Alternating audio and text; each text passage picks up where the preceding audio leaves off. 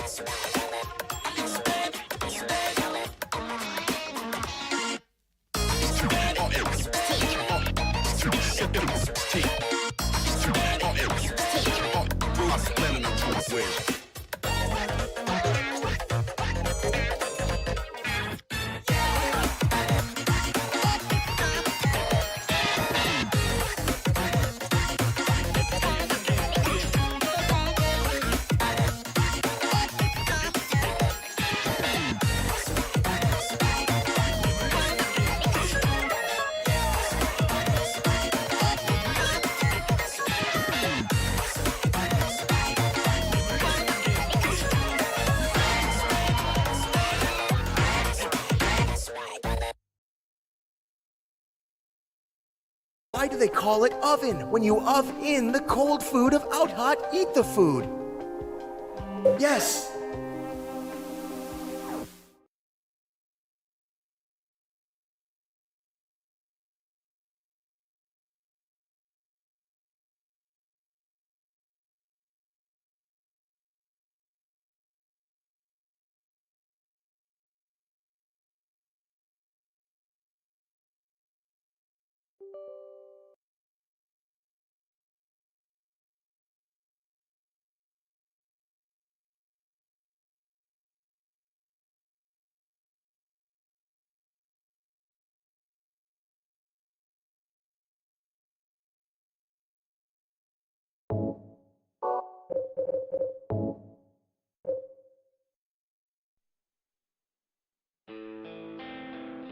James, honey, did something happen to you? After we got separated in that long hallway? Are you confusing me with someone else? You were always so forgetful. Remember that time in the hotel? You said you took everything, but you forgot that videotape we made. I wonder if it's still there. And IT begins. I'm not your Mary.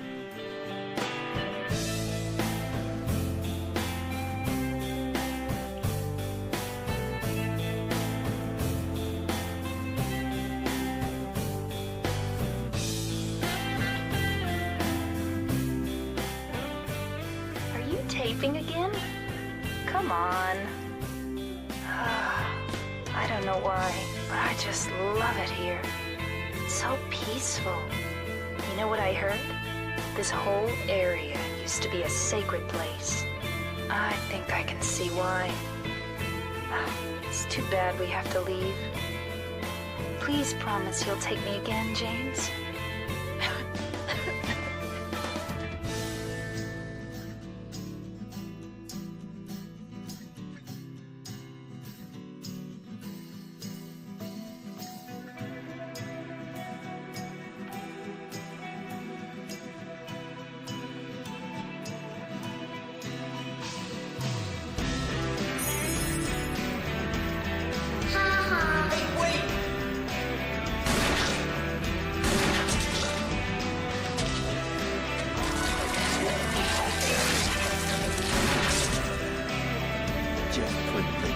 their head.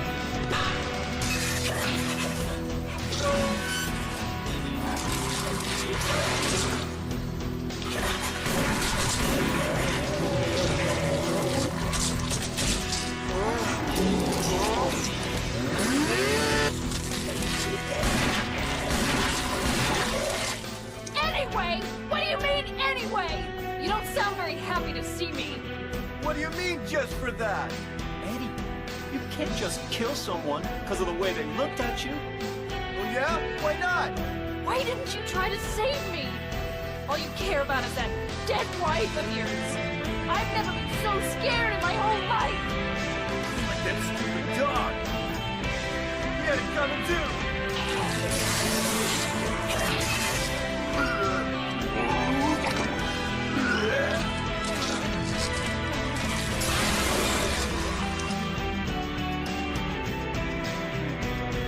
Lost? What's a little girl like you doing here anyway? Huh? Are you blind or something? What's that letter? None of your business. You didn't love Mary anyway. Do I look like your girlfriend? No, my late wife. I can't believe it. You could be her twin. Your face, your voice, just your hair and clothes are different. Name is Maria. I don't look like a ghost, do I?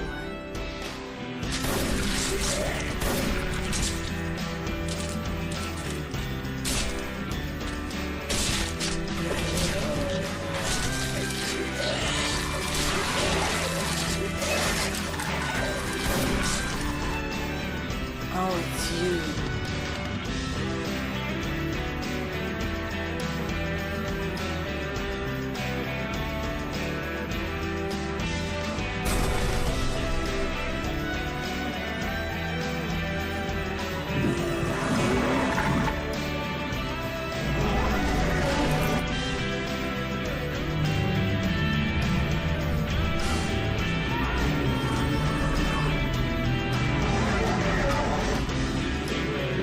You're coming with me? You were gonna just leave me? No, but With all these monsters around? no, I just.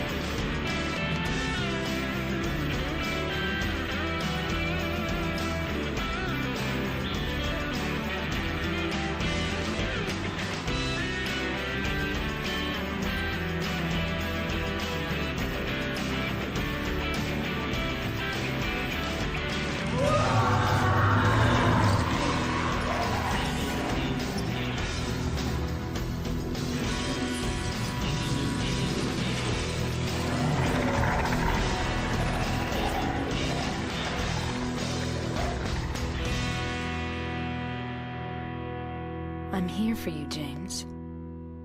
See? I'm real.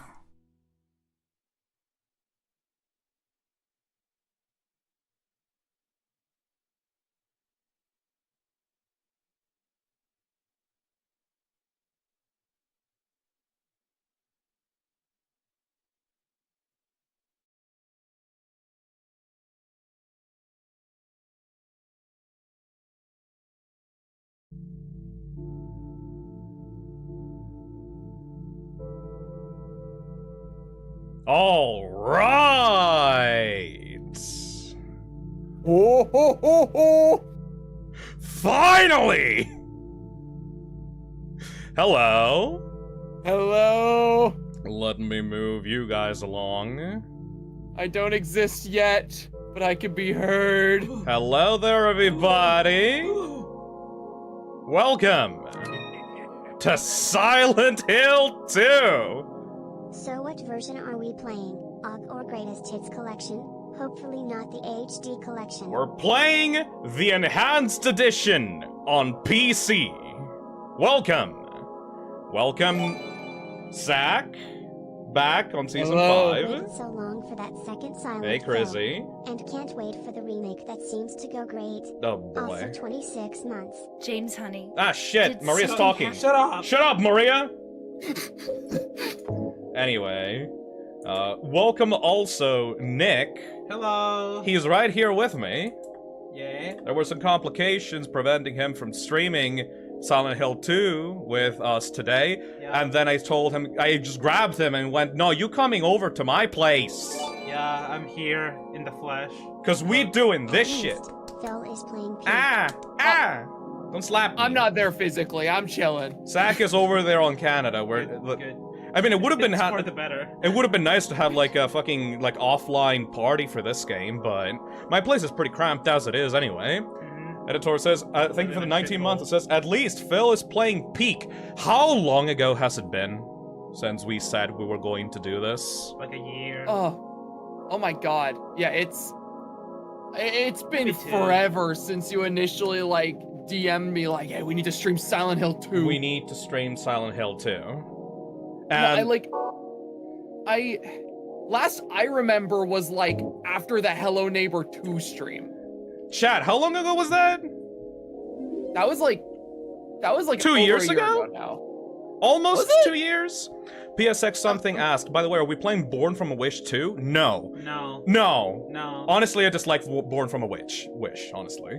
It's okay. It's fine. It's whatever, man. It's like a DLC extra thing that honestly did not need to exist. Anyway, yeah, we've been planning to do this for over a year. Like, hitting the chair. I'm excited. Weird Name says, pretty sure 2 years ago.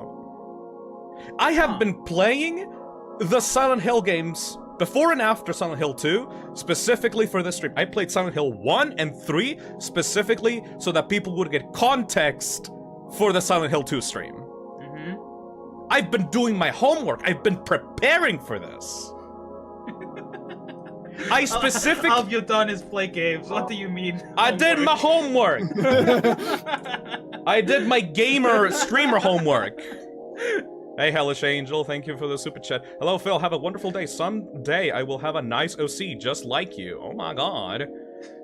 Hey, Fartface, thank you for changing your profile picture to James's fucking face. I love this game so much, thank you. I love this game so much.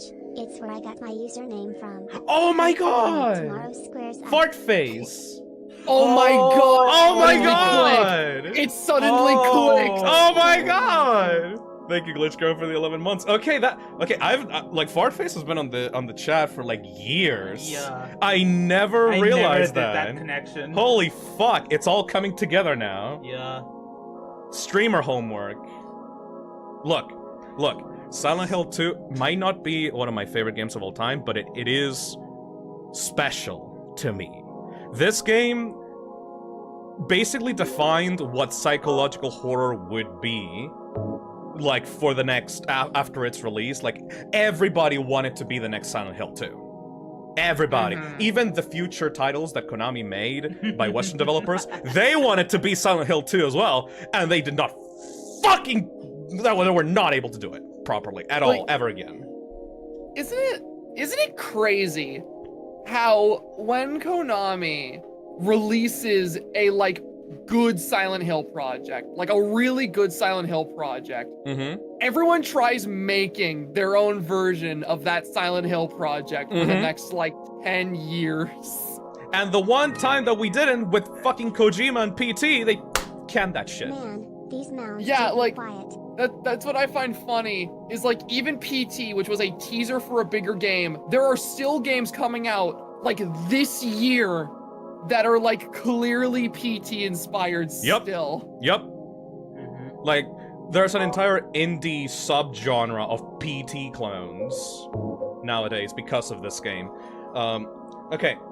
I guess I have to introduce this to the people that don't know what the fuck Silent Hill 2 is. Okay, so, guys, for context, Silent Hill 2 is one of the most disturbing games ever.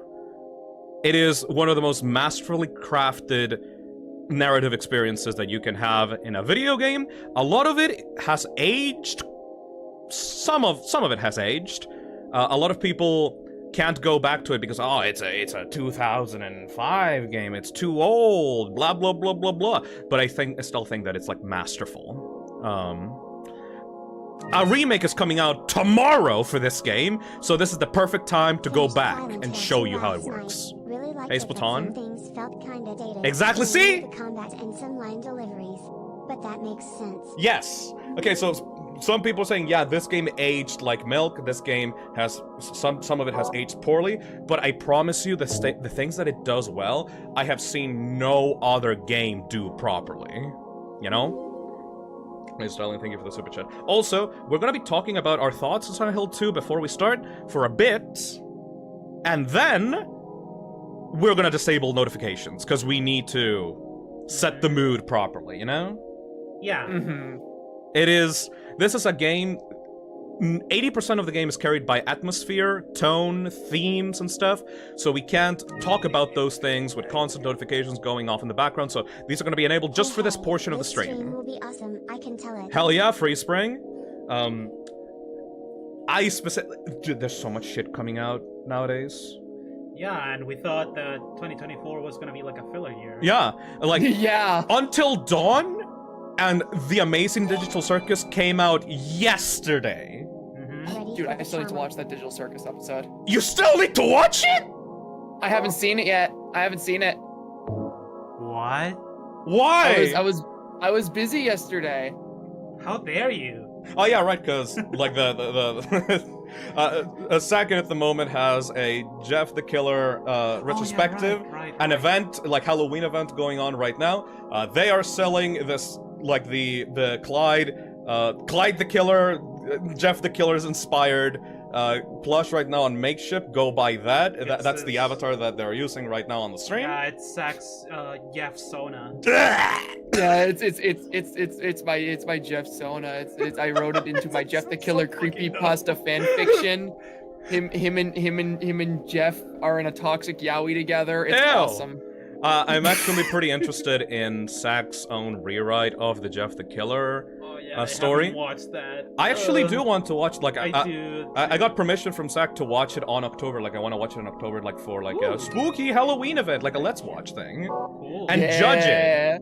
Gonna be playing I'm not gonna go easy on you. myself tomorrow, so Oh, this'll be I wouldn't great expect you research to. preparing the Og Hey, Fox the Gamer, and thank you for the doing my $5.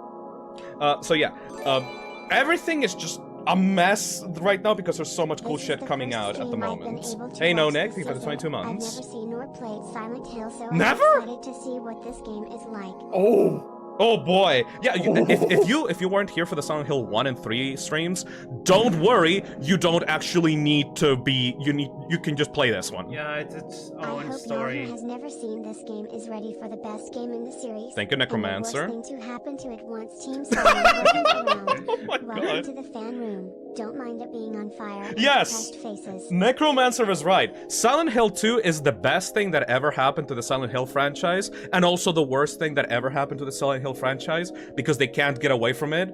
Everyone is obsessed with Silent Hill 2, and every single other game made by Team Silent and Western developers did not hold a candle to Silent Hill 2. Yeah. Everyone compares the new Silent Hill games to 2 every single time. I am guilty of that, really, as well. So I'm part of the problem, which is why Bloober Team is releasing a remake of Silent Hill 2 tomorrow, and I'm gonna be playing that on the channel as I've well. only ever played this on the HD collection. God damn, Still, fart there's face. peace even there, despite the funny bugs. Remember back, Zach, those 2 years ago when we were playing Hello Neighbor 2, and we were screeching at Bloober Team getting the ability to remake this game.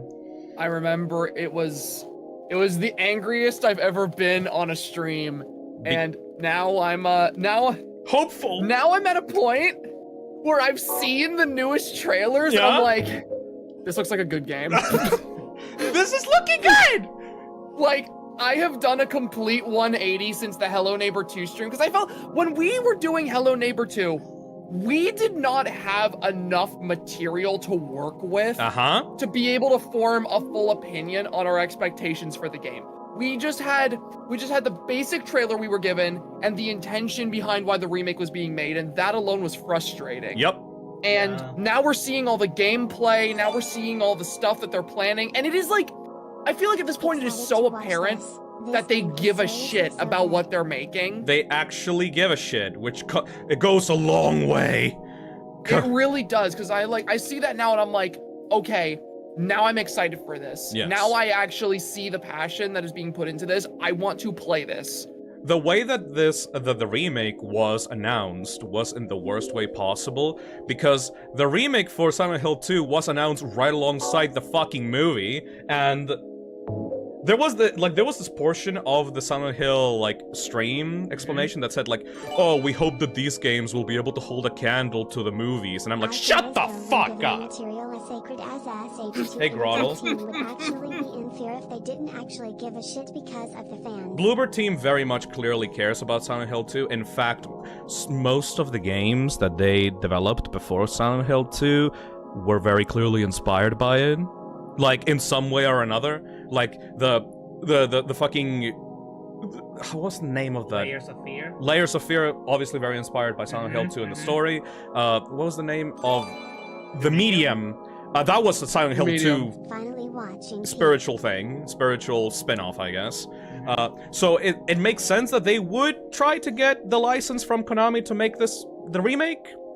And Konami seems to still be the villain. I think that the reason... the villain! Yeah, you're not wrong. Because I think that the reason for why they were so... Like, we were so shitty about the remake is because Konami presented it in the worst way possible. They presented it as, we hope that it lives up to the movie. And also, they were making fucking mistakes with the direct left and right. They were calling... They were saying, oh yeah, remember that time where, like... Pyramid Head is about to kill X character with the great knife, and I'm like, no, that's supposed to be the spear, asshole! Like, and like, I remember that specific conversation because of the most recent trailer. I saw the most recent trailer, and one of the scenes that specifically plays at the end of the trailer. Yes. I think you know what I'm talking about. Yes, I do. And I saw the way they depicted Pyramid Head, and I go, oh my god. Oh my god, they actually remembered. Yes! They actually remembered. Yes! So, I think that... I'm not saying that the remake is in good hands. We're gonna play this game, the original. People are going to watch... You motherfuckers are going to watch this. And we are going to then hold hands together and hold our breath and start glowing like a fucking federal agent. And we're going into Sunday... hoping that the remake is good. It's a fucking reference to the Digital Circus. Episode 3. Oh, yeah, right. Zach doesn't know what I'm talking about. Yeah. I was gonna say, I have no idea. We're gonna hold our hands and take a long breath, and we're gonna hold out hope and start glowing for the remake to be good. Also, I specifically streamed the Digital Circus Episode 3 yesterday, so that you motherfuckers would not be asking, hey Phil, what did you think about the basic Digital Circus today? Yeah, if you wanna know, go fucking watch the VOD! I specifically did that. I played both Until Dawn and the Amazing Digital Circus yesterday, both because they're good, obviously, but also so that everyone that would be interested in that would watch those VODs and would leave us to talk about one of the best horror games of all time here. Together. Together! It's gonna be beautiful. Dude, Yes, you can do that as well. I remember like given my closing thoughts on Silent Hill 2 before we like properly start. Yes. Like I remember like 2 years ago was when I first experienced this game. Yes. Because for a while I was very uncultured. I was a very, very big Resident Evil fan, but I had never experienced a Silent Hill game outside of PT. And I remember Lyra and I did that like 12-hour Silent Hill 2 stream to introduce me to the game. Oh, damn. And I remember like it was probably the most emotional a horror game has made me up until Resident Evil Village. Like this game, by the end of that stream, if anyone in chat was there for that stream, we cried for like 5 minutes at the end. The ending... Like, and it wasn't...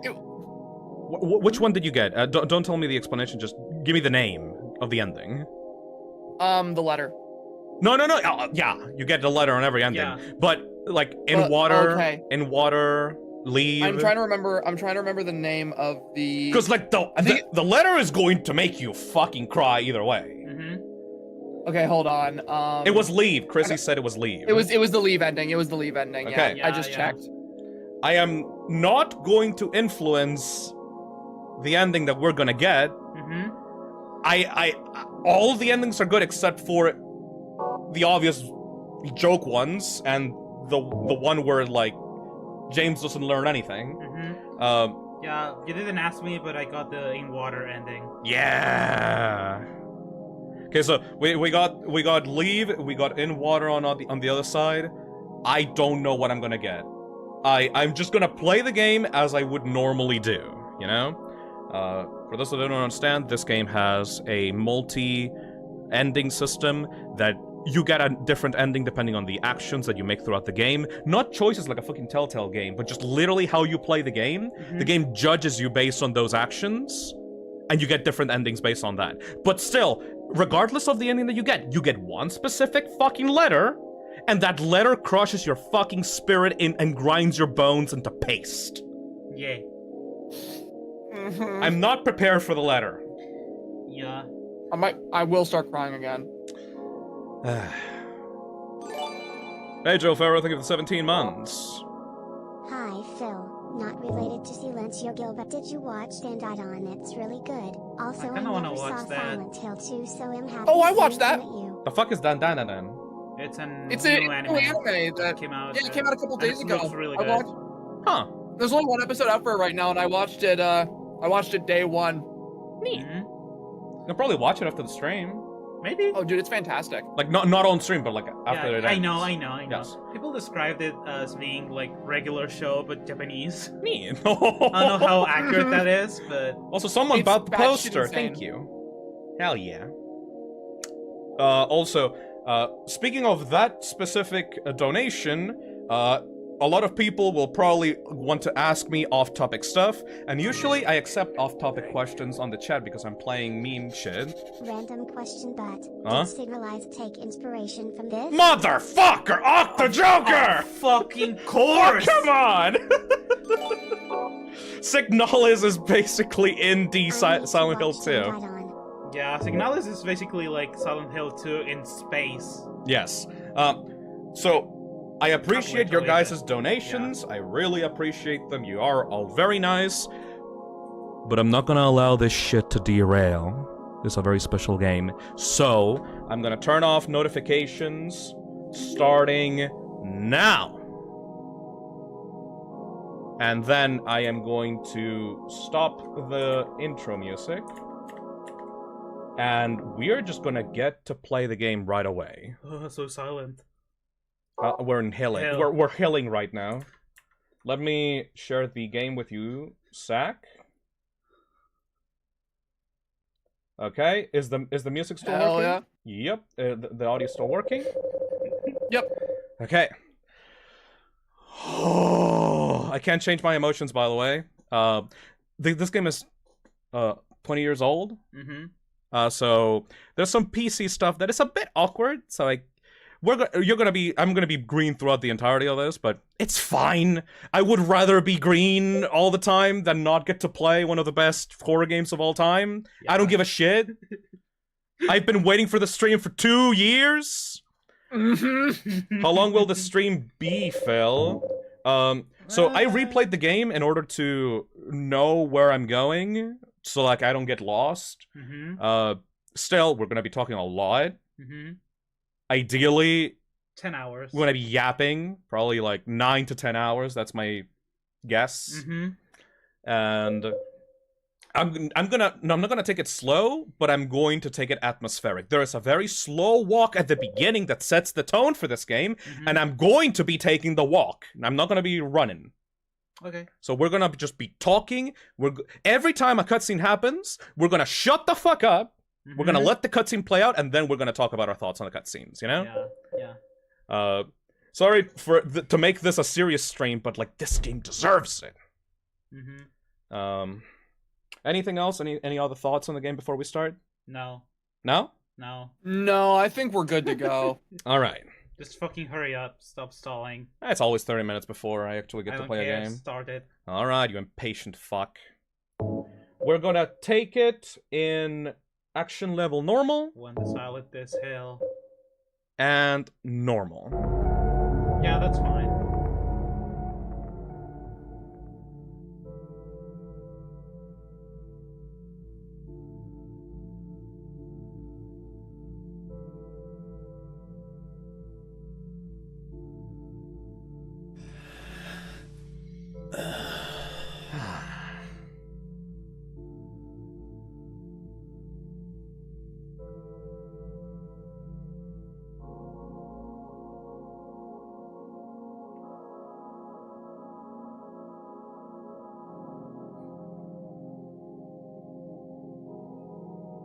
Mary, could you really be in this town? And that's how we start. Welcome to Silent Hill 2. We Dude. start in a bathroom, looking at ourselves in a square mirror. And Look at like, this, look at this RTX. Yeah, it's, Such a- it's real time. What the fuck? They don't make them I like like- this anymore. such a simple opening cutscene. That's gotta be one of the most iconic opening cutscenes to any game ever made. Yep. Bloober Like- fucked it up in the original trailer, and then they went back and fixed it. Yup. Yeah. I remember that was my first sign that I was like, oh my god, wait, they give a shit. Was when they went back and actually gave the correct shadows to that opening cutscene in the trailer they released. So, like, everyone knows, old Silent Hill games, third person, perspective, kind of like Resident Evil style. We have tank controls. This one actually has a really good version of tank controls because you can, like, move to the sides as well and do a quick turn. That's very good. We start as James motherfucking Sunderland in the iconic trying to find my wife fit. Wife man. The green jacket wife man fit. Mm-hmm. He's basically Ethan Winters, but not really. We'll see about that later. Also, a Heaven's Night poster on the bathroom. I'm not gonna... Oh, yeah, no spoilers, by the way! I know. We're gonna talk about this I game. know. We're gonna talk about this game. We're gonna discuss... We're not gonna pretend that we haven't played it, but we're gonna discuss the themes and relevancy of those themes as they get revealed in the game, okay? Yep.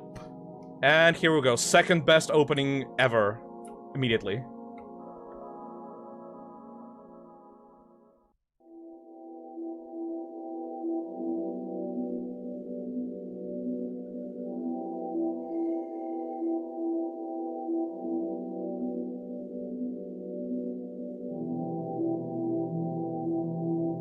In my restless dreams, I see that town. Silent Hill. You promised you'd take me there again someday. But you never did. Well, I'm alone there now. In our special place. Waiting for you.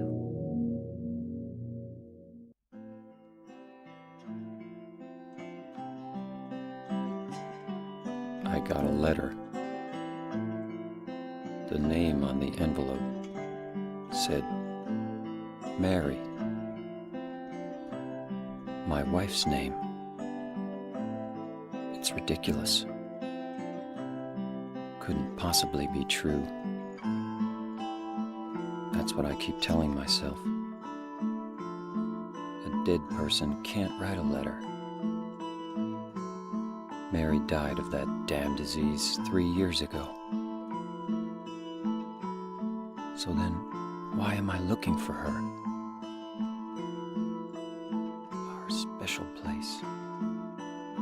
What could she mean? This whole town was our special place. Does she mean the park on the lake? We spent the whole day there. Just the two of us, staring at the water.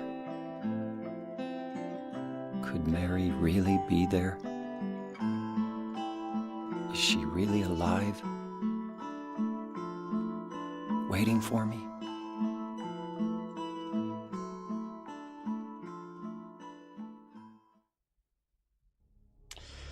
Oh, We start. I love the setup of this game so much. Like, there is something so immediately interesting to me about the idea of getting a letter from your dead wife telling you, well, yeah, come to this place we used to go to. I'm waiting there for you. And just being like, what the fuck does that even mean? My wife. Man, I saw a person on the chat saying, wow, that JPEG lake, but like back in the PS2 era, like that shit looked like legit. It looked like a giant skybox. Yep. Yeah, like that JPEG was real, man. That JPEG was real, man, and the fog effects as well. Like the fog still looks good. Usually a lot of people ruin the sequence by running. I'm gonna take it slow because this specific trek down to the town sets the tone for this game perfectly. Also, one little detail that is kind of a fuck up, I guess. This is the, like, way to enter town normally. It is completely blocked off. If you were here for the Silent Hill 1 stream, you would know that Brahms, you know, in the sign over there on the top right, Brahms is the neighboring town to Silent Hill. And Brahms, like, that's where Sybil came from, the cop that arrived with you to the town in the motorcycle. And she said, oh, it was just a couple of miles away. Apparently, Brahms is 26 miles away from Silent Hill. Which is stupid. It's only a couple miles. It's only a couple of miles. I want to see what that looks like in the remake. Also, another thing that this game does perfectly, you know how people complain about yellow paint in video games nowadays? Yep. One of the things that Silent Hill 2 Original does, and that the remake is doing as well, is that they direct you towards specific places that you have to go using white elements. So this white van, it tells you to go over here to the lake, you know? And there will be many other places throughout this game that directs you to certain areas using white objects. And that has symbolism. This whole game is about symbolism. We will be talking about the symbol. This thing is caked with symbolism. Anyways. Dude, I think experiencing this game and knowing that it's full of symbolism but not fully knowing like any of the spoilers is so interesting. Because I've been playing through this game specifically with my sister who knows nothing about it somehow. Right. And I know like every single time something happens in the game, she's like, I can see her trying to piece together what it all means because I gave her that like, I told her that like everything you're going to see means something. And everything. I will always find we're doing a walk down a mountain right now, by the way. This has symbolism. What we're doing right now has symbolism. Really? Yes. How? Which listen in the background. I'll explain it later. Anyway, continue, please. Yeah, I never really get it. I was just saying too, like, I find it funny though, because like Silent Hill 2 has so much emphasis on that symbolism and every little detail having meaning that like we were talking about this at the start, like so many horror games afterwards would try and replicate that, where like you have the psychological horror game where every single bit of it is symbolic of something. And do not get me wrong, there have been some horror games that have done it fantastically, but I also feel like a lot of those horror games that try to do that, like this game's full of symbolism, but none of it's on the nose, you know? Yep. There is some stuff that's on the nose, but you only realize it once, like, you replay it that's on the nose. Because sometimes, like just happened with, like, what you said with your sister, like, she's staring at the symbolism, and she goes, I don't get it. You know? Yeah, exactly. You don't have enough like, context for it. Yeah, like, I know especially in my sister's playthrough right now, like, obviously he hasn't shown up yet, but everyone knows about him, friggin' Pyramid Head. Yep. My sister, every single time Pyramid Head appears, is like, what does he mean? I know he's important. What does he mean? And she just does not understand it. And I think that's so interesting. Also, like, first save point in the game. Sadako? The well. There's something in the well. It's something, by the way. It's a red square. What is it? In Silent Hill 1, the save points were very clear. It was Harry Mason was a writer, and he's writing things on a notepad in order to tell his story about what's happening in Silent Hill.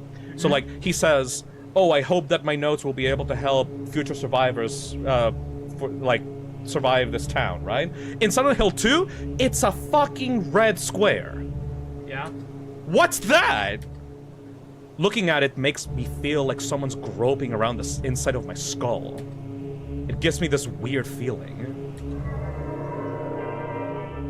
And then you go into the save screen, and it's James staring at you. Yep. Directly, just like, ugh. I love the contrast of like. It's I love his safe face. The safe face. The safe face. That's how I always call it. It's so fucking funny. I love the contrast of like Silent Hill 2. You save by going to these strange, incomprehensible objects that make you feel this gripping feeling inside of your skull. Yep. You can't quite understand what they all mean, but they allow you to make progress. Resident Evil's like, oh, there's a typewriter. Oh, that's awesome. Oh, cool. I got this. Anyways, we walk down into the town, and the first thing that we find on our way to Silent Hill is what? A fucking cemetery. Filled with flowers and shit on the floor. And the first person that we find... This is a moment that a lot of people watch and take at face value and think, oh, this game's voice acting is so bad. Yeah. Just...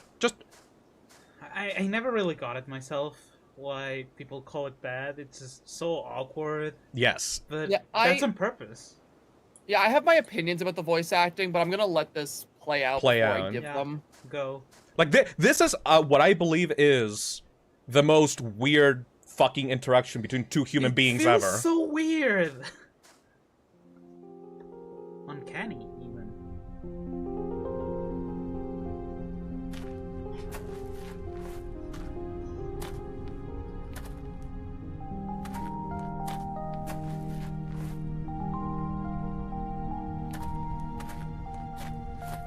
Excuse me, I'm sorry. I No, was it's just... okay. I didn't mean to scare you. I'm kind of lost. Lost? Yeah. I'm looking for Silent Hill. Is this the right way? Yeah. It's hard to see with this fog, but there's only the one road. You can't miss it. Thanks. But Yes? I think you'd better stay away.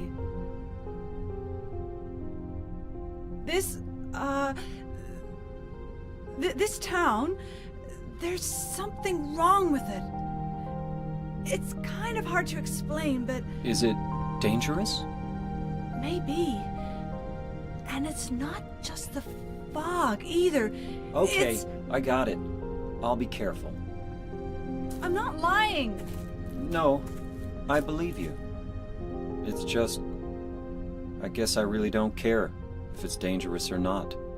I'm going to town either way. But why? I'm looking for... someone. Who is it? Someone... very important to me. I'd do anything if I could be with her again. Me too. I'm looking for my mama. I mean my mother. It's been so long since I've seen her. I thought my father and brother were here, but I can't find them either. I'm sorry. It's not your problem. I hope you find them. Yeah, you too. Yep. So remember when we were doing that Resident Evil lore stream and we saw a cutscene compilation of like funny Resident Evil 1 voice acting moments, right? This is not that. No. This is not that. This is not like Japanese developers dragging a bunch of Western voice actors into a room and being awkward. That is like, these people are fucking weird. Yep. And you can tell that this is not, like, accidental. Because in the cutscene itself, these people are just barely even talking to each other. I don't know if you noticed, Chad, because, like, this is a very small little detail. Once you see Angela going on about her mama and the people in her life, James just starts, like, disconnecting. Like, disassociate. Like, he starts looking off to the side, like, huh? What? Oh, why are you saying my wife? No? Okay. And just starts looking off to the side. Like, he starts, like, Angela, like, turns back to look at him, and then he starts like, oh, right, I'm talking to a human being. Right? Yep. The reason for why people believe that James' voice actor is bad, or like the voice direction for James is bad, is because they see a man that you would think is just a normal person, but James is a weirdo. Yeah, he's a weird man. He's disconnected from reality. Like, you can tell, like, the way that he says, like, I don't really care if it's dangerous or not. It's like, what the fuck? Yeah, like, that was like basically what I was gonna say is like, I never got the complaint about this game's voice acting because I felt as though it was very apparent that every single character you meet in Silent Hill 2 is supposed to feel empty to an extent. Yup. Like, these are people who have all been through something. These are all people that were, like, brought here by something. Like, and there is all of one them character that is normal, and it's a fucking kid, and she's fine. Yep. Exactly. Like, she's fine. But, like, all of these characters we meet throughout the game, including the one we're playing as, these are, like, hollow people that have gone through, like, each of their own experiences that have brought them to this place, and the voice acting is meant to convey that right off the bat with how stunted and strange it sounds. Aren't you looking for someone? That's right. That's right. Oh, yeah, and whoop. And walks Bye-bye. back like a robot, you know? Alright. But, like, yeah, like, who the fuck? By the way, I just want to point out, Angela, this is Angela, says, I'm looking for my mama. We find her in a cemetery. Yeah. Like, what? Girl! Aren't you looking for someone? That's right. Wasn't there, like, another dialogue? No, it was just this one. Really? I think so, yes. I remember there being two. Weird. But yeah, like, we find Angela, this is the first person that we ever fucking talked to in the game, and she's just as weird as us. And it very clearly looks like she's got her own Silent Hill game going on. Yeah. Like, she just finished, like, the other world of the cemetery or the church. And she's just looking at the grave. Walking in on the Angela subplot. I fucking wish that we got one, but, you know. Angela is one of my favorite characters in this game. If yeah, Clover she's a Team favorite has of mine the too. balls to do it, they could Oh, no, do no, it. no, no, no, no, no, no, no, no, no, please. The monkey paw curls.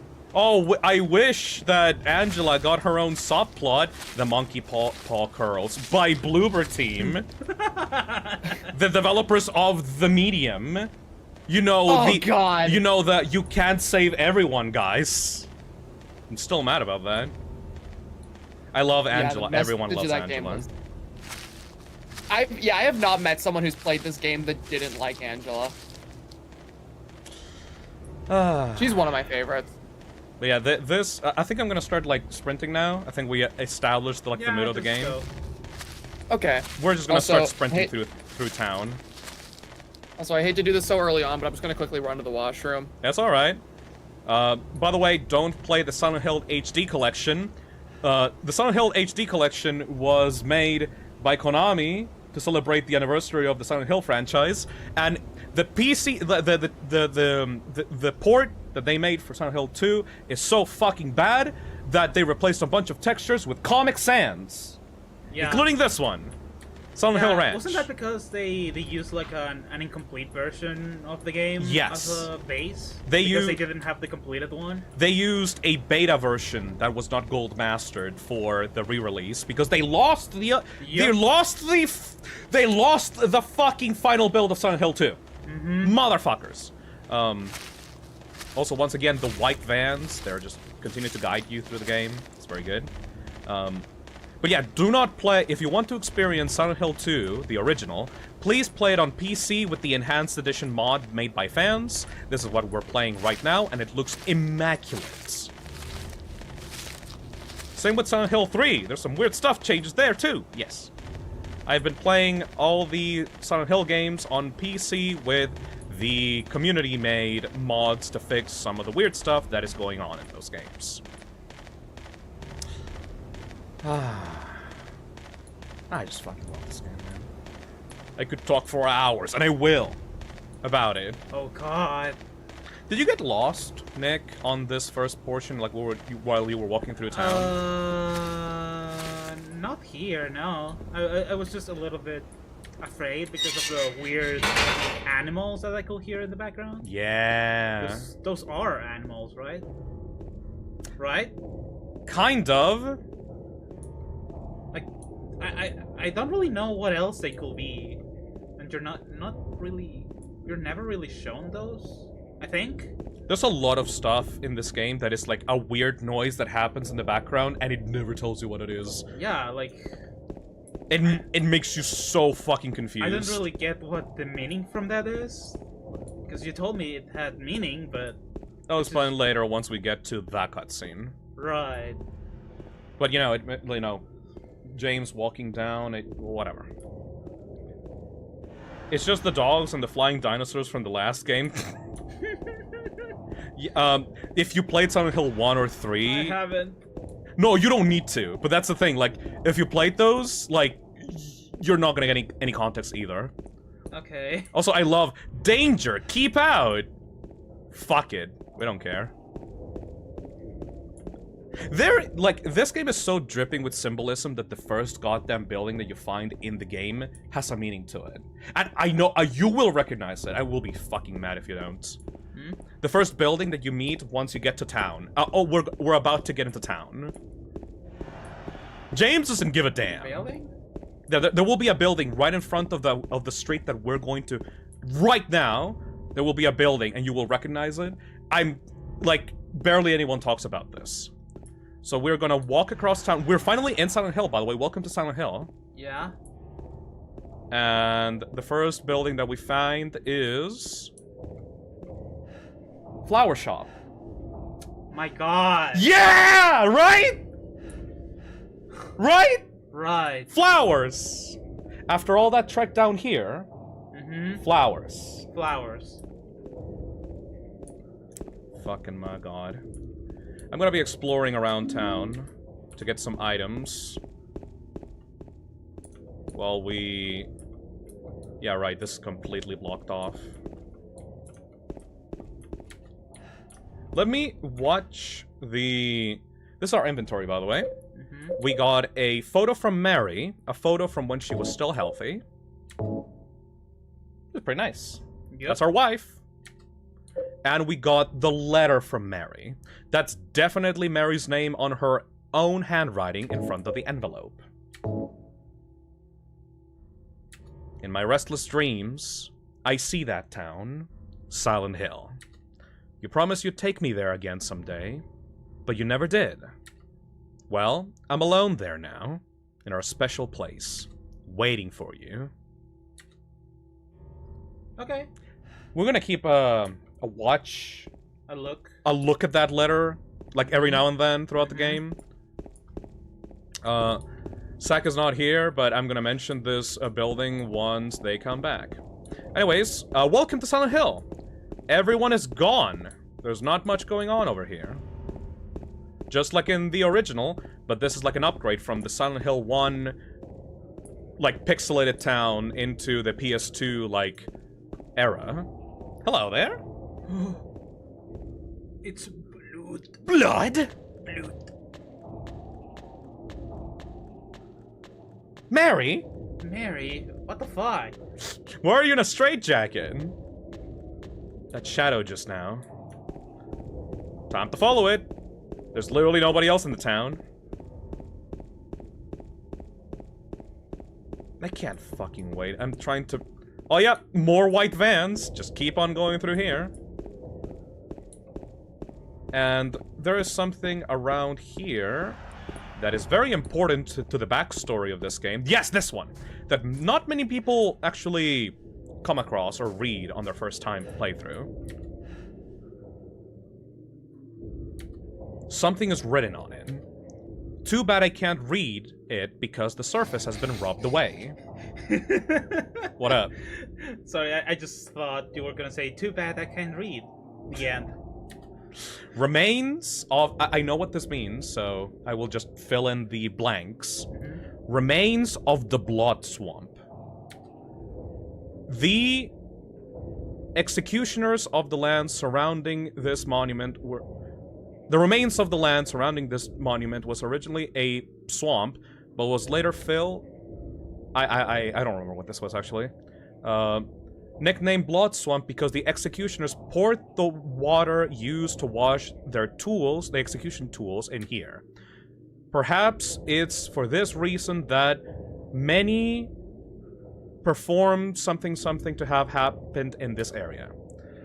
Basically what this is telling you is that before the town was established, this was called a blood swamp in which executioners of the town came here to wash their tools after killing people. So that is very important for something that not many people talk about, because it's not really connected to the story of James, but there is tiny little pieces of information that tell you why this town is so fucked up, even without the context of Silent Hill 1 or 3. But yeah, this place is fucked, as you may see from this. You cannot advance further in this area. Let's continue following the blood trail. We all know about the Silent Hill Executioner. Don't worry! We'll talk about that later. No spoilers.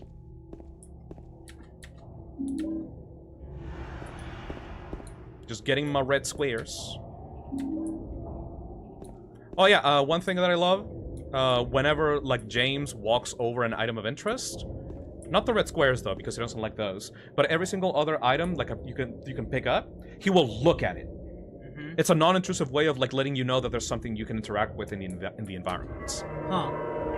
Save phase. Save phase! Like, I really like the thing that he needs to, like, log in to be able to save, otherwise you have to mew like, into the red square. headcanon. You have to mew into the red square. Yeah. Like, you never think about why those save points are there until you get to the end of the game and, like, the thing appears before the room. It's so hard not to talk about it. Alright, here we're gonna find our first enemy. Caution! The town is screaming at James to get the fuck away. Too bad he can't read. Pretty much.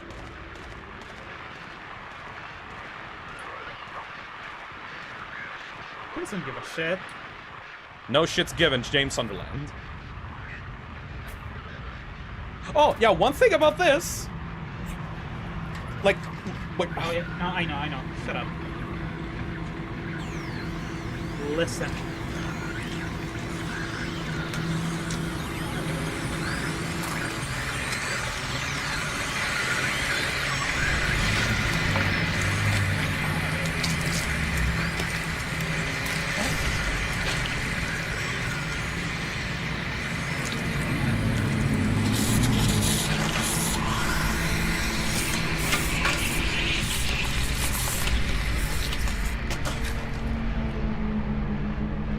But, wait.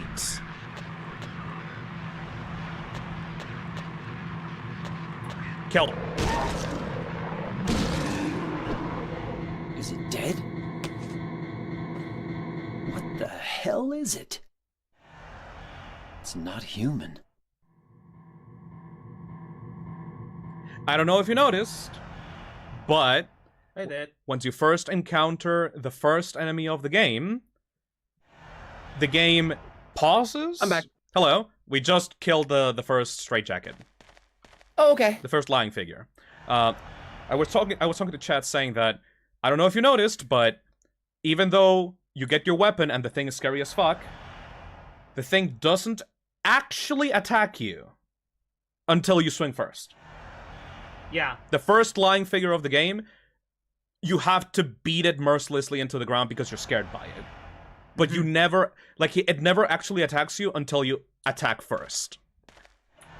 Also, it's killing some random faceless figure. Dead. Could have been that creature? What's going on in this town? And, like, the first reaction of James to this thing is like, ew! Disgusting, what is this? Ew, get it away from me. Oh, yeah.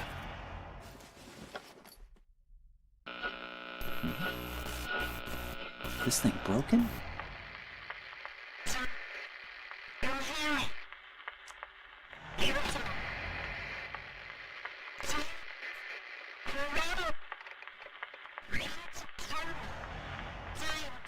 What the? I'd better take it anyway. I might need it. That's our radio. And that's the tutorial of the game. Dude, I will never not love the radio as just like a mechanic for this game. And for like other Silent Hill games that use it. It is just it's both a danger radar and also it sets the tone for the fights perfectly. Yeah. Like, it warns you of danger, but it itself The is bloody scary footprints! as shit. I love that. When you first kill an enemy, you get bloody footprints, and the loading screen for the game is footprints. You can't see it on this one because the game loads instantly because I'm PC, and this game is like 20 years old. But if you were in the PS2 original, those footprints are the loading screen of the game. Yeah, I know them. I played the PS2 version. Fucking awesome. Also, we're not gonna go back in there, but Zach. I showed Nick, once we first got into the town, the first building that you find in the town, guess what it is? The very first building once you set foot in the first street of Silent Hill. Guess what the shop is? Do you remember any of it? Oh, is it the friggin', is it the shop from like the first game? No, it's a flower shop. Oh! Yeah! Oh, I didn't know that! Are we there? Can we, like, go back and show it, or, like, let's see. Cause, like, it's perfect after going down that trek, like, going downhill. The first thing that you find once you actually get into town... Oh yeah, these guys are coming out from below the... These guys are coming from below the white van. I hate you. Yeah? Yeah? Yeah, I do. It's such a non-intrusive way to like guide the player. Yep, and they're redoubling their efforts for the remake as well, which I love that they paid attention to that detail. I feel Like, so bad for not getting it. Okay, this is the first building that you see in front of you once you actually enter into town. Flowers celebrating for 70 years. And there is a blood mark on the fucking sign! Hello, excuse me? How did it even get there? Don't worry about it. Also, yeah, the monsters are currently roaming town. Chat, remember, this will be on the test. This will be on the test. Yeah, we're at the end of this stream. You're all getting quizzed, and we're grading you based on your results. And if you get below 60, you're not allowed to watch the remake stream. You're permanently banned from the Fiznom channel. Freedom. I love that they come out of the fucking white vans. All right, so Those yeah, crawling enemies. The noise that they make is like these weird cockroach kind of like noise that I hate. I hate enemies in horror games that are like unnaturally fast compared to my character. Yep. And those crawling enemies, they do that for me. Roaches make sounds? Not really, but it's like the skittering bug effect. It's not a sound you'd expect to come out of something humanoid. Alright. I think we good. We just have to find out where to go next. Oh yeah, there is this little stone here that, while you were out, this stone explains that this area of the town was initially a swamp that was used for executioners to clean off their bloody tools after killing people, after killing prisoners. What a colorful history this place has. Oh, we're gonna find out about Silent Hill's history real soon. Not many people talk about the history of Silent Hill in this game, because everyone is so focused on James' story, as they should. You know, that brings up another really interesting thing about this game that, like, you know, sometimes people will talk about, but I don't think it's talked about enough. Silent Hill 2 is very much so the most famous and popular Silent Hill game. Motherfucker. But it's also the most... This is easily the most disconnected game in the entire series. Everything else is about the cult in some capacity. This is just some guy. Yeah, like, it's such an interesting structure these games follow, because you play the first game, which is all about that cult, and then you have James's story, which is just entirely self-contained, and then the third game is about the cult again. So it's like you play the first game, you do the side quest, and then you play the third game, which is continuing that like original story.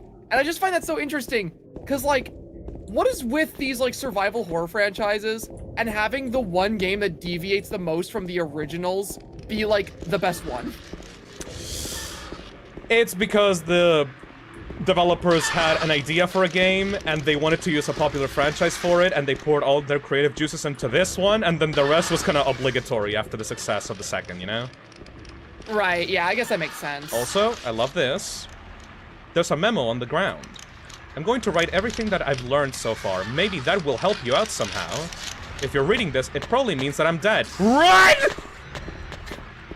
By the way, that on the ground, that is James's model. On the ground. Oh, that's actually really weird. All the corpses that you find throughout this game are a retextured version of James's model. Yeah, I knew that. And I know that you're gonna think this is bullshit, but I promise you that actually has significance. Everything in this game has significance.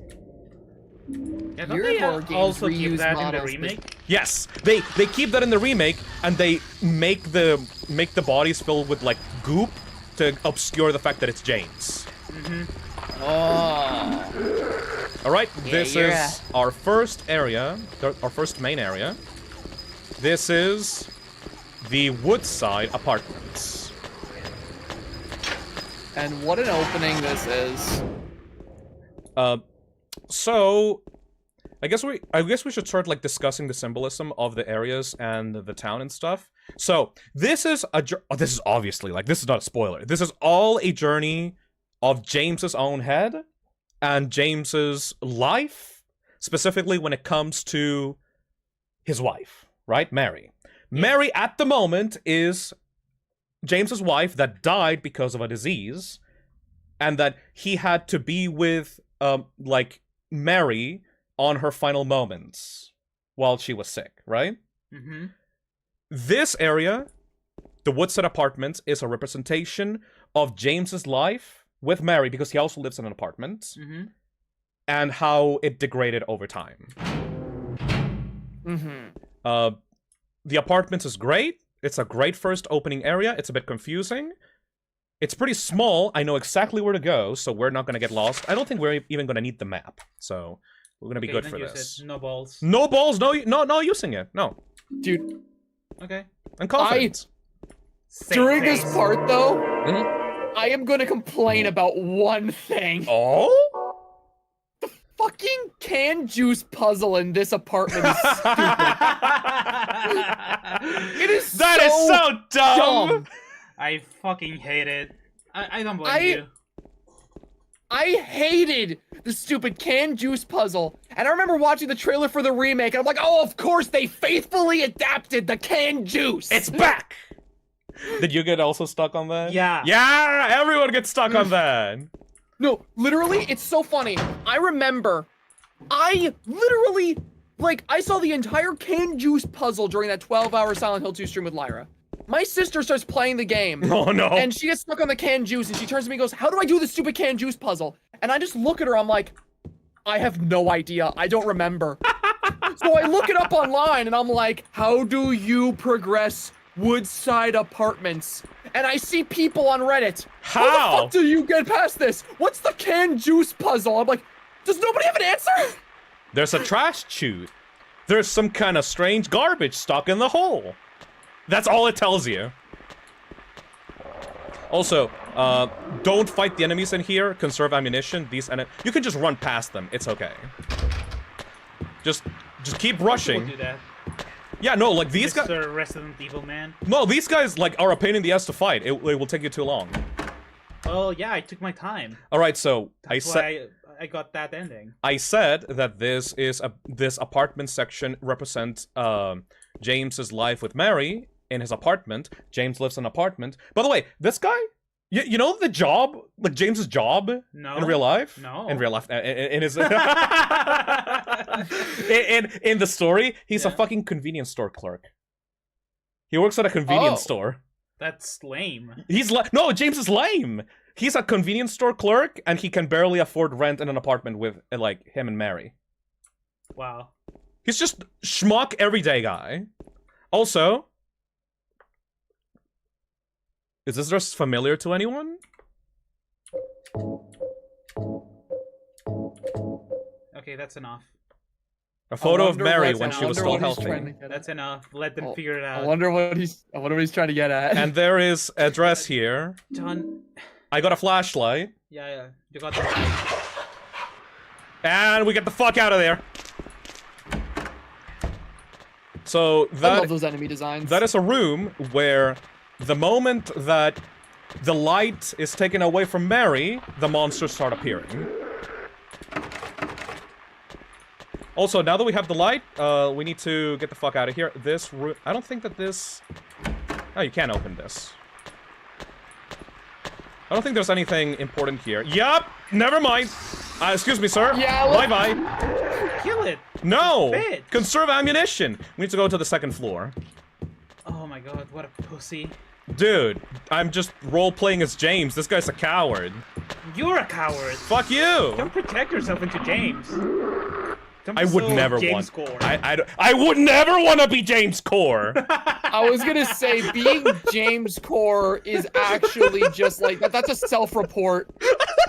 What do you mean, his baby girl? Get put on a list. If you play through this game and go, James is just like me for real. I'm calling 911. I'm so calling James 911. Core. Nice. There's a key on the ground on the other side of the bars. If I stretch my arm out, I just might be able to reach it. I hate this moment. I love this moment.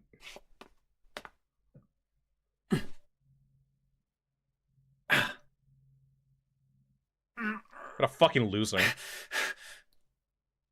He's panting. Ow! Hey, wait! Damn it. Little shit.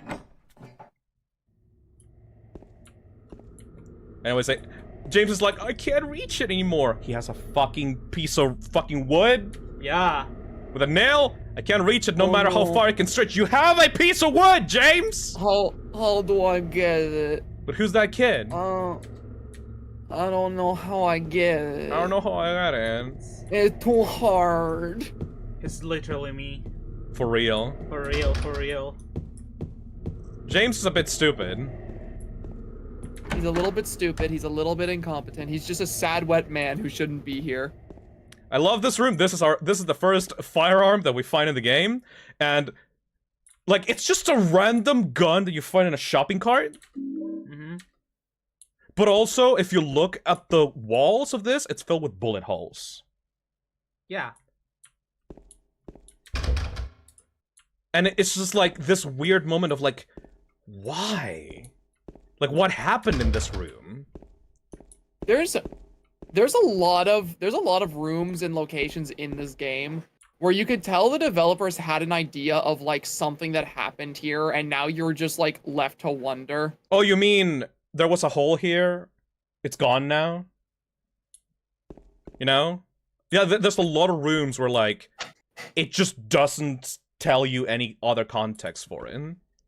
Yeah, you get the idea that like this place was alive at some point, and you're coming in as like the aftermath of it.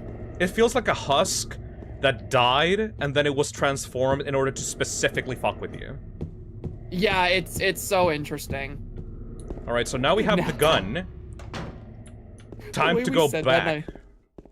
We said that and I immediately saw a message in chat that said, reap what you sow. What? Reap what you sow, like in the Silent Hill 2 trailer. Oh, okay. I hope that they removed that. They probably didn't. Alright, so we have explored the first floor, we've explored the second floor, or like the second and third. What's going to happen now? Where are we gonna go? I wonder. What the fuck was that? Some kind of noise on north of here. A baby? I hope that we get the Whisper Room in this playthrough. That's completely random. Whisper? The Whisper Room. You probably didn't get it in your playthrough. It's uncomfortable as hell. It's like at the end of the apartments. I never got the Whisper Room. But I'm not sure. Oh, hello. Oh.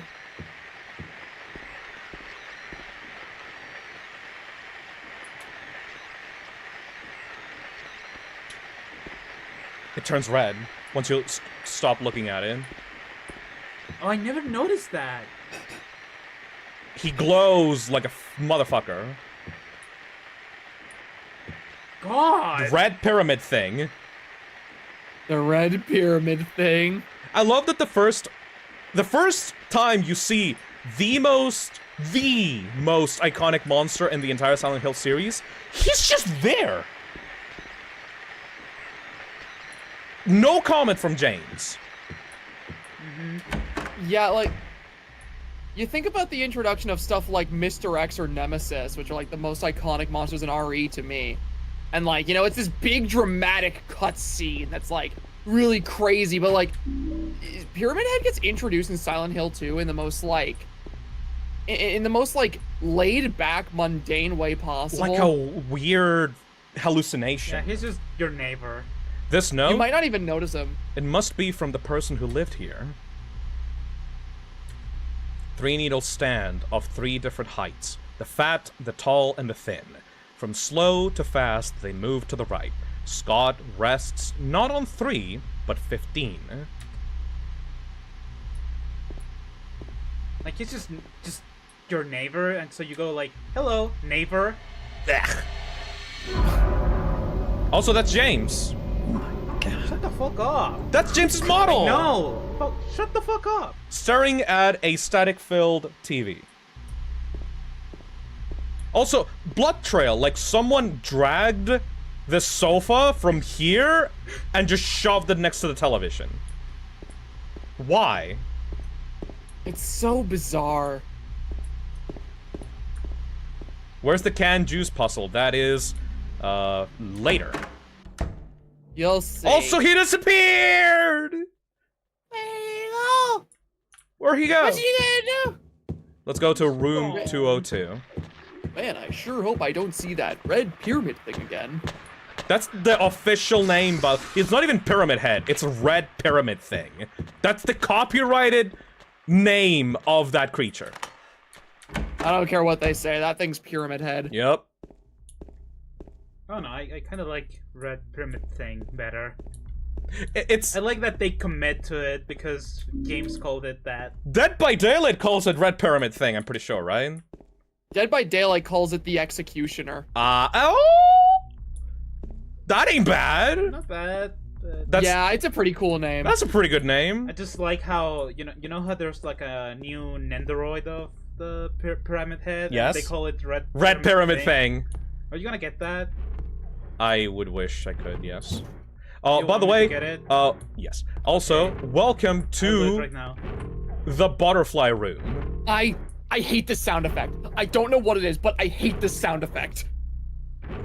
Time It's like CVT. time to show James being the weirdest weirdo ever. Hey, James sees a goopy green slime hole with like moths surrounding it. What's the first thing he fucking thinks to do? It's too dark to tell for sure, but I think that there's something on the other side of that hole. Will you investigate? Will you? Will you? Flash the light on it a little bit. Okay, it seems fine. Okay, fucking shove your hand on it. And something was there. He puts it there again.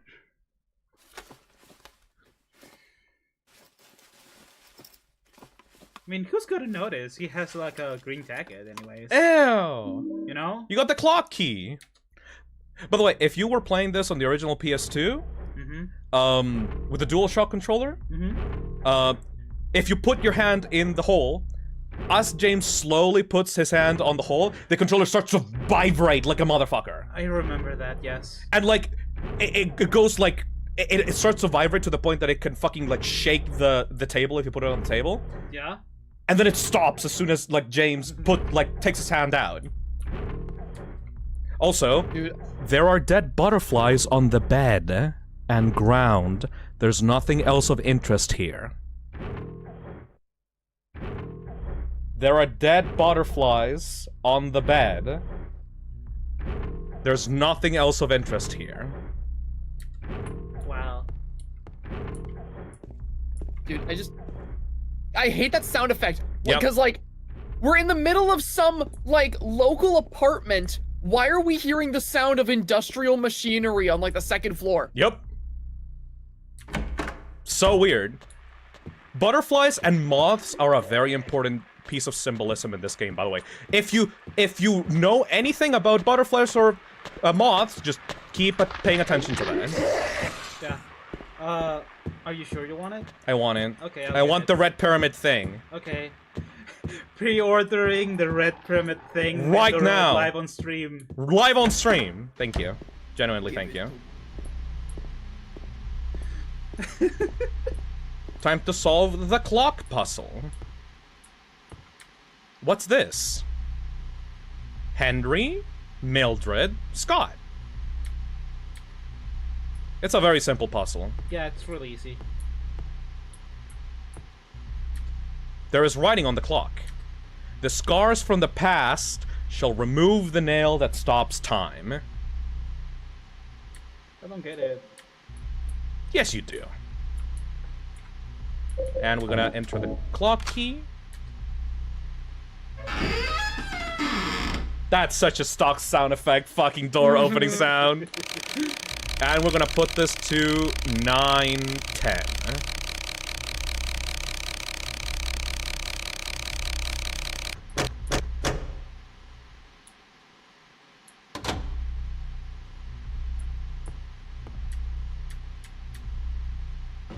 Done! Thank you for priority. There you go. Yay! Product consumed. Door. This, we will be coming out from the other side of where the red pyramid thing was, by the way.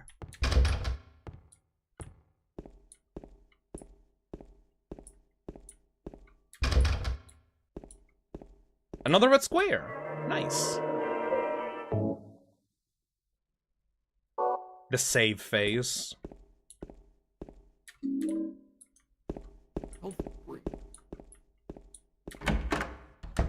This is where he was. He was literally standing right here.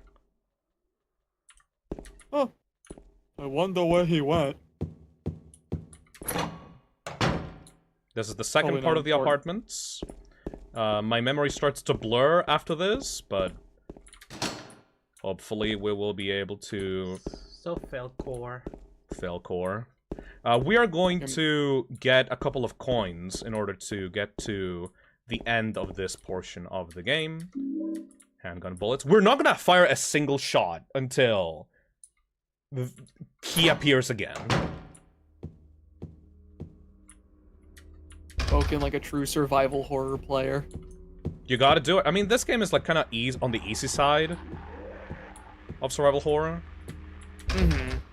I think this is where you properly meet Pyramid Head for the first time. It's gotta be one of these rooms. Yep! Yep! Yep!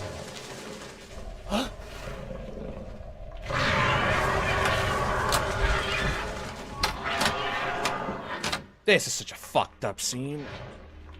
It's so disturbing.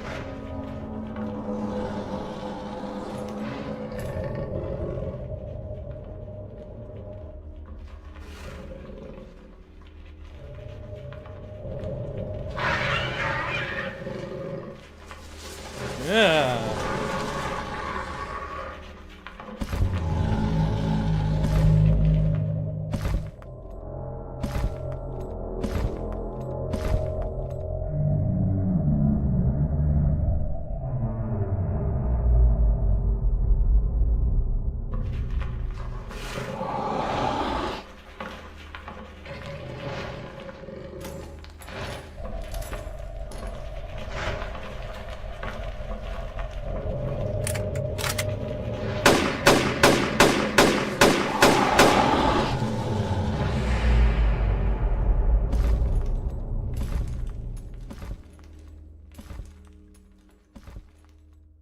And he's gone.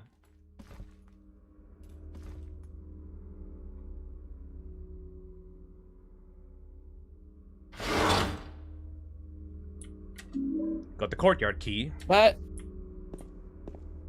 you know, I'm glad whenever I was looking at chat, I was seeing people who were experiencing that cutscene for the first time and had the same reactions I did. Because I'm glad I'm not alone in still believing that that is one of the most disturbing cutscenes to introduce a villain properly in any game I've played. A lot of people... You can interpret that cutscene in many different ways, and you can interpret it in the worst way possible, obviously. You could see it as Pyramid Head straight up just, like, sexually assaulting the monsters. And you could take it that way, but it's very clear, because they're dead right now, by the way, they're straight up just dead.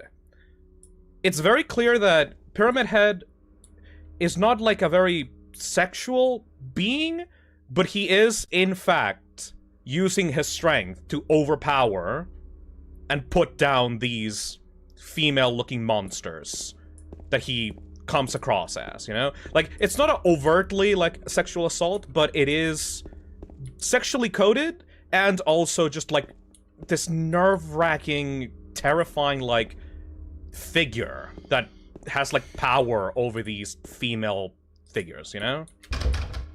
Like, yeah, and like it's not like I love this game because like it's subtle. It's not just like very obvious what's happening.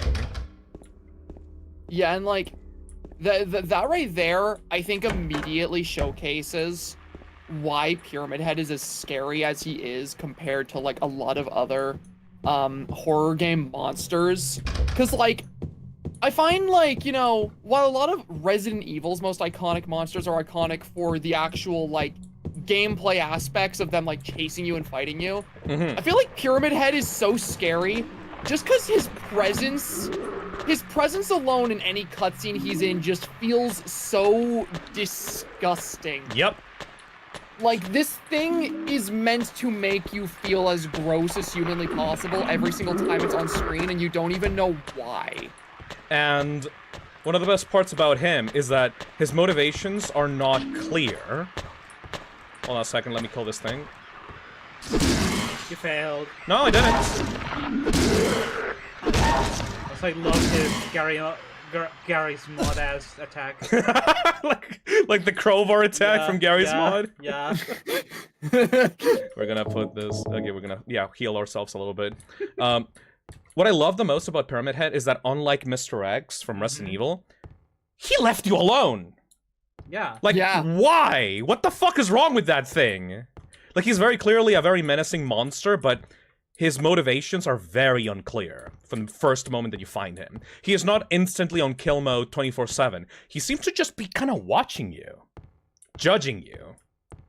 Yeah, like, it's a very different kind of horror, because, like, stuff like the Nemesis was scary because you knew what it wanted and it was to kill you and it wouldn't stop it. It wouldn't stop until they did that, and that was the scary part of it, was that you knew this thing was chasing you at all times.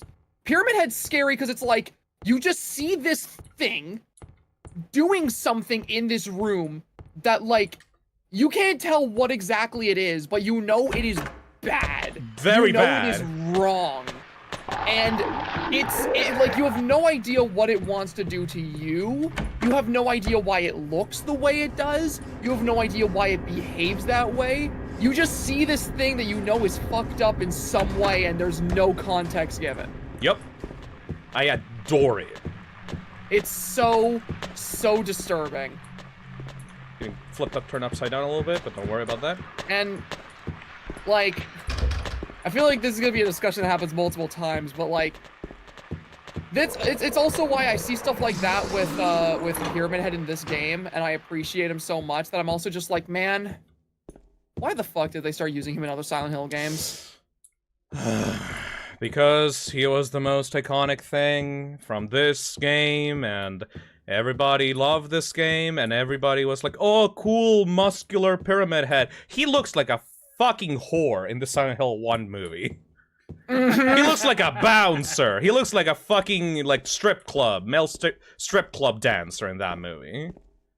Yeah, because, like, okay, I don't know if this is like a weird take, but I do not mind or care when, like, Silent Hill monsters are reused and recycled in other games, so long as, you know, they have a purpose. Like, the nurses are reused in this game from Silent Hill 1, but they're changed and given new purpose in this specific game to mean something that they didn't mean in Silent Hill 1. Yep. The nurses in Brookhaven are completely different looking from the nurses in the Alchemilla Hospital in 1. Yeah, exactly, right? Like, and then Silent Hill 3, they went back to the Alchemilla nurses because it makes sense, because, you know, Alessa and stuff like that. Exactly, they didn't go and recycle the Silent Hill 2 nurses because they were more iconic. But then we have fucking Silent Hill Homecoming, and then it's like, oh, sexy nurses, military guy's gonna fight the sexy nurses. Fuck you. Like, that's my thing though with, like, Pyramid Head specifically, is like, a lot of Silent Hill monsters, I'm like, okay, you want to reuse them? Go ahead, so long as they mean something, so long as they have a reason. With Pyramid Head, like, this is a character and monster that is so ingrained specifically in Silent Hill 2's story that no matter how you try to put him into a new project, it feels like it's just pandering. Also, soda time! Oh, God. Canned juice, a heavy six-pack of expired canned juice. It was on the hallway in the first floor. Just shove it down there. And then who thinks to do that? And then you go outside, and the way that you get the item is by doing that, and then you go outside of the main area. You go to the entrance of the building. Fuck you. Like, in this little corner over here. There's goofy, obscure puzzles, and then there's canned juice. The garbage bag is torn, and the contents are strewn all over. I got a coin! Yay! Yay! Coin. It is literally one of the most important items to fucking progress in the game. Yep. Also, very important about the Silent Hill history. What's this? Some gossip magazine, eh? The police announced today that Walter Sullivan, who was arrested on the 18th of this month for the brutal murder of Billy Locane and his sister Miriam, committed suicide in his jail cell early on the morning of the 22nd. According to the police statement, Sullivan used a soup spoon to stab himself in the neck, severing his carotid artery. By the time the guard discovered him, Sullivan was dead from blood loss, the spoon buried 2 inches in his neck. An old schoolmate of Walter Sullivan from his hometown of Pleasant River said, "He didn't look like the type who would kill kids." But I do remember that just before they arrested him, he was blurting out all sorts of strange stuff like, "He's trying to kill me.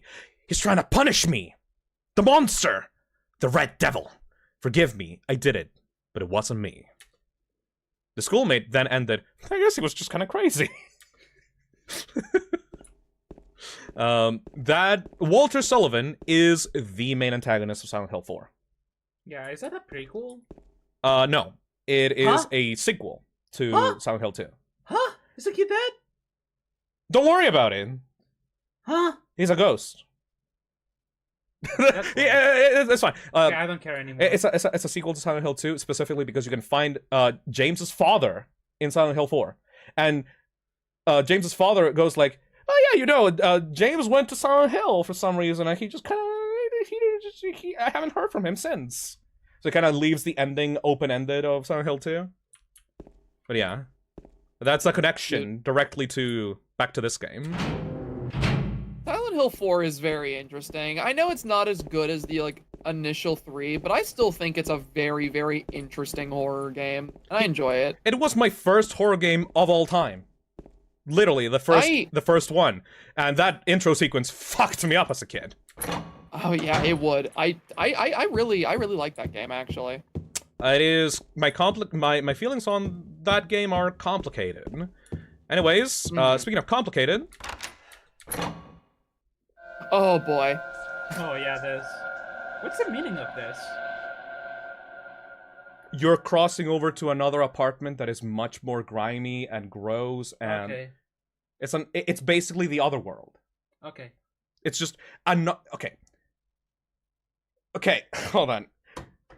I'm going to not spoilers, but first you have James and Mary on the apartment, and then she goes to the hospital for the disease, and then Mary comes back to the apartments. Okay. After her treatment. Yeah. I think I can get into the building next door if I go through the window in front of me.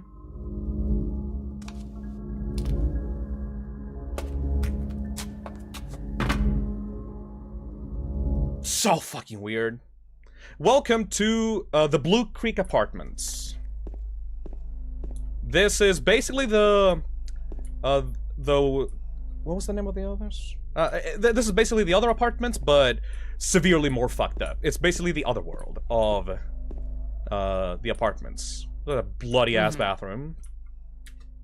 It looks like there's something stuck inside the toilet. Will you take it out? Will you become James Gore? This is completely optional, by the way. You don't need to go into the toilet, but I'm gonna go in there anyway. Okay. Dude, if the monsters don't kill James, all the diseases he's getting will. For real, though.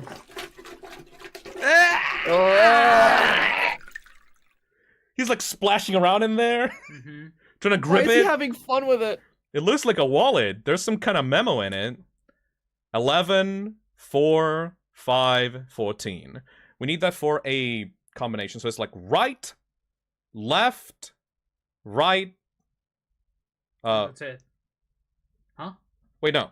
It's you go into 11, and then you go to right 4, left 5, right 14. Chat, can you help me with this? Because like I'm not gonna be able to screenshot this. All right. Please help. Screenshotting it. Please help. Thank you. 11, 4, 5, 15. I have a horrible memory. Thank you. Okay, so we're gonna go into the safe, and we're gonna go to 11. Okay, 11. So 4 to the right. Okay. 5 to the left. And I don't remember, but I think it was 15 or 14 to the right. 14 to the right. It's 14 to the right.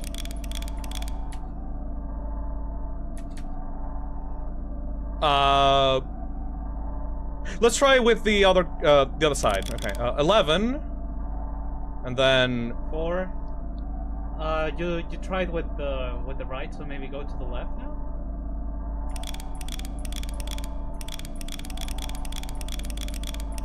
4, 5, 14, and then 14. Motherfucker. I'm gonna do it again, I guess. We're gonna go to 11. Start at 11. 4, 5. Hey, there we go. There we go. That was the other way around. You got a lot of handgun bullets. That's completely optional. Had to get rewarded in some way for rummaging your hand around in the toilet. You somehow don't have enough. In case you killed everything on your way to this apartment. Even then. Well, you need to kill something big. Also...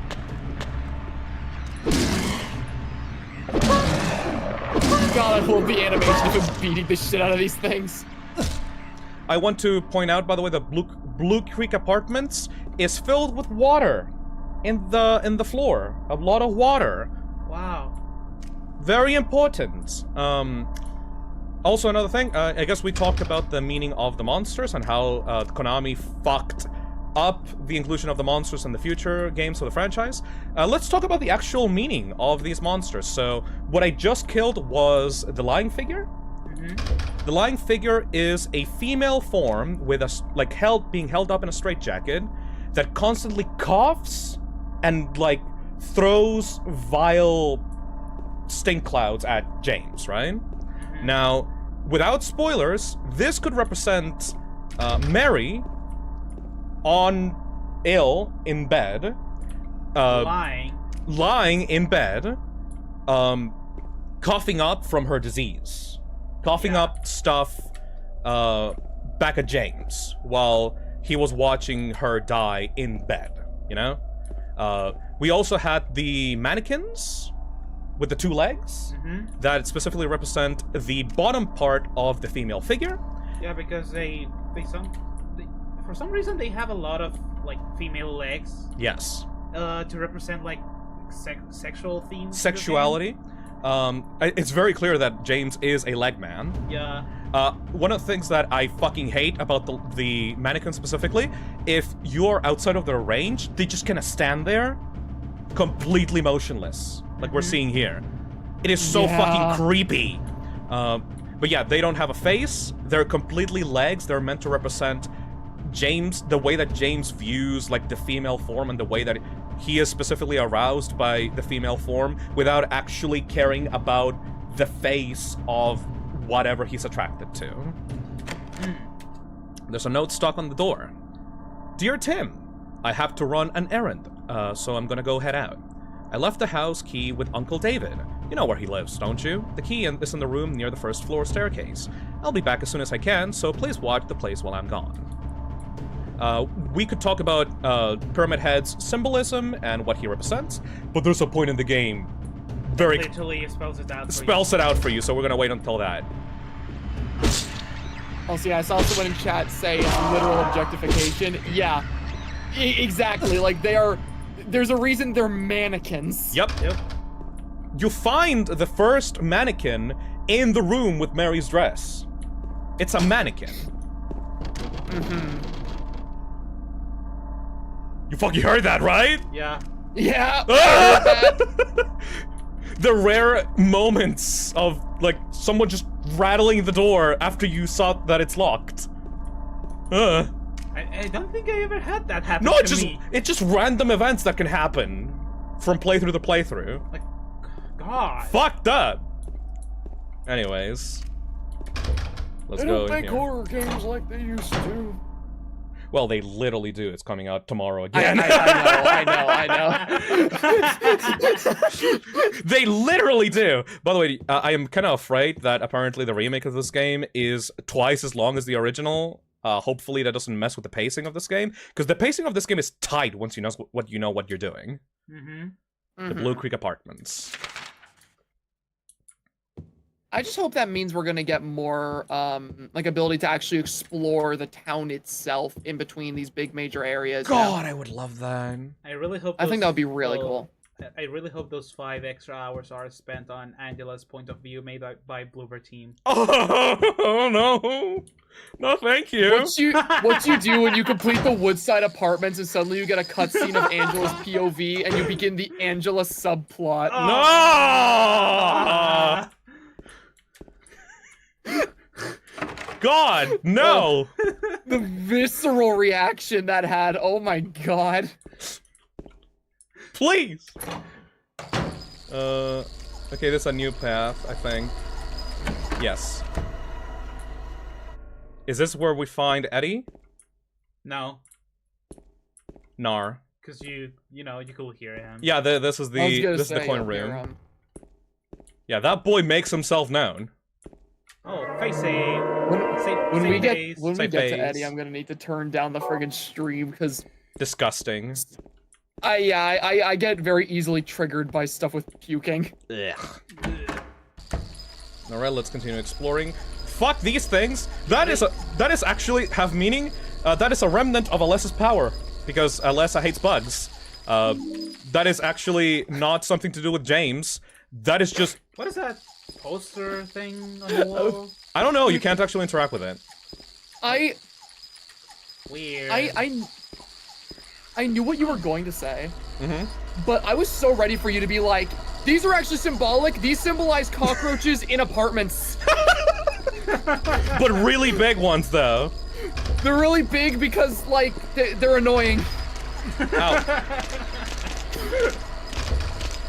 I mean, it's just because they wanted to reuse the concept of creepy cockroaches, yeah? What does the exit sign mean? Oh, you want to know? It's okay. You want to know? Sure. There's an actual meaning. It's actually right here. Like, hold on. I need to find this specific texture. Where is it? It's like around here, actually. Okay, I need to find it. It's on some other hallway. I promise you. Get away from me. Ew. Ew. Just run away. You just walk it once. I'm not gonna commit. Ew. I forgot what we were doing. You're looking for the meaning of the exit sign. Yeah, it's somewhere around here. I promise. Like, bitch slap. Get the fuck away. Talk to the hand, bitch. I really like the idea too now of like James is here to try and find Mary, but like somewhere along the way he clicks in like it all means something. Exit sign. I must go. What does it mean? What does it mean? Like he's just a really big Silent Hill fan. He's trying to find meaning in everything. Looking for the meaning of his own game. Silent Hill shit. I really like the idea of James realizing what's going on and be like, this is my Silent Hill! He watched the theory videos. Oh man, and he points at a cockroach, remnant of Alessa! That's awesome! He's a fanboy. Do you think that's why he gets like distracted while talking to Angela? Like, what does this woman mean? Is he like part of Silent Hill? He's talking to Angela and suddenly he turns off just like, wait a minute, fog. Like Silent Hill. Silent Hill. My favorite. Oh my god, wait, were you saying something, random woman? Oh, yes, of course, of course. Silent Hill. Your mom? What does that mean? Hold on. Interesting. Is your mom Alessa? Oh, I also have a mom. That must be the meaning. Hold on. God damn it, fucking cockroaches. Man, if my life ever gets fucked up, I'm just gonna say it's Silent Hill coded. Where the fuck is the exit to the thing? Swear to fucking God. Okay, but what's the meaning, Phil? The meaning is that I can't find the exit. Oh, there we go. It's literally right there. God damn it! See, it's symbolic of the fact that there's an exit, but I cannot look at the map. Otherwise, your balls will disappear. Hold on a second. You know what? Watch Stand the Dan. You know what would be really funny now that I'm thinking about it? Hello, what? Imagine like a Silent Hill 2 analysis video where the person like is like talking about all the symbolism in the game, but they like purposely get everything like blatantly wrong. Just to piss off people. That would be like a great, that would be a great like April Fool's video. Like, could you imagine that, like, posting, like, on April Fools, like, the meaning behind Silent Hill 2, and it's like, you see, the red pyramid thing is actually the most interesting creature in the entire game. It's all about capitalism. It's symbolic of the fact that James always wanted to take Mary to Egypt, but because he worked as a store clerk, he could never afford the trip. Wait, it's open? Wait, hold on, what? I swear to God, it was close. Phil, you no longer have balls. What? How does it feel? I just want to get... I swear to God, this was not a problem before. Hold on.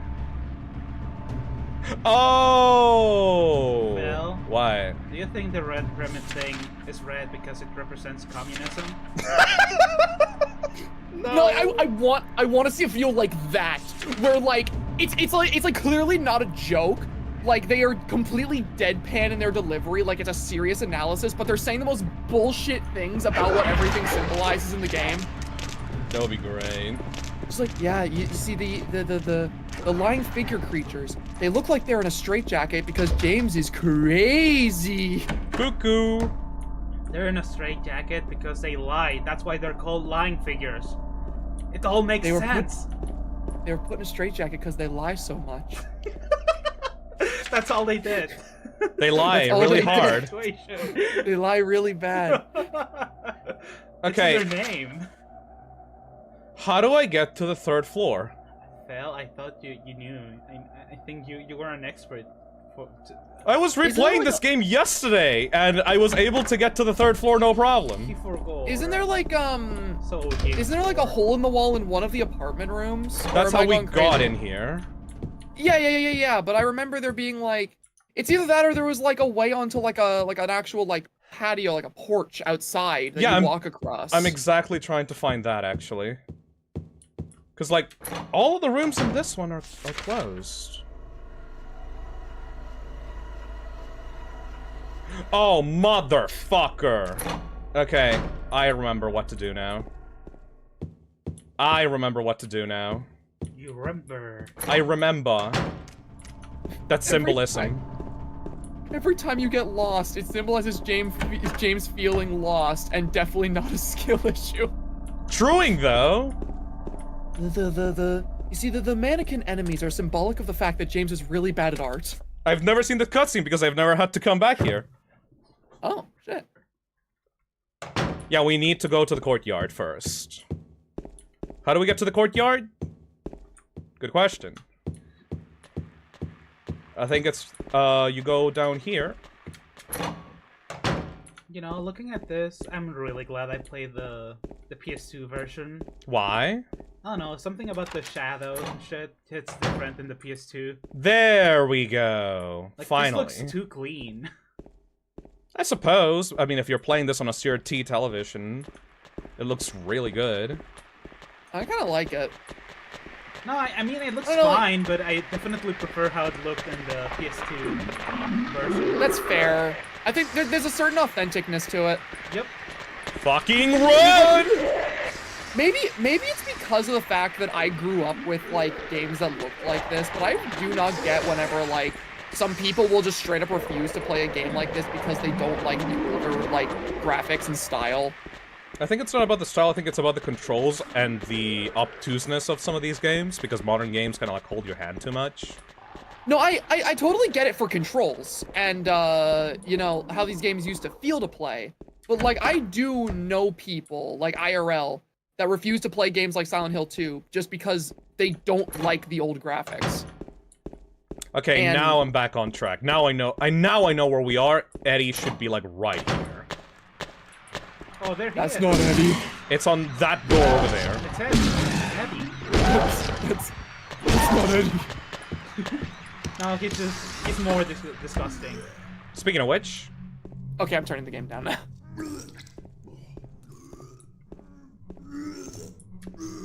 Like, he's really going at it. Yeah, bro is not okay. He's vomit maxing. Oh, God. Ugh. God. Also, dead body in the fridge over here. What the? Who could have done this? This model of the feet, by the way, these are the exact same feet models that you James has No! seen. that you find in the prison later in the game. Interestingly, these are James's grippers. Speaking of disgusting, I'm looking away. I have such a bad phobia for vomiting. The James feet scene. Sorry.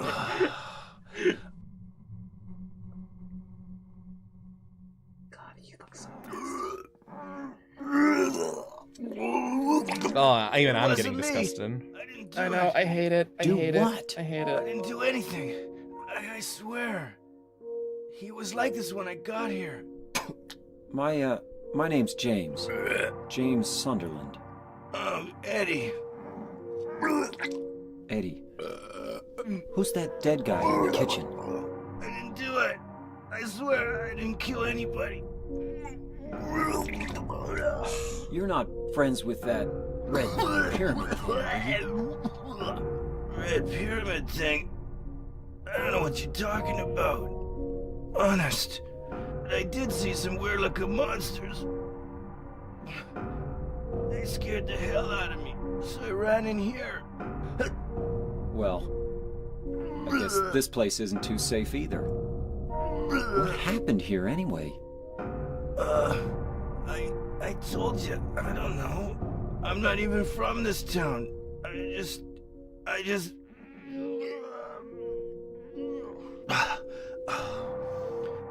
You too, huh? Something just brought you here, right? Oh, and the spitting. Yeah, you could say that.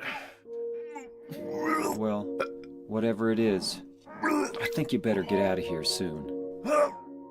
Yeah, you're right. What about you? I'll leave as soon as I'm done here. Eddie?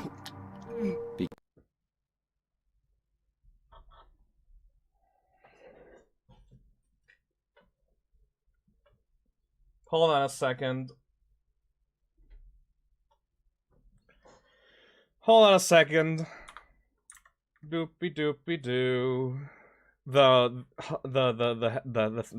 thing. Hold on. The audio's dead. Yeah, hold on a second. I don't think they can hear you. Yes, they can. The microphone works. Your mouth is not moving. Nah, it's okay. Hello? Hello? There we go. Sorry. The audio caught out there for a second. Okay. Oh, okay. Okay. Did the... Oh, it Yeah. still doesn't work. Zach? Yeah? Hello? Is the audio working for the game? I don't hear the game. Yeah. Okay. Yep. We need to go find a safe spot. We're gonna have to rewatch that cutscene. Yeah. No, never mind. No, never mind. I can save. Oh, thank God. Sorry, this is what like the headphones like cords are very sensitive here, so I need to like restart for a second. And there we go. Saved on the apartments. And then restart. And restart this. We just don't have to touch the headphone cords too much. Mm-hmm. And over there, save and launch game.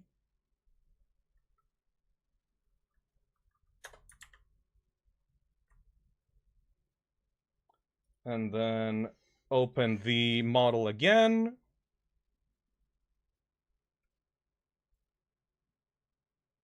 Ah.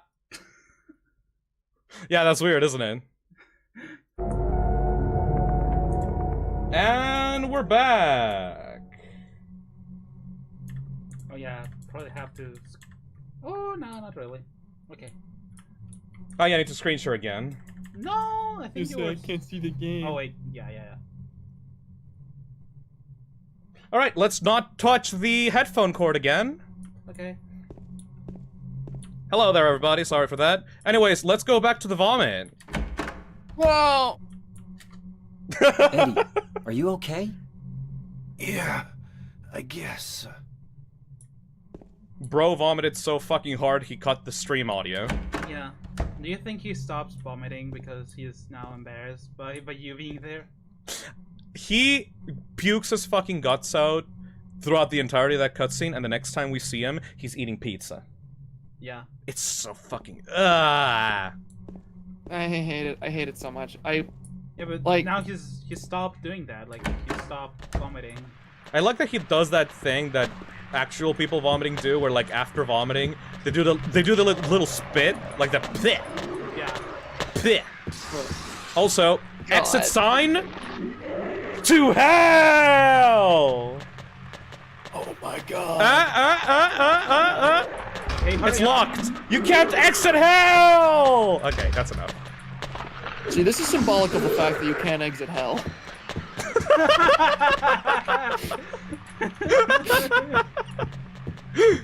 Hey, sometimes symbolism is not very cryptic. Sometimes it's pretty straightforward.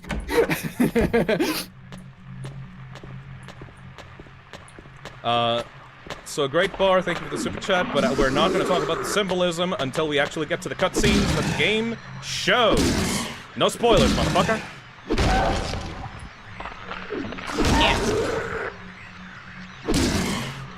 Good thing that the enhanced edition adds like save points everywhere. Like you don't have to like search the red squares.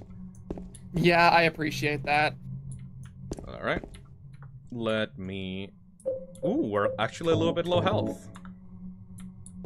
Next person that we have to find is Angela, and she took me a while to find. Yes. Finally.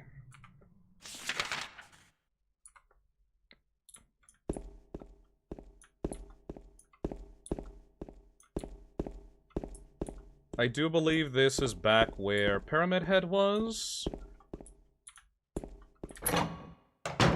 This is the 3rd floor. Oh yeah, now that we actually saw Eddie in the bathroom, now we have to go back to Blue Creek. Mm-hmm. This game sometimes requires you to meet certain characters in certain rooms in order to let you progress through it. It's a bit janky, but at least it lets you actually talk to the characters before they become important. Yeah, and I mean, like, I always felt like Silent Hill out of the, like, major survival horror games was, like, definitely the most story-focused one, so... Yep. It's not going to be a really big complaint, because the main reason you're playing this is for these characters and for this storyline. And it's almost like the town is going like, no, we're not gonna let you pass until you meet the puking guy. Yep. Until you see this guy puke. I wonder what James has to say about the fat guy and his, like, theory about Silent Hill. James does not Eddie, like Eddie. James is very mean to Eddie, actually. I mean, he deserves it. Goes Back up in to there. Eddie's just, interesting. I think you're symbolic of someone I dislike. What? I'm secretly fatphobic. Thank you, Silent Hill. It's teaching me about not being fatphobic by introducing me to, like, the worst person in the game, actually. No, it's not the worst person. Never mind. No, the game constantly reminds you of who the worst person Yeah, is. constantly. Yeah. Hushed Valley. Alright, now a door should be available in one of these rooms. And then we should get we need to get 3 coins in order to... Ugh. We should need to get What? It just creeps me out, man, because they're just, like, standing there with no animation. It's like, it comes alive when you get close to it. Do you think they will stop moving, like, in that way? In the remake? Or will they just be doing, like, a slight idle animation? I mean, I fucking hope that it stays still. Yeah, I hope so, too. We have 2 coins, we need 1 more coin. I hate that sound. You sound like a little toy. Yep. What does that mean? There we go! Okay, so we went to this room before. That door was not there until we met Eddie. So, just before we go into that room, I have to mention this. I know you're gonna fucking say, oh, the dude is making a Silent Hill theories, but no, for real though. Teddy bear on the floor. A stuffed animal. It probably belonged to the kid that used to live here. And one of those doors next to the teddy bear that represents childhood is a boarded up door. And the door next to that one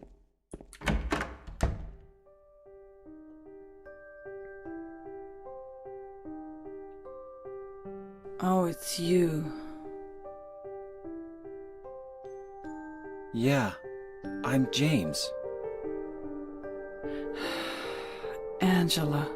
Angela, okay. I don't know what you're planning, but there's always another way. Really? But you're the same as me. It's easier just to run. Besides, is what we deserve. No, I'm not like you. Are you afraid? I'm sorry. It's okay. Did you find your mother? Not yet. She's not anywhere.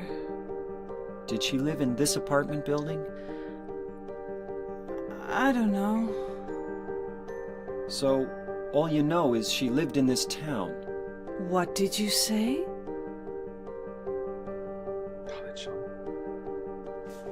How do you know that? Well, I just figured, 'cause this is where you're looking for her. How else would I know? Yeah. Am I right? I'm so tired. So, why did you come to this town anyway? I'm sorry. Did you find the person you're looking for? Not yet. Her name's Mary. She's my wife. I'm sorry. It's okay. Anyway, she's dead. I don't know why I think she's here. She's dead? Don't worry. I'm not crazy. At least, I don't think so. I've got to find my mama. Should I go with you? This town's dangerous. Now I know what you meant back there in the cemetery. I'll be okay by myself. Besides, I'd just slow you down. What about that? Will you hold it for me? Sure. No problem. If I kept it, I'm not sure what I might do.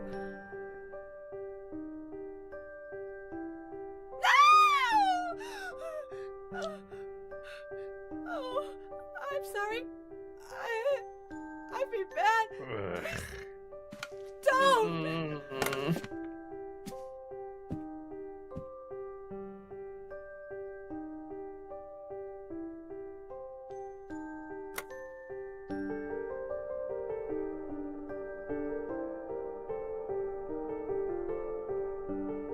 Right. So, I think most of you can, even if you don't know the game story, you can kind of tell what's going on with Angela right now.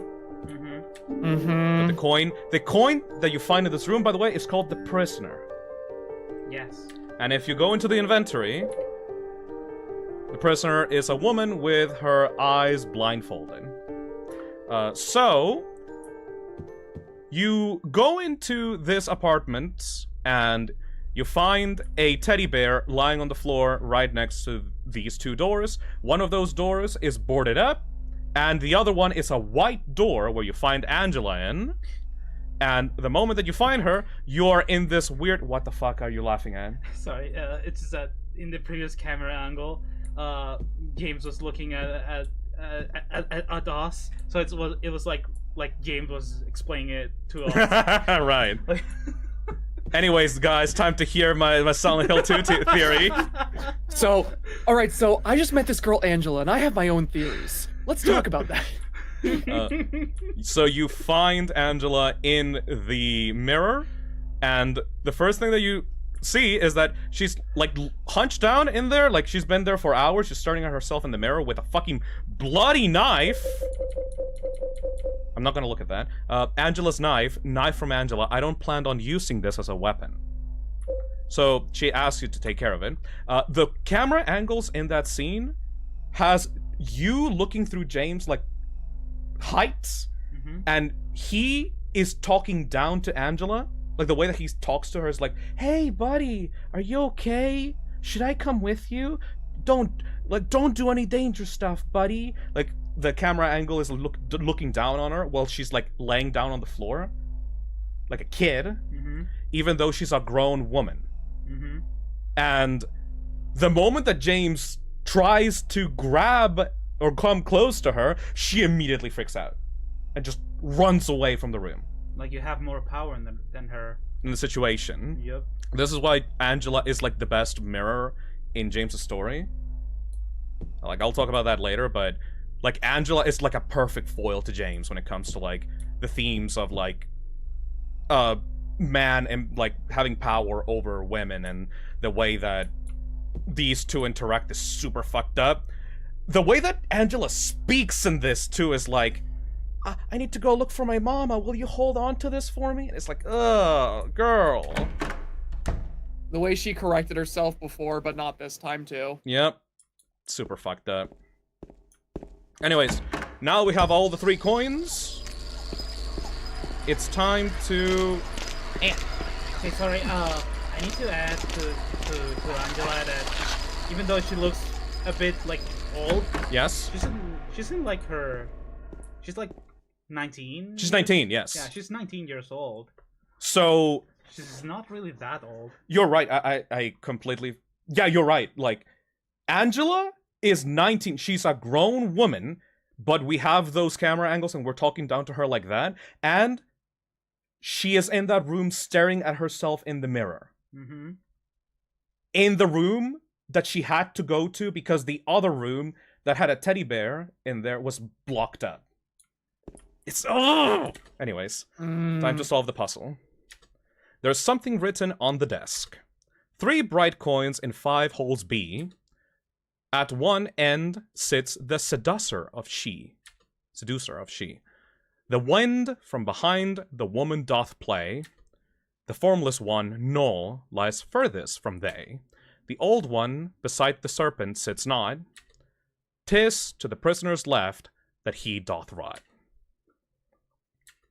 There's a line of 5 1-inch round depressions sat on the table. And I know what this puzzle solution is.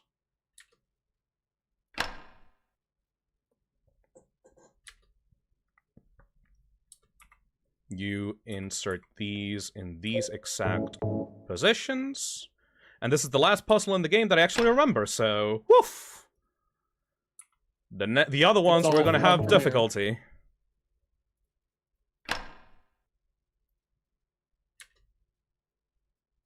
Ah, shit, I don't remember this one, actually. Hold on. Oh, no. It has to be... maybe the snake in... here? Yeah, the seducer of she. And then this one should be over here. Fuck. Okay, You did this yesterday, I did man. this yesterday, man. You did it last night. Can you look it up? Please. I don't wanna, but I will. Silent Hill 2 puzzle solution. I know the prisoner is somewhere on the right side. I'm looking at it right now. You remember Old Man. Fake fan, no! I love that we have Pyramid Head from Silent Hill 2, the OG one, yeah, on the chat. I have the solution up on here. No, that's a different one. It's the normal puzzle solution. Yeah, that one. That one? So do... What the fuck, I did that! That... And then the snake... No, that's wrong. That's wrong? Is it?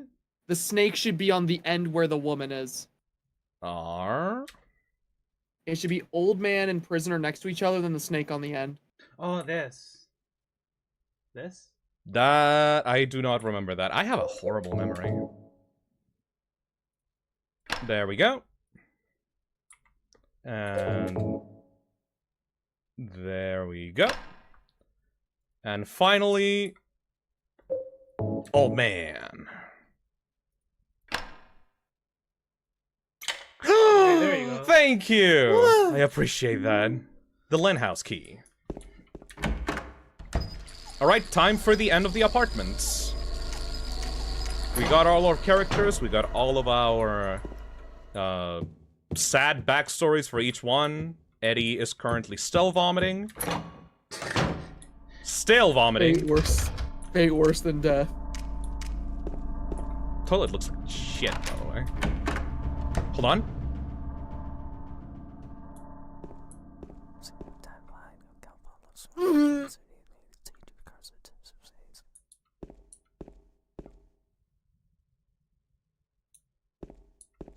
Yep. You got it. I hate that. There's a very low chance of that actually happening. I'm so glad that I got it on the stream. That is a random whatever that can happen sometimes. I never heard that before. I knew of its existence, but never had it happen to me. Yup. A painting is displayed here. There's nothing particular of interest. We got the apartment stairway key in a bed with blood being covered up by a white letter. Safe phase. Safe phase. I hate and love this game for the quiet, like, whispers. Oh, yeah, no. There's some random events that happen that I've never been able to get in this game. I'm so glad that I got at least that one for the stream. Okay. It's time. Get ready. Shoot.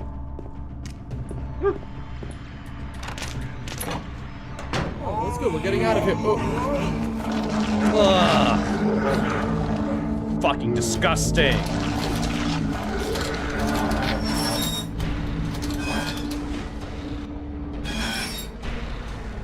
Alright, bitch, get centered.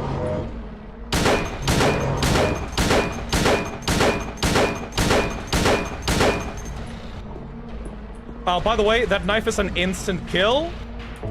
So I know he's swinging it very slowly, but if it touches us, we're dead. Yeah. I think I beat this guy Look how tiny this room is. I do not have the balls to kill this thing with a fucking stick. Yeah, I just didn't know how to kill it, so...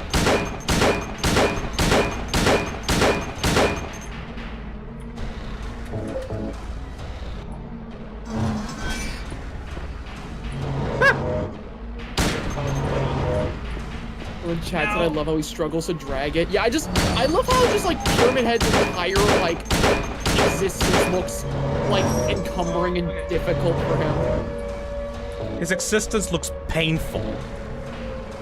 Yeah, like it's clear that the weight of his friggin' like head is a lot for him to actually be able to walk with. The knife looks super like over encumbering to carry.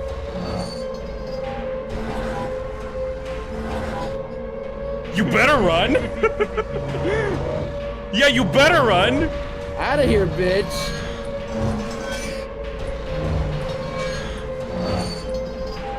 What could it mean? What could it mean?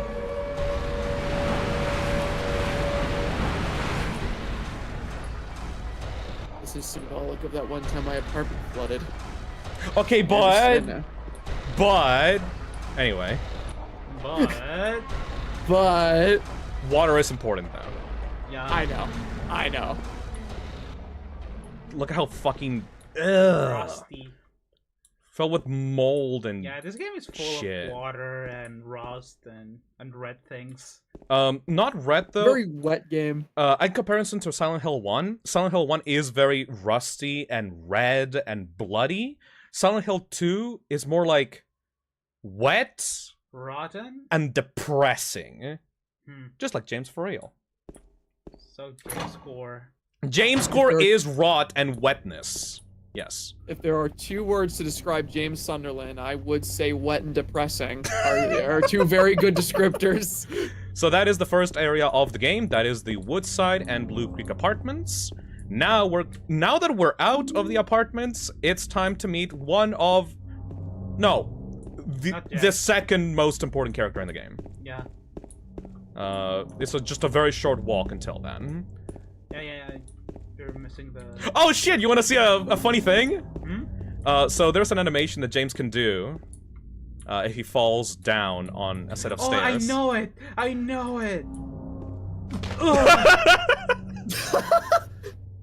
There's very little places where you can make him do that. Okay, what if you go forward, though? And I think he just catches himself a little bit. He also falls. Dumbass. Can you do the fall again? Like, I wish that I could zigzag. sprint backwards. What a fucking I love dumbass. how frantic it is. He's freaking out. Why would you do this to me? There we go. A child.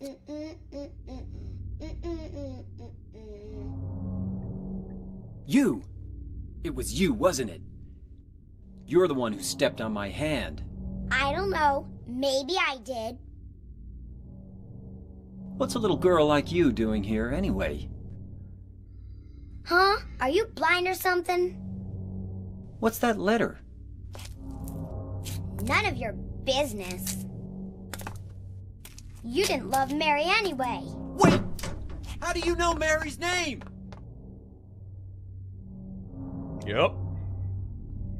So that's Laura. She draws a lot. Just a normal wall. The graffiti looks like it was done by a child. I personally actually prefer Laura's voice actor in the remake. Yeah. Because this one sounds like a 5-year-old. Yeah. Laura is like, what, 10 in the actual game? Around that, yes. So, like, she sounds like a baby in this one. So, like, I prefer the way that... It's charming, but I like the remake version better. Fart face. She's 8. Oh. Still, A though, little she bit we will got not to see sound her. that kiddish. Yeah. Anyways, time for the other most important character in the game. I was about to say, we're about to meet my favorite character. Mary, are you there? Oh yeah, caution again.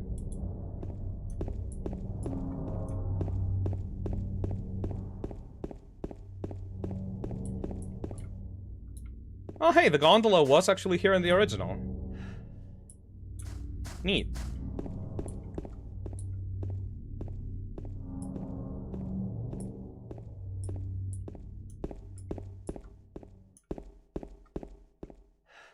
Woman. Woman.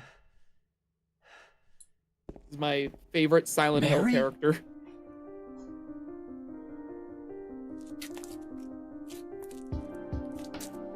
No, you're not. Do I look like your girlfriend? No, my late wife. I can't believe it. You could be her twin. Your face, your voice, just your hair and clothes are different. My name is Maria. I don't look like a ghost, do I? See? Feel how warm I am? You're really not Mary. I told you. I'm Maria. Sorry. I was confused. Where are you going? I'm looking for Mary. Have you seen her? Didn't you say she died? Oh yeah, 3 years ago. But I got a letter from her. She says she was waiting in our special place. And that's here? Anyway, I haven't seen her. Is this your only special place?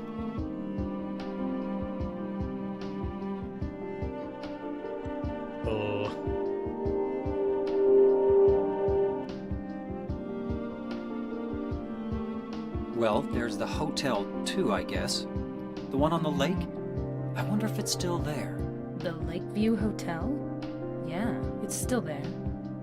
So, the hotel was your special place, huh? I'll bet it was. Don't get so mad. I was just joking. Anyway, it's not that way. It's this way.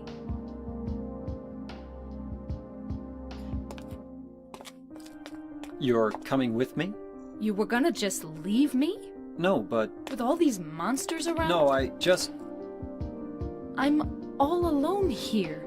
Everyone else is gone. I look like Mary, don't I? You loved her, right? Huh. Or maybe you hated her. Don't be ridiculous. So it's okay? Yeah, fine. So that is Maria. Maria is the most important character in this game, aside from James. And we're gonna do some stuff right away to make sure that we don't fuck up at the end. First of all, run away. The hotel isn't this way. Is that okay? Right, so, sorry if this is gonna be goofy, but I need to destroy her. Hold on. 1. No! 2. I need to, like, get her into a corner. James is very hard to control. Hold on. 1. Maria, no. 2. 3. 4. 5. 6. All I'm gonna say is, it's 7. really rude to say 8. like, to someone that you just met, like, oh wow, you look just like my dead wife. Oh, your face looks just like hers. Oh wow, oh, you look like her, dude. Okay, yeah, it is weird, but it's also even weirder to go like, oh yeah? I do look like her? Yeah. You loved her, right? Yeah. What about me? I'm No, alive. I'm not saying it's weird, I'm saying it's rude. It's rude as fuck, yeah, but, you know, James is kind of out of it. Maria goes like, oh yeah, I do? Anyways, touch my boobie. Yeah. Yeah, they matched each other's freak. Very explicitly, too, yes. Very, very explicitly. Maria is... I can't talk about Maria right now, but from what the game has told us right now, Maria is a person that we find on James's special place, or what he believes is James's special place. Her face looks exactly like our dead wife. She sounds She sounds exactly like our dead wife. And from what we can tell, she seems to be a more seductive, attractive version of our dead wife, and she's also called Maria, not Mary. Also, I don't know if you noticed on the cutscene, she has a butterfly tattoo on her midriff, which is something that is kept in the remake, because in the remake version, she also has a butterfly tattoo on her chest, I think. Right. So, that's very important. I am so excited to talk about, like, stuff with her later specifically, because... Upgrade. Like, Upgrade! She is easily the most interesting character in Silent Hill to me. She is a sequel to a character in Silent Hill 1 that I can't talk about without spoiling it. Uh-huh. But she's the best. Anyways, let's... I can't hang around with her too much. Yeah, can I say something about the I'll wait cutscene, here. like the previous I cutscene? hate Yeah, a second. bowling. I didn't come here to play, you know. Hurry back, okay?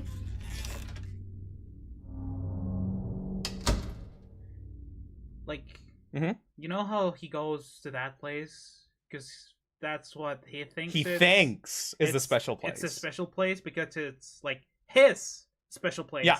So he doesn't ever think about, like, there being another special place. He Yep. only thinks about himself. Yeah, exactly. Like, no way Mhm. there's another special place. Like, Because this is my Special place. So it must be it. that is very important, yes. There's a reason for why you find Maria in there. Yep. And then when he's asked about there being maybe like another place, it's like, wait. So what'd you do? Robbery? Murder? Nah, nothing like that. Huh! You're just a gutless fatso. What'd you have to say that for? I thought you said the cops were out for you. No, I just ran because I was scared. I don't know what the cops are doing. But if you did something bad, why don't you just say you were sorry?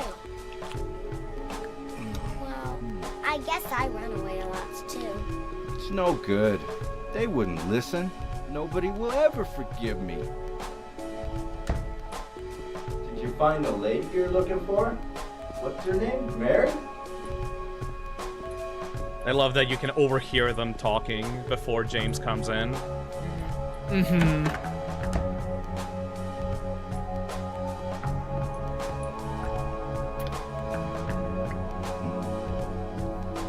Pizza sounds good right now. He vomited his guts out 15 minutes ago. You're... James, we met in the apartment building? Yeah, I remember. But...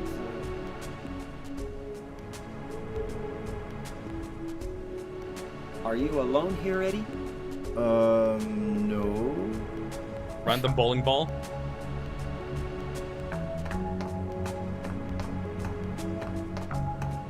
In T-minus 10, one of the best lines in the game. Come back! Eddie, let's go after her. Huh? Laura? But why? Laura, is that her name? That's what she said. This town is full of monsters.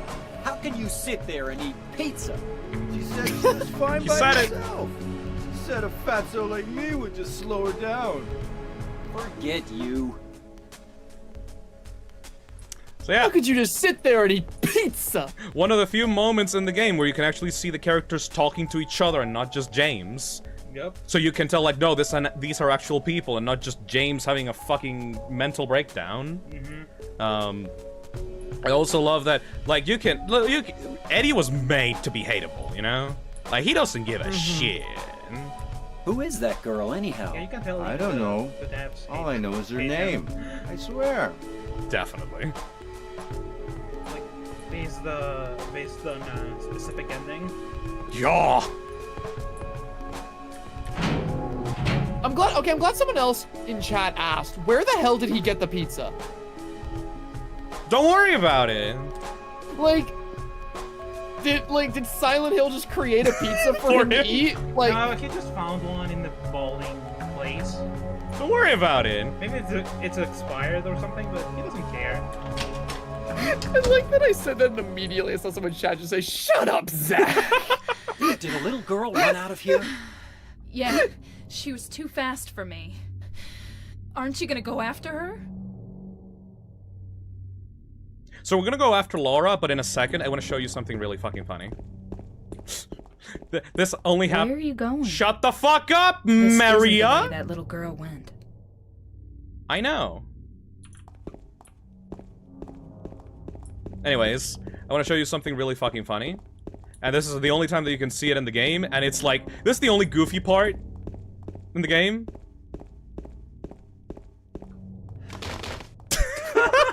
I didn't even know that.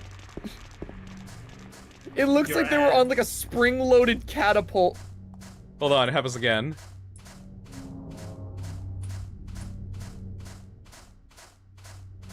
Oh, hold on. Oh.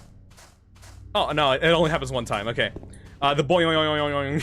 What's boing? This is an area that we will go to after the hospital. But yeah, I just wanted to show that off because they could have just spawned them in the streets, but for some reason they had the idea of like, what if we just threw them at? The remake. I wish. It's the way they land with such like an unsatisfying like plap sound.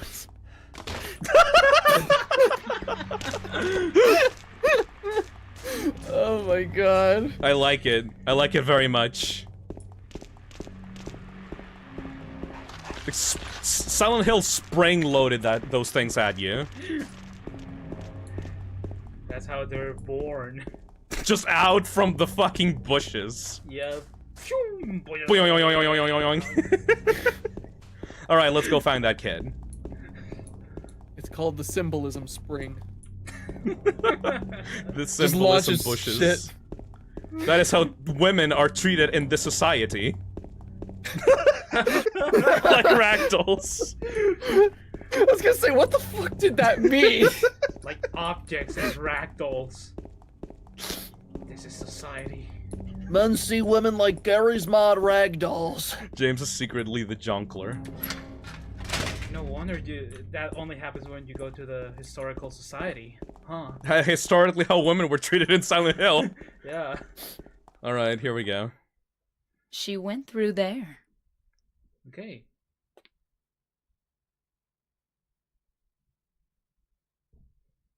Is there any other way? I love how she Yeah, says there this. is. Right through there. You should. Why are you sexing up the fucking? Look over there, James. So cunty. So cunty. You're just like, hey, door. Like, hey, James, let's look for that kid. No, it's like, hey, James, let's look for that kid. It's like, oh. Get through that It's no door, good. and it's just It's some big locked. blue rusty ass door. Also, a little bit of characterization for Maria. She actually works here. She has keys to the place. Like, she actually works in this place. For those who do not... James, James, hey, James! James, What are you trying to do? Motherfucker? Trying to get a peek? Freak. So, welcome love this to area. Heaven's Night. This is probably my favorite track in the game. This is That's pretty good. dance club slash, like, you know, nightclub. Titty club. She works here. Welcome to paradise. How's the game been so far? 10 out of 10. 10 out of 10. Fucking love this sign. Heaven's Night. I love how different the atmosphere in this one place is compared to everywhere else. It's the place that you feel the most at home and relaxed in, you know? You feel the safest in this place, which you really shouldn't if you think about it. Yeah, like, the safest place really shouldn't be a strip club, but here we are. Also, I would like to point out, now that we finally are in Heaven's Night, like I said at the beginning of the game, in the bathrooms, you get an ad for Heaven's Night at the bathrooms at the start of the game, and the person that you can find in that ad is Maria. Yeah. Her model, just straight up there at the start of the game. So, what does that mean? You'll see later. It's like the most seedy-ass, like, fucking terrible-ass looking strip club ever. It's like in the middle of a hallway. I love how you're there for such a short time, but it stands out so much. It should be longer. Maybe they'll expand it Yeah. in the remake. I hope so. I really, really do. Like, how? Nah, I don't know. It's up to Bloober to find out. Will the 5 hours be spent on that? Like the 5 extra hours from for the remake? Like, I mean, they'll expand there. it because, like, they expanded the original line figure chase for sure. So yeah. The 5-hour strip club cutscene. unnecessary Silent Hill 2 sex scenes. The Silent Hill 2 remake is anti-woke because you just spent 4 hours at the strip club. I was really surprised when I played Silent Hill 2 Remake and saw a 5-hour sex scene, but I felt it really added to the overall experience and symbolism of the story. I love the idea of, like, oh yes, James, the anti-woke hero. Really God. representing men out there in the world. Oh, God. What a it's Chad. Like, it's like those people who call, like, Patrick Bateman Sigma Man. Yeah. Oh, he's so Sigma. Anyways, welcome to Brookhaven, the scariest motherfucking place in the entire game. Now, This is my favorite part. but it's pretty good. It's pretty good. Oh, I just remember that one fucking puzzle. There's a lot of those in this one. This is like one of the biggest areas in the game. Well, I mean that one big fucking puzzle that requires other puzzles. You know what I mean. Yep. It's so funny. Okay, Nick, I'm gonna have to ask you to do me a favor right now, like immediately. What? Can you go into the Silent Hill 2 puzzle solutions and search the combination for the second floor hospital room? Because we need to get this bitch out of our face as soon as possible. The best way of traversing through the hospital is by yeeting Maria out of our fucking face. We need to get this thought out of our sight. It seems to be about the patients hospitalized here. Jack Davis. He has attempted suicide 3 times in the past for reasons unknown. Although he is normally a model patient who follows doctors' and nurses' orders, he must be watched closely due to his past pattern of sudden and violent suicide attempts. Joseph Barkin. His illness seems to be rooted in the fact that he believes he is guilty of causing his daughter's death. His symptoms suggest a psychotic break and paranoid delusions. Normally calm, but has a tendency towards violence when excited. Joshua Lewis. History of hospitalization as well as numerous assault, battery, and other violent offenses. He has a strong persecution complex and tendency to solve things through violence, extreme caution necessary. So, the big difference between Brookhaven Hospital and Alchemilla Hospital from the original Silent Hill 1 is that this one is a mental institution. Which is... I mean, the hospital from the first game is pretty fucked up, but... Oh, Brookhaven. Yeah. Different kinds of memos are hanging up. There is nothing of a particular interest. Brookhaven. It's definitely my favorite area in the game. Brookhaven is has a history onto its own because they love reusing this location in other Silent Hill games. This is where the faceless nurses appear. Get away from me. Something is written. Get away from the it. typewriter. Get away from the typewriter, Marie. This is such a good letter. It fucks with your head. This is the thing that immediately starts making you question what's going on. Mm-hmm. The potential for this illness exists in all people, and under the right circumstances, any man or woman would be driven, like him, to the other side. The other side, perhaps, may not be the best way to phrase it. After all, there is no wall between here and there. It lies on the borders where reality and unreality intersect. It is a place both close and distant. Some say it isn't even an illness. I cannot agree with them. I am a doctor, not a philosopher or even a psychiatrist. But sometimes I have to ask myself this question. It's true that, to us, his imaginings are nothing but the inventions of a busy mind. But to him, there is simply no other reality. Furthermore, he is happy there. So why, I ask myself, why in the name of healing must we drag him painfully into the world of our own reality? Something else is written by hand. I got the key from Joseph. It's probably the key to that box. And we got the purple bowl key. Now, a lot of other less good games would do that letter and would say, oh, the character is trapped between realities. Oh, he's in a coma. Woo! But that letter is not actually about James at all. This is about one of the patients in Brookhaven.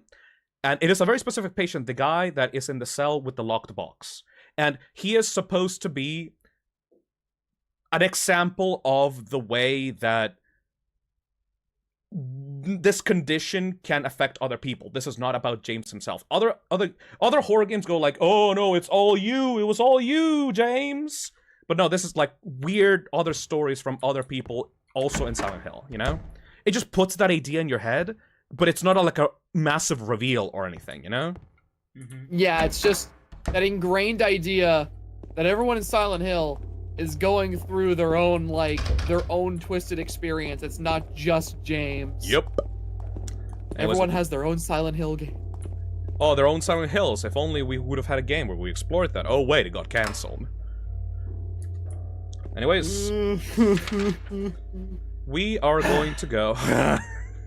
We are going to go to the cafeteria, kitchen, day room, examining room. Okay, there's a lot of places to explore here. I did not practice as much as I did the apartments, so we are just shit's locked, everybody. Shit's locked in Silent Hill. The main gameplay of Silent Hill is walking around dark rooms and trying to open as much stuff as possible. Like this. Stop looking at me like that. Yeah, I will always, like, spend, like, a few minutes trying to open every door. Because it marks it on the map. Yeah. It's so useful once you, like, get to know how it works. Yeah, but then they reset it. Oh, yeah. Like assholes. Well, if... I know the reason, but I know. Yeah. We'll see. Alright, you got the combination? No! I did not know what you were... Oh my god! The combination! Wait. It's the nurses! I don't need one. You don't need one? No, you just go in. Oh. Okay, good. And I think you have to go right to your left? Like, we need to get rid of Maria as soon as possible. That's what I'm saying. You need to get in one of those rooms. There's a typewriter here. I've got no use for this. James is such an asshole, because he keeps saying this, like, all throughout the game. Like, I don't care for this. I don't have any use for this. Yeah, he doesn't give a shit about anything. Anything except the thing that will get him to marry. Wait a minute, what's this? There's a sheet of carbon paper still stuck in the typewriter. I can still read the imprint left on it. Hold on a second.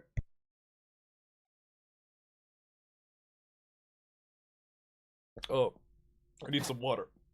You want me to get some? Please. No, actually, no. Hold on. Zach, are you still there? Yeah, I'm still here. Okay, good. Don't move. It's okay. I'm good. I can do it. I'm gonna get it. Get me a glass of water, because there's water here. Okay. All right. Just the glass? Just the glass. Anyway. I'm gonna get one for myself. Thank you. Anyway, I know it. I know the number of the box. 2765. I can't help him anymore. The button key doesn't scare me, so nobody can stop who I am. I don't know who I am is who I am is who I am is.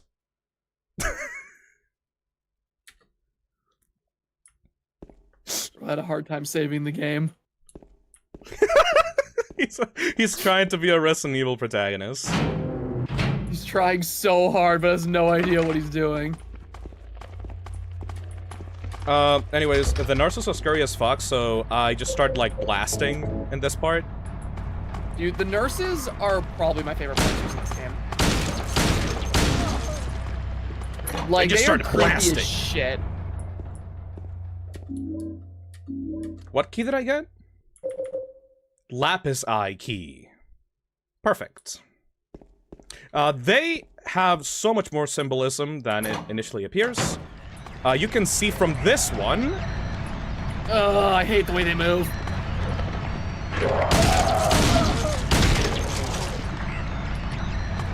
Yeah.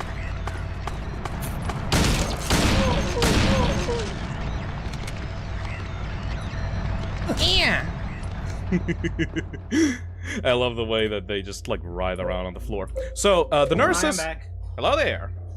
The nurses are very obvious. They are faceless, nurses in skin-tight, busty uniforms, like, that show off their asses and their chest.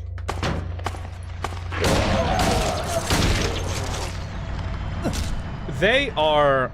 like, their faces are covered up in a sheet. Like a plasticky, wet sheet.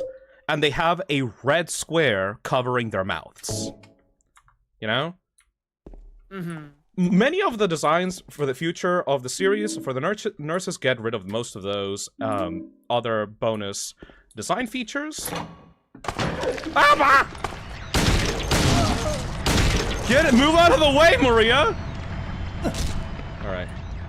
But For the nurses in this game, they are very symbolic of James's own sexual frustrations, especially when it came to the time of James visiting Mary in the hospital where she was staying at for her illness, and him being sexually frustrated that, you know, his wife can't do things with him back at home, and him having to stare at all these nurses with uniforms that show off their legs. I also love that in the remake, there's a shot in the gameplay of the remake where you see a photo of all the nurses in the Brookhaven Hospital, and all the nurses' faces are blurred out. So I love how I love how Bloober is actually like expanding on the idea of like James doesn't care about these people's faces. Continues his whole characterization of like, oh, I don't have a use for you. I don't care for you. This is no use to me. Oh, you don't know about Mary? Okay, starts walking away. And it's also, it continues that alarming amount of symbolism we see with James's monsters that kind of allude to the objectification of women in his mind. Yep. Because you had the mannequins before, and now you've got these nurses who have all these sexual features, and yet their faces are just completely obscured. Yep. I love the way that James is portrayed, because, like, in any other game, when you have a horn dog character, you usually have, like, someone that is, like, very clearly sleazy, like, acts badly towards women, in general, like, is a scumbag. But in the game itself, James is kind of, like, passive, you know? Yep. He's kind of like a bitch. But... Because, like, all his inner thoughts are, like, expressed through the monsters that he interacts with, you know? See, that's like what I think immediately makes James such an interesting character, even from the start, when you, like, don't know everything about him, is the fact that, like, his worst traits and the things that, like, clearly make him a flawed person are not things he has on display and are very obvious when you talk to him. He's not a confident that, like, Casanova sleazebag. Exactly, like, a lot of his darker, more, like, alarming and flawed traits as a person are things he keeps at the back of his subconscious that are now just coming out whenever he goes to Silent Hill and he's being forced to look at them and face them. It was on the third floor, the third floor thing. We don't have the combination. You don't need a combination to get there. No. Okay. This. I think it was 2745. 2745. No, I got it wrong. 2715, maybe? 2715. I'll look it up. Anyways, just hold on. Yeah, we need to drop Maria off. Brookhaven, like a fucking Amazon package. 3, normal. Fake fan? Well, no, Phil, it's random. I know it's not random. Trust me. I've gone through this. It's randomly generated. No, it's not. No, it's not. Their combination to the lockbox is randomized. This one is actually set. 2576. Yep. You press. No, I really cannot find it. 2765. 2765. Try 7335. Thank you! Randomized my fucking ass. Anyway, the people that are talking about randomization, that is for the lockbox that you need for the hair. That sounds like random bullshit. Anyways. Yes, guys, the lockbox that contains the hair. Oh god, the music. Oh, this music. Also, another thing about the friggin' bobblehead nurses that, like, I don't think gets talked about enough too is the fact that, like, these monsters absolutely started the trend in horror games of, like, weird monsters that are animated as, like, twitching. Yup, exactly. I know exactly what you're talking about. I love that. And it only... James. Well, it usually only worked in the PS2 era. I'm kind of tired. She's taking pills. It's just a hangover. Right. You should Hangover. rest.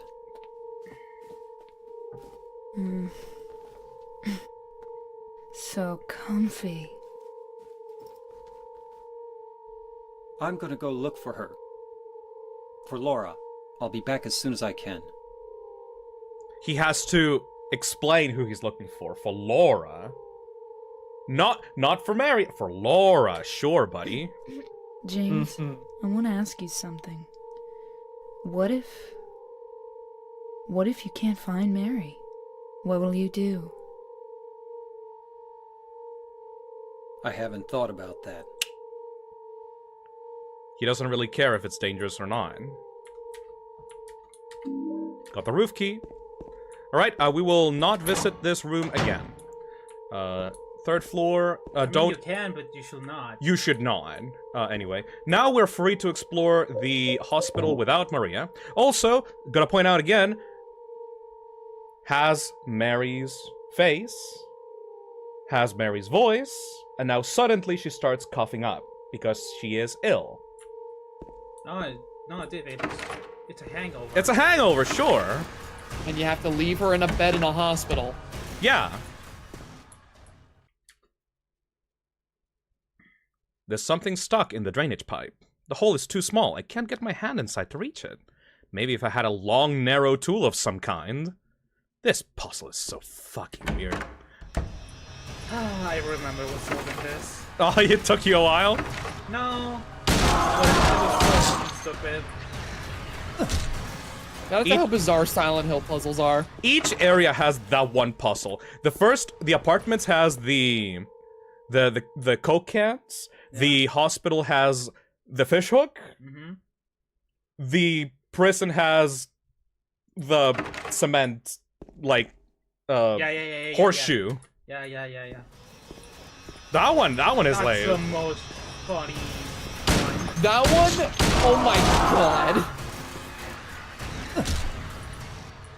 There are, like, I'm gonna be taking notes during this stream of, like, the especially dumb puzzles so I don't have another canned juice incident whenever I play this game next with my sister so we can actually get through this game. Say phase. Those red things are kind of glossy. A little bit. A little bit. Am I weird for understanding the juice puzzle instantly? No, but you have the minds of the developers. You're James. You've got a You're James Corey. Psychic level intuition. Feel bad about that. There's something written on the wall. Luis, I'll take care of you forever. It's my destiny. That's not how you spell forever. So what the fuck, right? This is the main thing that you have to get in order to solve the drainage puzzle. We are going to use the lapis key on here. That's one of them. Then, we're gonna use the bowl key on here. Where? I don't know. Then we have to do a little keypad combination. We saw that combination at the start of the hospital. Does anybody remember it? It was in the... it was the crazy guy. Yeah, Yeah. It was something at 2756? No. 2567? No. 1739? No. 2765. Yeah! There we go. Now we only have one more combination to go through, and this is the rotary combination one. This one, we're gonna have to go to the roof for this one. Also, this one is completely random, so you can't actually get it until you go into the roof. So we're in good pace right now. Good pace. The rest of these rooms are mostly traps, but we do need to go get a certain teddy bear. Now, where that is, I forget. Let's see. Special treatment room, we can't go in there. Most of these rooms are useless. No, thank you, not this one. It should be somewhere in a locker room. Storage room, we can't go in there. Can't go to doctor's lounge. Restroom, can't go in there. We're in 3rd floor. Linen room. Men's locker room! Okay, we need to go into the 2nd floor and explore the men's locker room, the linen room. We need to explore these areas. And then we go to the... Run!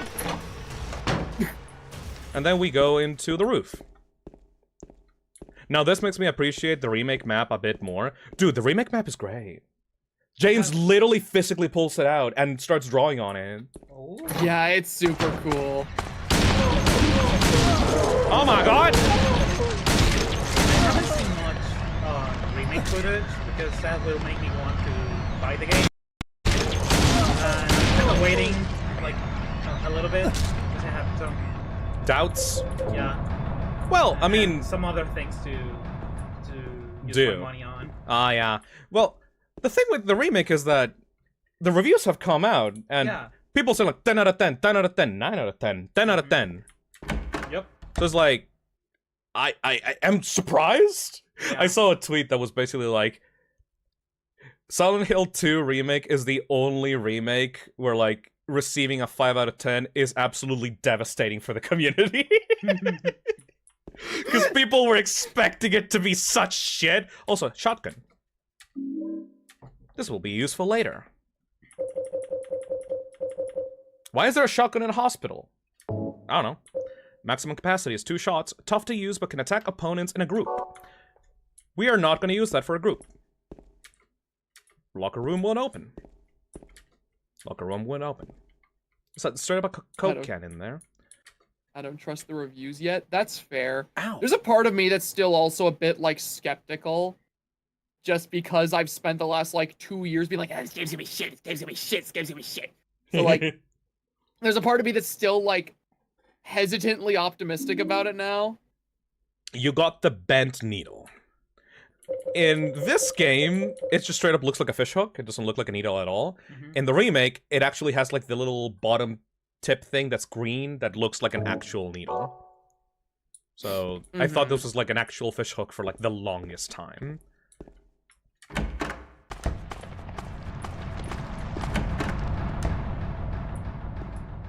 Oh, sexy woman. There's no time to be looking at a stupid poster.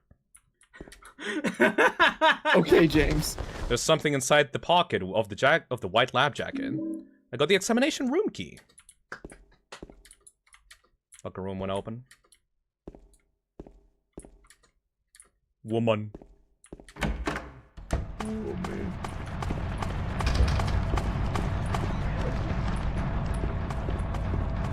The freaking music that plays when the nurses notice you is so scary.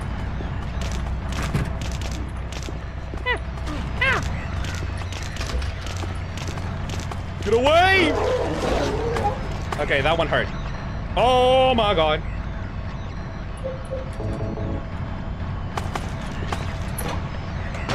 Yeah, these bitches with the pipes, like, they actually hurt if they touch you. Examination room. Key. Where is that? That is... 1st floor? I think we need to come back here later, though. Yep. Let's go to the roof. Oh, boy.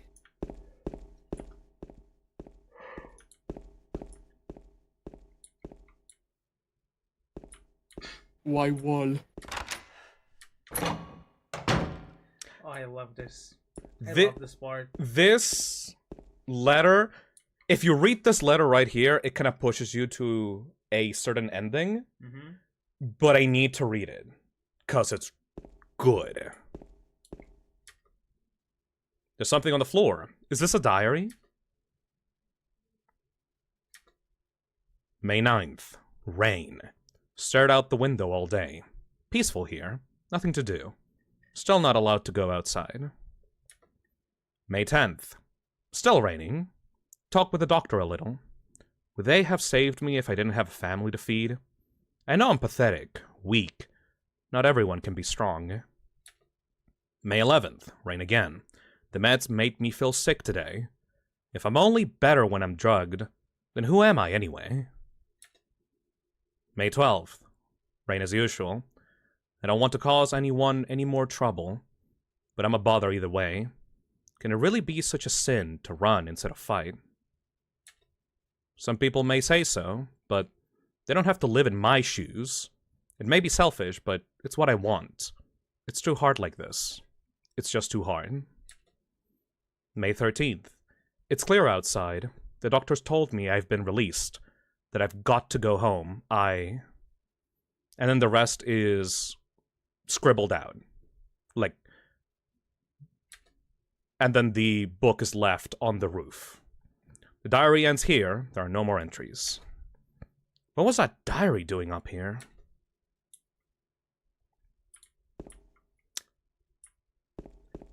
This is a very specific diary entry for a very specific character, and it's not even James. But it puts you in the mindset of a certain character who you will get more details of in the future. But it is just... The way that it's written is like...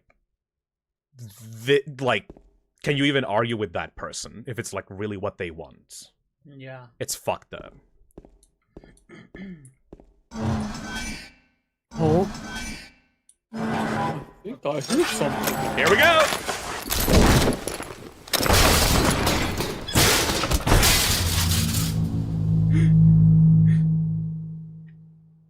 Love the little pinky finger that he's holding up, by the way. Yeah. He has style.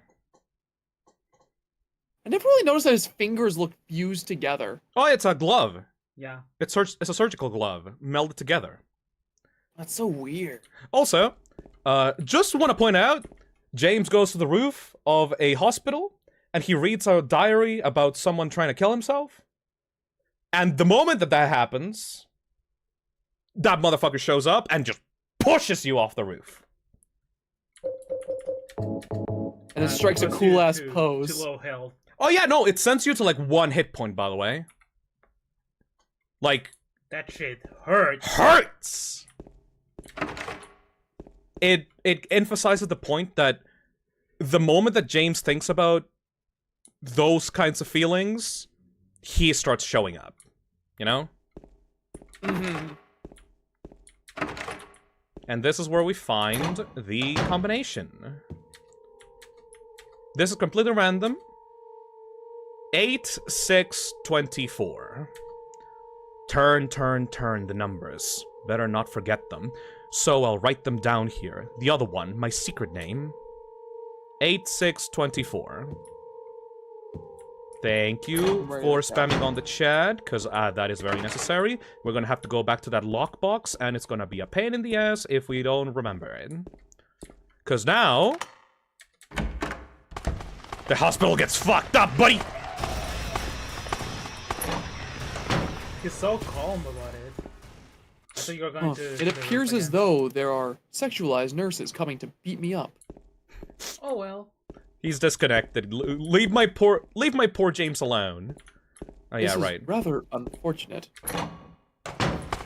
What does this mean for the overarching story of my Silent Hill? Theorizer boy.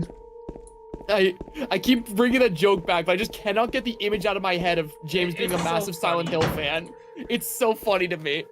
He's doing like a TikTok shorts like every time that something happens. Hey guys, I'm back. Welcome back to my Silent Hill fucking theory channel. All right, 8. 8, 6, 24. Thank you. Fuck. Ayo! It's just a piece of hair. Hair. There's nothing inside the box. Wait, no, I'm wrong. There's a few hairs inside. It's like blonde hair? It is like brownish. Brownish. Slightly blonde. All of that for a lock of hair. Not even a lock. It's just, you know, like... A string. Yeah. Alright, and stupid puzzle. Yeah, no, it is kind of... Combine. Brownish. A long brown hair. It was in that box. Hold on a second. Then you leave. There we go. What the fuck? There's so many other stuff to do. It's so strange. Got it. Who does that? James motherfucking Sunderland. You got the elevator key. A patient wing elevator is written on the tag. It was stuck in the bath pipe. Wait, there's an ear! Yeah, random. I was gonna say, I love the comedic ear attached to it. Ear keychain. What the fuck? What does that mean? I don't know. Like, I literally do not know. What does it mean? The James, ear please tell us. symbolizes the fact that my wife never listened to me. No, I love that James's theories are all about how much of a bitch his wife is. Yeah. It has nothing to do with him It's at not all. his fault. Like he looks at the bobblehead nurse. He's like, these symbolize the fact that My wife the hasn't nurses fucked were- me. these symbolize the fact that my bitch wife never fucked me. these mannequins James the symbolize incel. these mannequins symbolize that even a mannequin was better than my wife. Oh, that's fucked up. James the Straight Jacket incel's Monsters. Silent Hill fucking theory channel. Straight jacket monsters symbolize my crazy bitch wife. That's it. Monsters with straight jacket represents how I'm tied down by my marriage. I fucking hate my wife. I hate my wife. That's so mean. He deserves it. Yeah, that's the thing. Like, Here we he go. deserves Here we to go. be made fun of. Wait. I need to go save right now. Wait. No. No? No. Yes. No. Save right now. You're a bitch. Okay, I get it. Save right now. We need to save. No. No. Yeah. Not that way, at least. Oh, you fucking. I need to save. Go to one of the red thingies. All right, here we go. Oh, you coward. Time to shoot the child. This child Boss fight! symbolizes. This child symbolizes how annoying children are. I got my shotgun prepared for this. Hey, Laura. Huh? You know my name? Eddie told me. That big fat blabbermouth. How do you know about Mary? So mean to him. What's the big deal? Why can't you just tell me? You gonna yell at me if I don't? No, I won't. Leslie says, this child symbolizes child support that I hate. This child symbolizes how much I despise the minor I was community. friends with Mary. We met at the hospital. It was last year. You liar! Laura, Fine, don't believe me. But last year, Mary was already...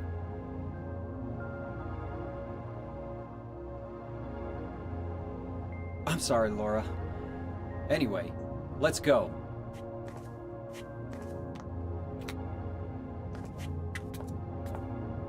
We can talk about this later.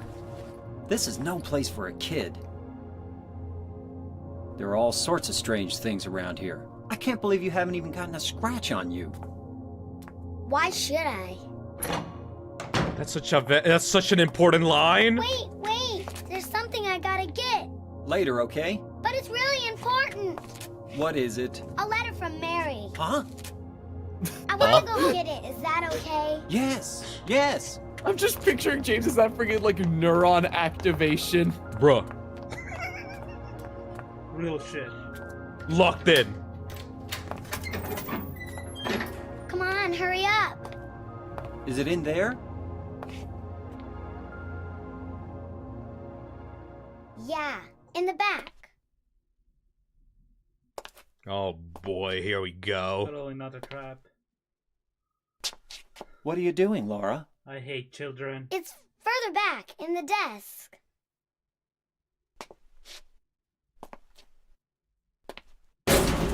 Laura! What are you doing? Ah.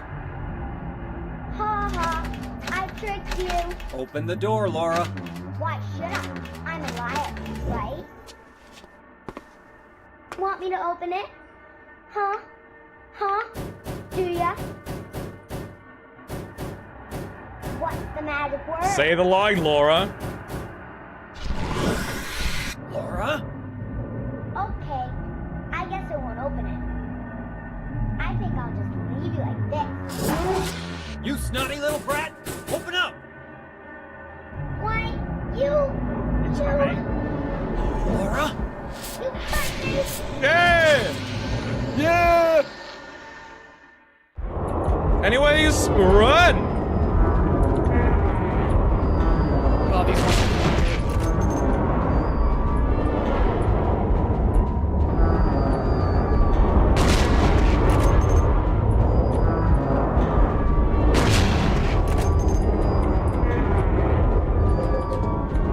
Get trapped for funny. Ayo!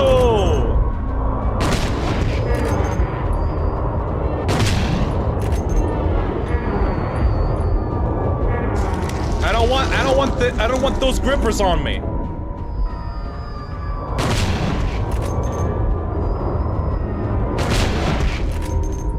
I love seeing chat's first time reactions to somebody monster designs. I love to see the people like go genuinely, what the fuck is that? The grippers! Ugh! Monster. I like that they curl up their fucking, like, feet once they die. Forward. Yeah. The fuck? Shit.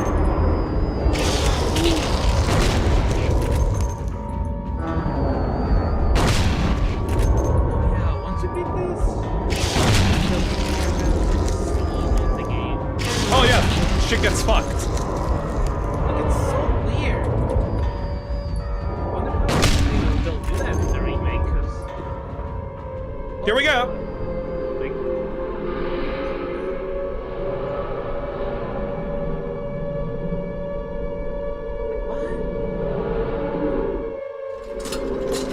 James. James. James.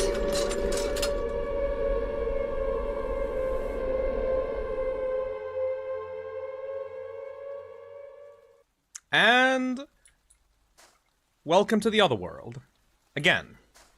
This is the otherworld version of the hospital. And that is the first and only time that you hear the actual Silent Hill sirens in the game. This is hard to explain because that is the only time where you, like, see chain link fences and blood and red. That is specifically a Silent Hill 1 thing. I believe that the reason for why this happens is, one, the powers of Silent Hill are still attached to Alessa with the whole thing with the hospital that happened in Silent Hill 1, and the fact that, at least in the mind of the town, Silent Hill is trying to protect Laura from James. huh. Because James, one, like, got really fucking mad at Laura. Second of all, like, his tone with Laura as he was banging on that fucking door was so aggressive that it brought out the monster. I think that the reason for why it specifically happens in the hospital in that moment is that Silent Hill is trying to protect Laura the same way that Alessa was trying to protect herself in the first game, and that's why so much of the stuff from the first game starts happening in that exact moment. You know? It's like a defense mechanism for children. Like innocence. Also, Laura doesn't know what's happening in the town, you know? Like, she doesn't know. Like, James says that shit is so fucking, like, scary here. How have you not gotten hurt? And Laura says, like, why should I? Because Laura, as an innocent, is not being privy to the horrors of Silent Hill. Also, like, mind you, we just found her playing in this hospital that we have just been, like, trying to survive and get through. And, like, where she is, she would have had to, if she was in our shoes, she would have had to fight through so many monsters and was just there. Through a locked door that we only managed to get to after being chucked down a roof, you know? Hold on. Oh, is this where is this the elevator where the weird thing happens? No, you need to go get Maria for that to happen. Oh, okay. And we're gonna need the solution for that one as well. Anyways, this place is so fucked. The Otherworld Hospital is so fucked.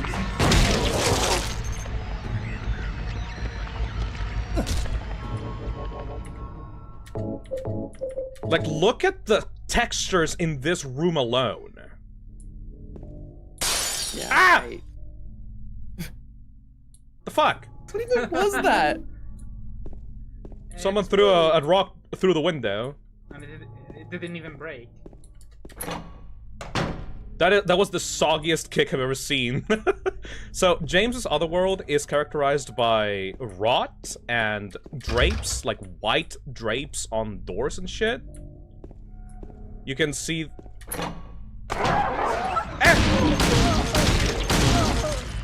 You can see how dirty and disgusting and filled with, like, filth his Otherworld is.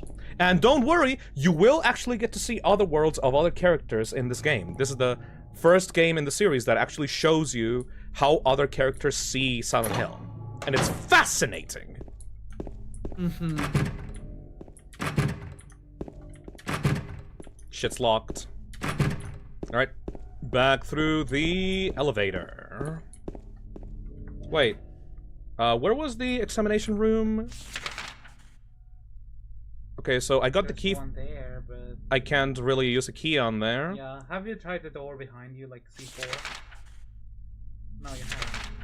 I have not. What the fuck? Good eye. Shit's locked. Was worth a try. Worth a try. We need to go back to the examination room. Should be. Yeah, it got reset, like just like you said. Mm-hmm. It should be either this one or this one. I'm not quite sure. At this point, I kind of start losing the plot on the... We need to get 2 rings, I think. But I don't know where those are in this sequence, so... Let's go to 3.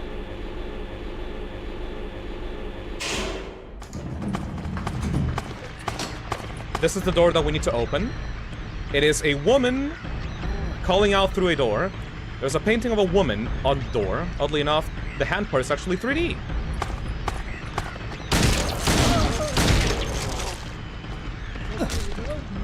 Oh my god. Never get over the way that James just kicks things when they're dead.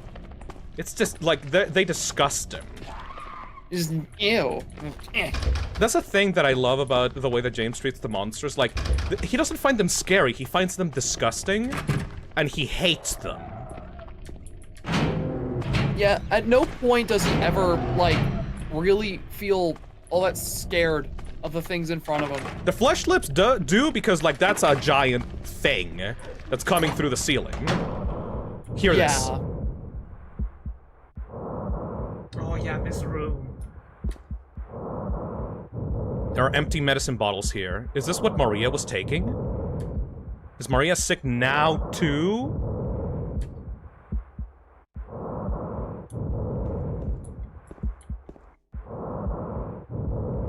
Fuck that room!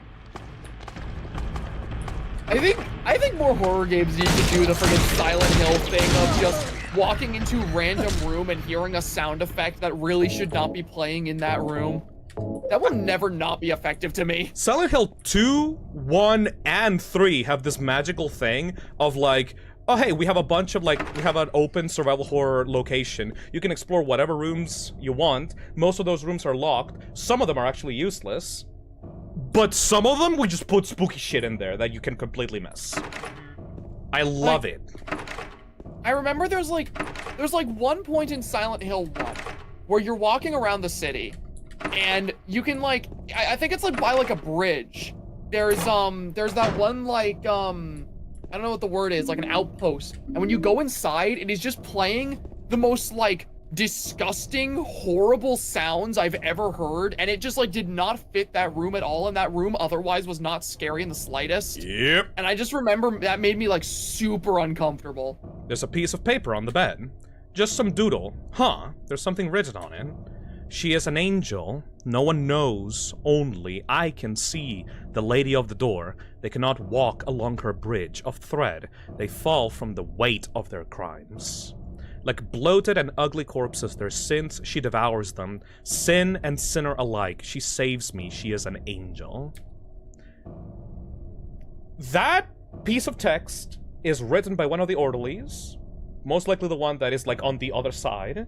And he is talking about a angelic figure that is womanly that he is conflicted about because he says that he both punishes and kills sinners but also will save him. And you find this letter in a bedroom where in the same floor where Maria was sleeping on. I don't get it. This is the exact room where Maria was sleeping on, actually. No? Yeah, it was. Was it? I believe so. What about the one where the empty medicine bottle where... Oh yeah, you're right. I'm completely stupid. Yeah, no. Yeah. The one on the other side, of, like across the hallway was, but this one is on the same floor as that one. Anyway, I thought it was an Alessa thing. There's not many direct references to Alessa. Oh.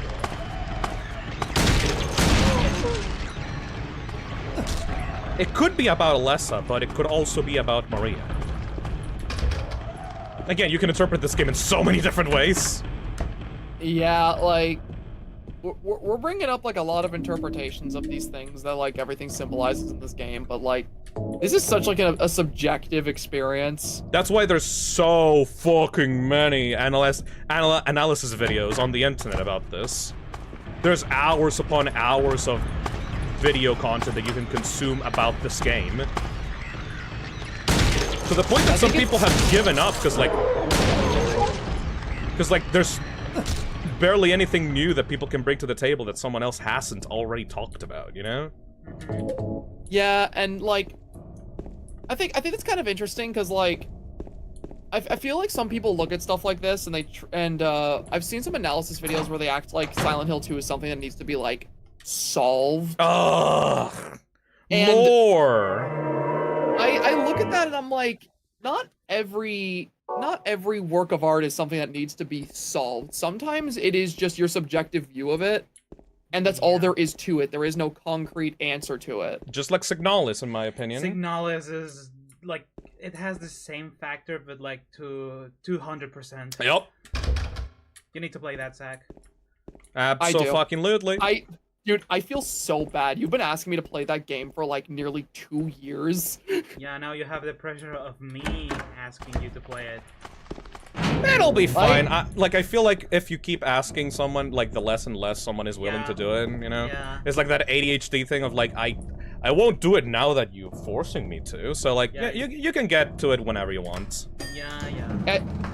I just, whenever it comes to games, especially, it will take me forever to play a game I genuinely want to play, but oh, when I do play it. Oh yeah, we'll learn I will be in the mood. It's that thing, like, it's a thing that I also have of, like, I don't want to play this right now. Like, I don't want to play this thing right now because I know I will love it, but I am too busy right now with other stuff to care too much about this, you know? Yeah, that's kind of like the boat I'm in right now. And yeah, like, Nick was absolutely right. Like, it took me 2 years to play Resident Evil Village. Oh my god! Look at how it is for me now. Like,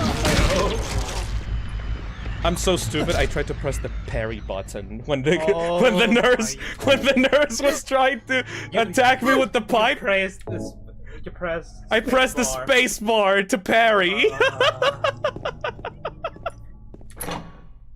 Could you imagine like James is like super bad at fighting. Takes but out just, like, Angela's while knife, fighting- fucking Yeah. He's terrible at fighting, but for just one bobblehead nurse, suddenly he whips out the knife, parries it perfectly, roundhouse kicks her in the head. like a fucking Sunless Zone Zero fucking parry sound effect. Takes out Angela's knife, bink! He starts doing all the flips in the game, suddenly it cuts to a cutscene like in that game, just, Mary's in here, okay. There's a piece of paper on the bed.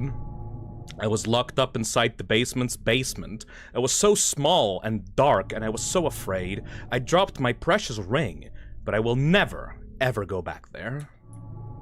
Got it. I'm not, like, James, like, looks at Angela's knife, says, like, oh, I don't plan on using this as a weapon. Fucking uses as a parry, a parry defense shield. Defense tool. You suddenly check, it's got like a little, there's like a new sentence added, just like, I don't plan to use this unless I have to. I got the basement storeroom key, and I got a battery, a dry cell battery. The puzzle for this one took me so long to figure out, because this item is not relevant to this area, it's relevant to the prison.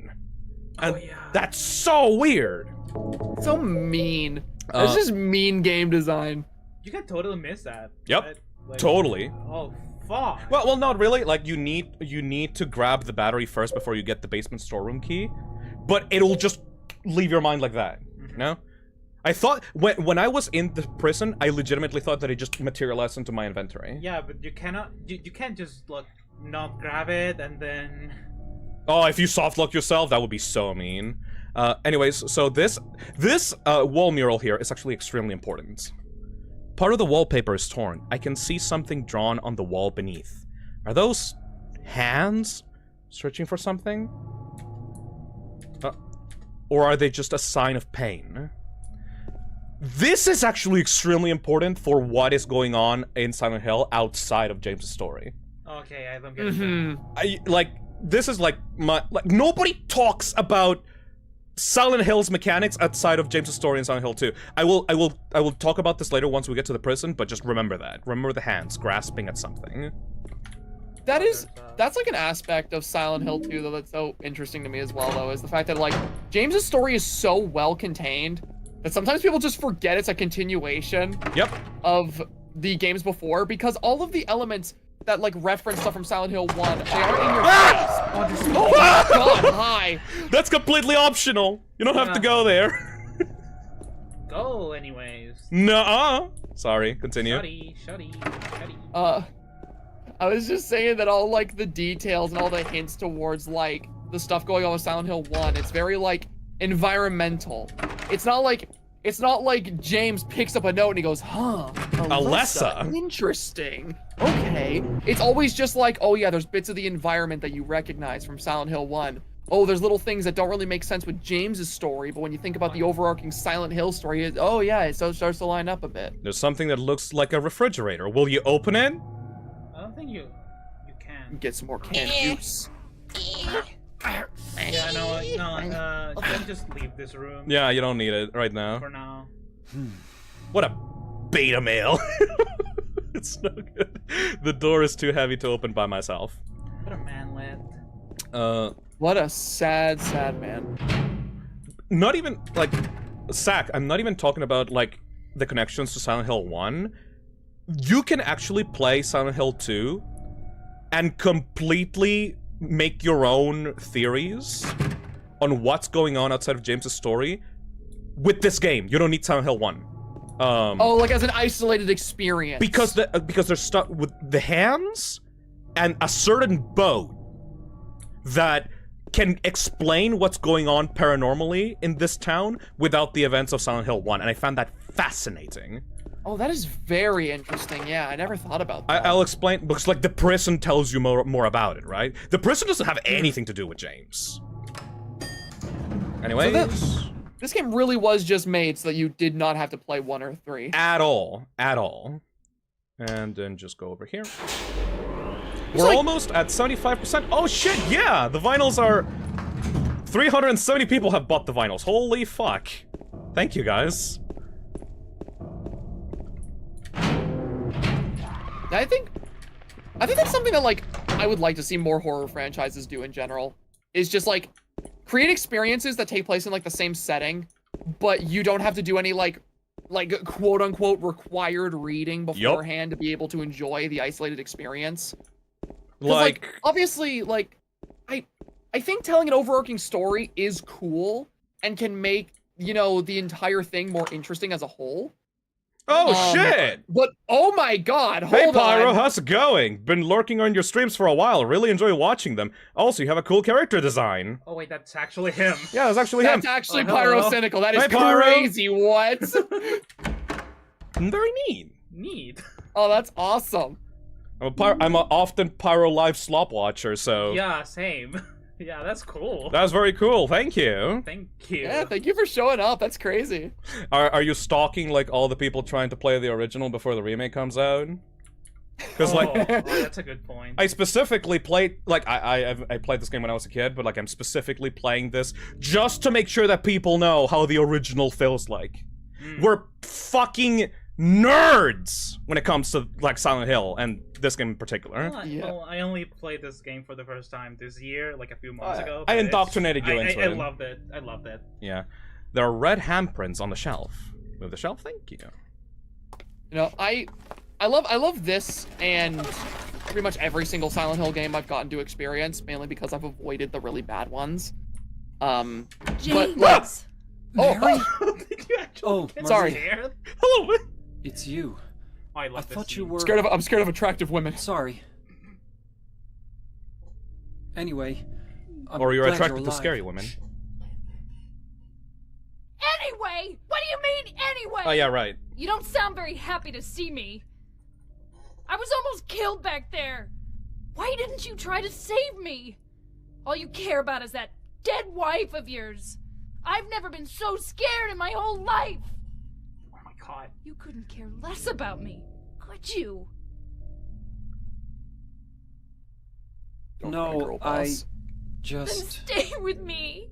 Don't ever leave me alone. You're supposed to take care of me. You got it, girl boss. So, what about Laura? Did you find her? Yeah, but she ran away. We've got to find her. She's so You fucking really manipulative. seem to care about her. Mm-hmm. Do you know her? I've never met her So before. Pyro did it again. I just feel sorry for her. She's all alone.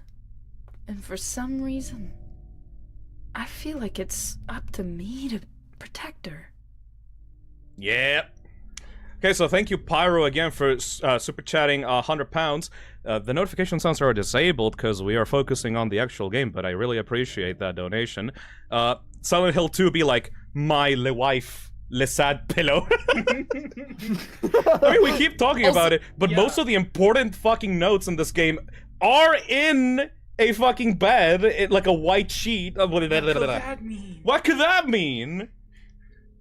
Also, like, I just want to add, anyone who thinks that the voice acting being the way it is isn't on purpose needs to watch that cutscene again. Yeah, it's great because it's like James goes like, "Oh, Maria, it's you."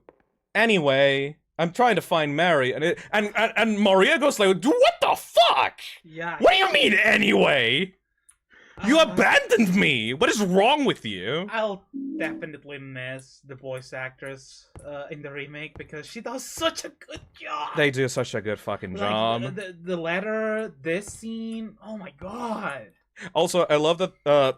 Okay, Pyro. Okay, there's a running out with Pyro. There's like he mostly covers games like horror games that are all in the head, and most indie horror games that take place, like most indie horror games that take inspiration from Silent Hill 2, mostly take place like in the head. Yeah. But what is fascinating about this is that even though this game is so psychological and is so about James's own journey, this town is real, and you get so much information about what is going on with the prisoners and the hands and the lake and all that other stuff that doesn't have anything to do with James. Right. And I hate how there's theories going on about Silent Hill too, even when it released, about like, ooh, is the town all in James's head? It's all in the head? It's like, shut the fuck up. Dude, I think that's a big thing that a lot of horror series and horror games, also I hated that. Yeah.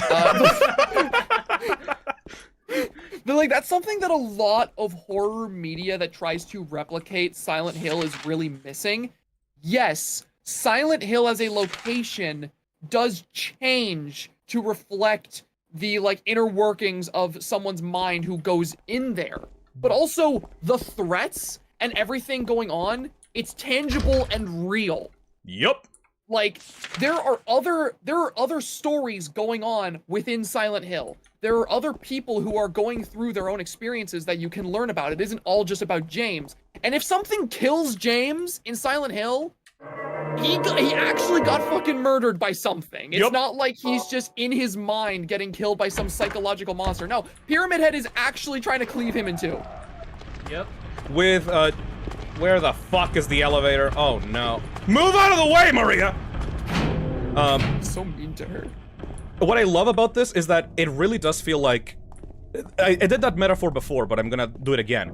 It feels like Silent Hill is a corpse of a town, and the corpse gets reanimated and morphed around to fit a certain person's perspective and history. But the corpse is still real, it's still there. Like with the apartments. Like the apartments are a real place, but through James's own journey, it represents his stay with Mary in his own apartment, you know? Yeah.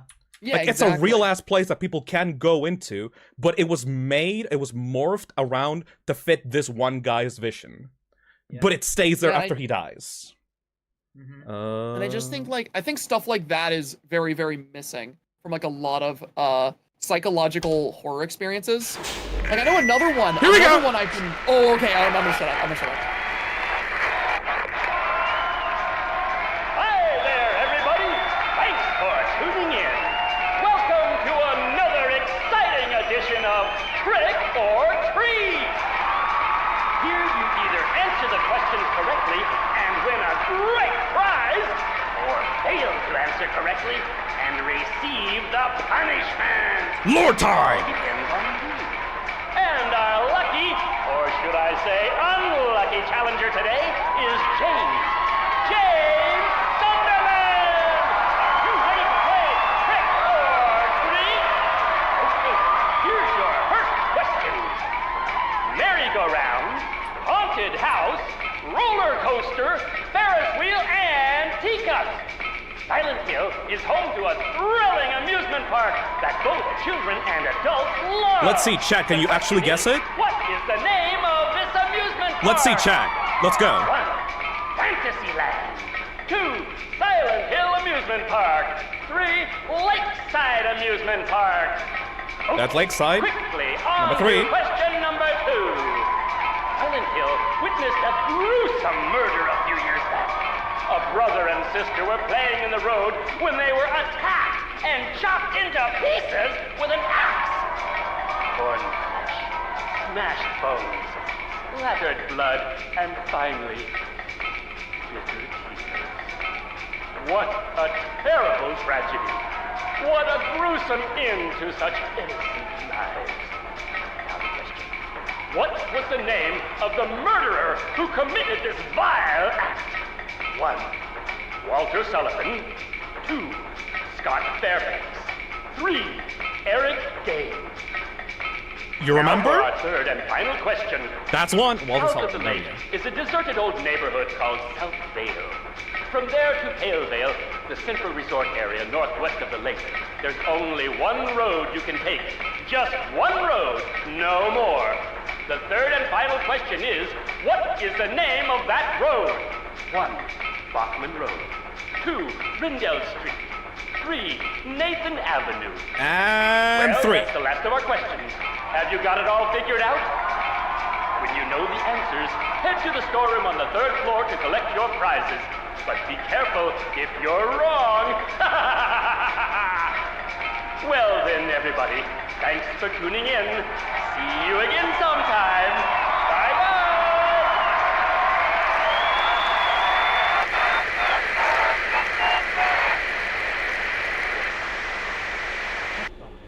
What was What that? the fuck? Anyway. Anyway. It's funny because they stayed silent to listen to all that, and then they started like questioning what the fuck. We moved one floor, and that took like 5 minutes. Yeah. I love shit like that so much. Yep, 3rd floor, storeroom. I feel like that just happens. I love it. I fucking adore that sequence. They better keep it in the remake. Please. My god. Anyway, we need to go to the storeroom that is on this other side. Yeah, I love 1, 2, and 3 when they can just do that. Okay. I see some people describe this comedic relief. That's not how I view it. I just think it's weird as shit. Sometimes the town just wants to troll James. That's the symbolism. Yeah. Like the town committee, like the town ghost committee is like, you know what would be really funny? Yeah. You know, this guy right here, he's looking for symbolism and everything. What if we just fuck with him now? All right, so James in the elevator's like, this is here's the box. We actually have to put in the right answers, and you better fucking remember what they were. So, Do you? Yep, number 3 is Lakeside Amusement Park. Number 1 is Walter Sullivan, the main villain of Silent Hill 4. And number 3 is Nathan Avenue. And it just gives you so much shit. You're actually... If you get it wrong, isn't this locked forever, too? Oh, it's locked forever, and a fucking fart cloud of stink gas comes in and just, like, puts you in 1 health. Oh my god. So, like, it's really mean if you fail. Alright, well, back to what we were doing. Shotgun shell. Like, you're good for most of the game with those, honestly. That came out of nowhere, serves zero purpose, and never pops up again. I hope it's gone in the remake. Man, you're so boring. Shut the fuck up. You're so boring. I'm Boo! sorry. Boo! I don't mean to be mean. I don't mean to be mean, but you're so boring if that's the way you view it. Hey, don't worry. I don't care about being mean. Shut the fuck up, my guy. That needs to be there. No, you know what? It needs to go harder. It needs to have fucking, like, clown Christmas lights. Like, the elevator needs to light up in celebration. You need to have like all the bright, colorful lights. The dude needs to go even crazier on the voice acting. If you get it wrong, a giant gun needs to come out of the box and shoot you. All right. And now that we have Maria, you know, the key, we can get this door open because she has strong, like, strong arms. Strong stripper arms from the fucking pole that she dances all night. Yeah, she probably has more strength than us. He's a fucking store clerk. Yeah, Maria, give me a hand here. Come on. You're supposed to be the big man around here. How's a little girl like me supposed to help? Emasculated.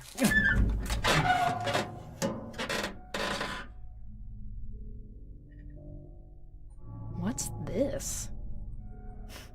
Not very cute, is it? Here, James. You take it. Why is Pyrocynical here? Because he is based. He is based and silent pilled. That fridge symbolized something. What does Pyrocynical symbolize? What does Pyrocynical symbolize for Silent Hill 2? Hello there, my name is James Sunderland. Welcome back to my YouTube channel. Now we'll discuss Pyrocynical's symbolism on the Silent Hill lore.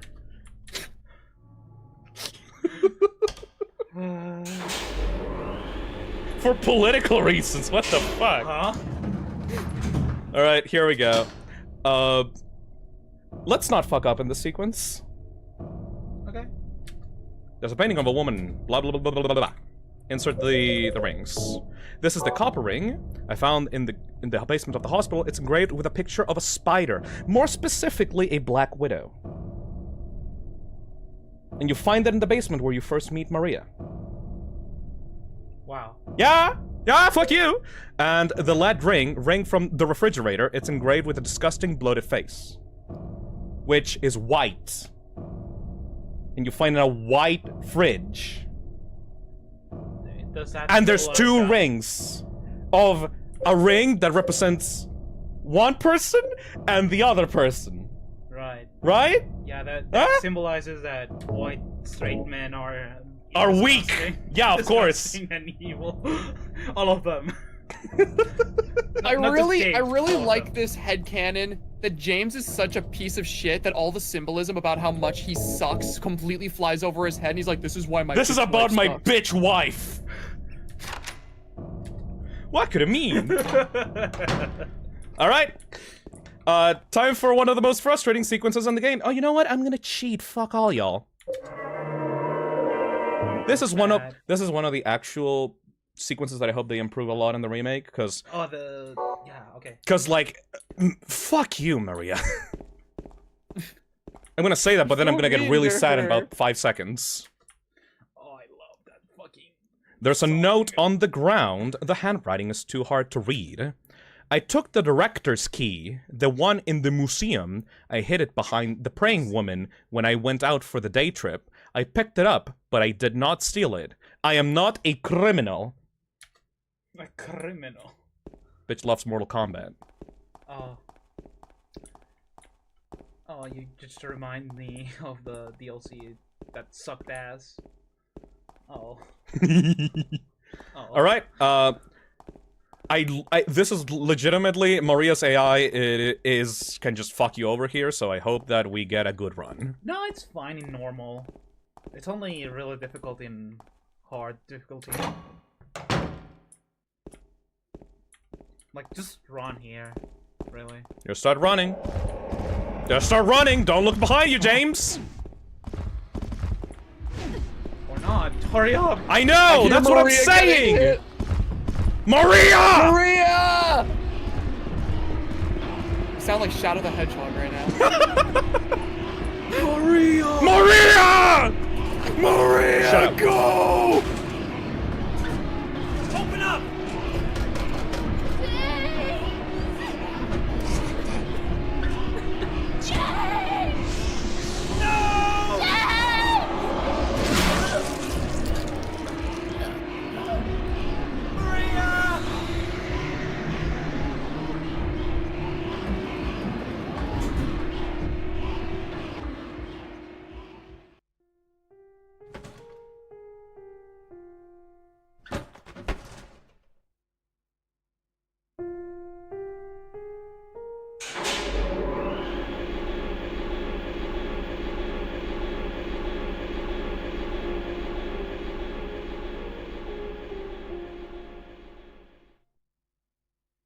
We lost a girl boss today.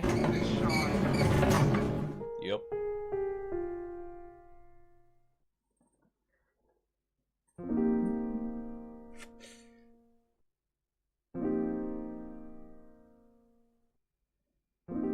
I love this song. Welcome to the second half of the game. Yay! The song it's playing only even after the 4 cutscene's hours. over is Only 4 awesome. hours. Wow. Yep. So that is one of the most important sequences in the game.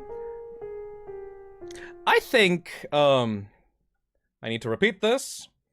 Maria looks exactly like Mary. Mm-hmm. Exact same voice. Mm-hmm. And was sick in the hospital bed. And now finally Pyramid Head comes to take his due.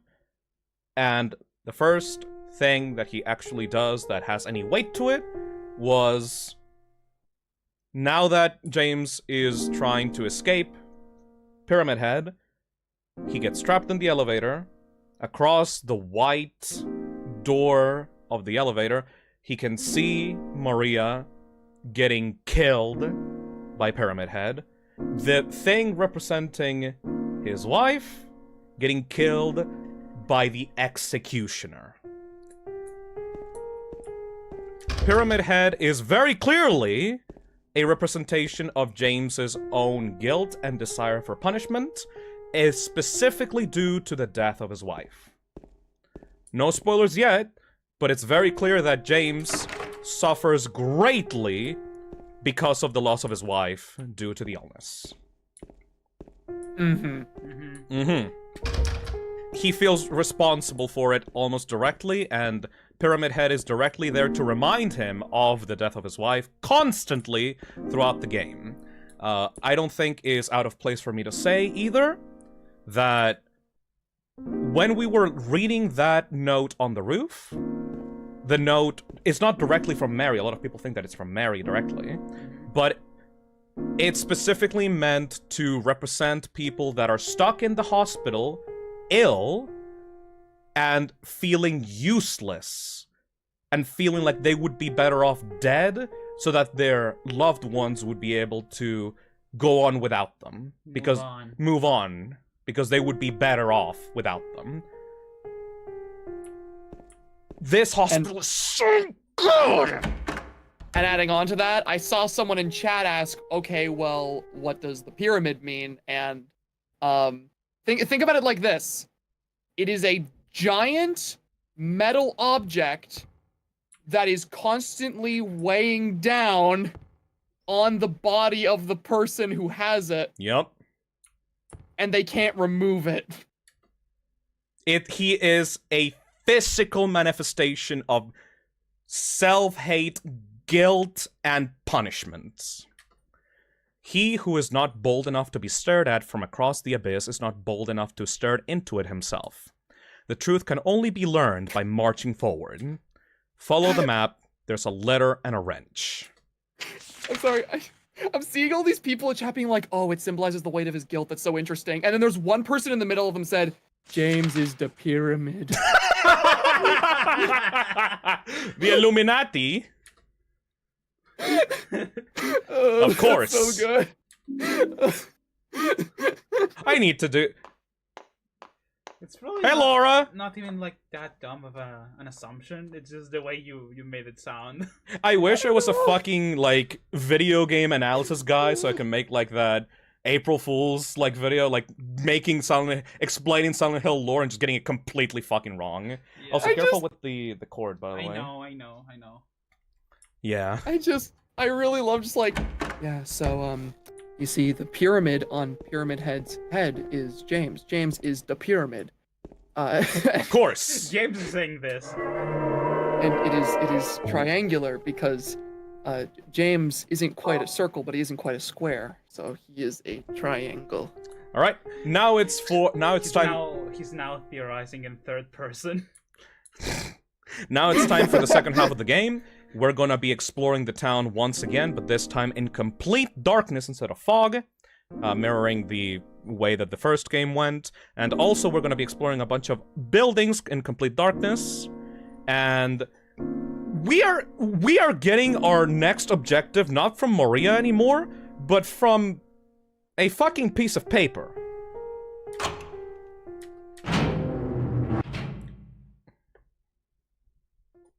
Maria's dead. I couldn't protect her. And Laura has run off somewhere. Once again, I couldn't do anything to help. Mary, what should I do? Are you really waiting somewhere for me? Or is this your way of taking? I'm going to find Mary. It's the only thing I have left to hope for. Dude. I think this, like, this city becomes so much scarier once it becomes dark. Yep, and the nurses are just walking around now. Whenever the fog gets replaced with just complete darkness, yeah, it completely changes the way it feels. There's no fog, that's... No, the moment that Silent Hill turns dark, all the fog fades away, and it's just pure darkness. Yep. Like, the town has been swallowed by the other world, basically. At least that was the way that it was explained in the first game. You know, this reminds me of something I'm very interested in seeing when the remake, you know, drops. Yeah. Is that, like, I feel like, and I hope this makes sense when I explain it, but, like, I feel like a lot of the atmosphere of Silent Hill 2 and older Silent Hill games in general is created from the limitations that the developers had to work with. Yep. When making these games. Like, the fog and the darkness that we see here are such an integral part of Silent Hill's identity and yet the only reason they exist was because of the limitations of like loading all these objects into the environment out of view. Not even for the PS2, but specifically for the PS1 as well. Exactly. So like, I'm seeing this and I'm like, this is such a core part of the game's identity. I'm really curious to see how that atmosphere will be carried over in a modern remake where those limitations no longer exist, but they're trying to recapture that same atmosphere. Time for the one room that has like a weird enemy hanging around in a chain link fence that you never see in the game aside from this point. Ooh. I don't think those things can even hurt you. I'm not sure. Oh, they can? Yeah. Okay. If you just stand still, they will hit you. They look like the enemies from Silent Hill 3, but the models are different. I was gonna ask if they're in other games. A monster that is very similarly shaped to them appears in Silent Hill 3, but other than that, no, not really, and that's the only time that they appear in this game. It's so weird. Not sure what's up with them. But yeah. Welcome back to Silent Hill, Dark Mode Edition, I guess. We need to go to Neely's bar. Right now. Also, since the fog is now gone, it would also be pertinent to theorize that the fog itself, at least in this game, represents James's own, like, foggy kind of recollections, like his, like, state of mind, where he's just completely out of it in the first few hours of the game, and now that he has more context and he's seen Maria die and he has this, like, one untrue mission of, like, I have to find Mary, like, the fog kind of goes away and it's replaced by darkness, you know? Confusion is replaced by despair. At least that's the way that I'm seeing it, you know? Happy Burger! Not so. I got a happy burger. I need to feel better. Hold on. Where is Neely's bar? This is not the entrance to Neely's bar. It should be somewhere around here. No, yeah, wait, it is. Maybe it is. But it's closed. It's closed. Don't be rude. There we go. Time for the iconic line. Not this one. There was a hole here. It's gone now. Gone now. And it's whole in all caps. I love this because this has nothing. No. There's nothing about this that you can pin to James. Like, you can stretch it if you really want to, but it's just weird. Like, I was does this gonna say, like, have any meaning? Like, I think that the whole point is that it's weird.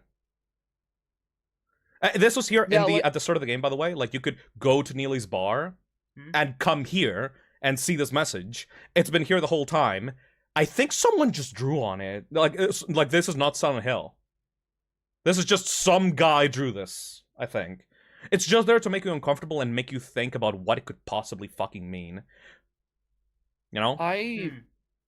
Genuinely, my favorite kind of horror is when, like, you have, like, the overarching story and you have, like, all the concrete details you need for everything to, like, make sense to an extent. But then you just throw in those little tiny details that never get explained. Yep. But don't really need to be because they don't serve the greater narrative like this. And this is something you can stumble across and be like, what the fuck? Yep. That's the whole point. Get it? Fuck you, chat. Also, if you can really stretch it, you could say that this is like a hint towards Silent Hill 4, because Silent Hill 4 is about you going through holes to get to different parts of the town, and they have Walter Sullivan, which is like the villain of, 4, but I don't think they. It's a bit of a stretch. It's a bit of a stretch, yeah. Also, this is another message that appears only in this part in the dark section of Silent Hill. If you really want to see Mary, you should just die.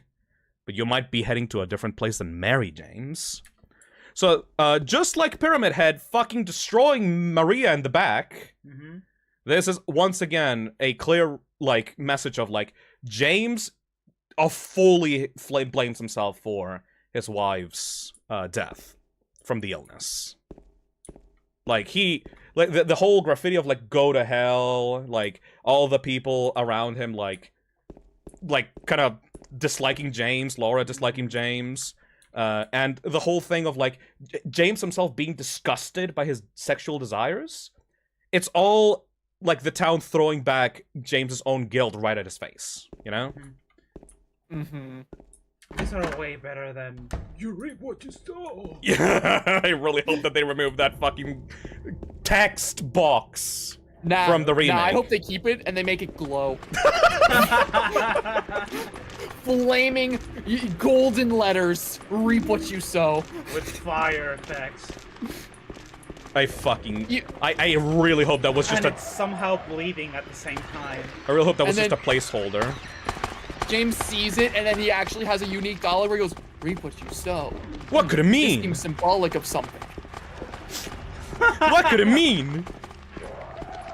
I love this combination between serious discussion about the game and just, like, fart shit-assing theories. Yeah. I know, like, this entire stream has been, like, this perfect mix of, like, here is why this game is a horror masterpiece, and, oh, the fridge symbolized wife. What an insult, am I right?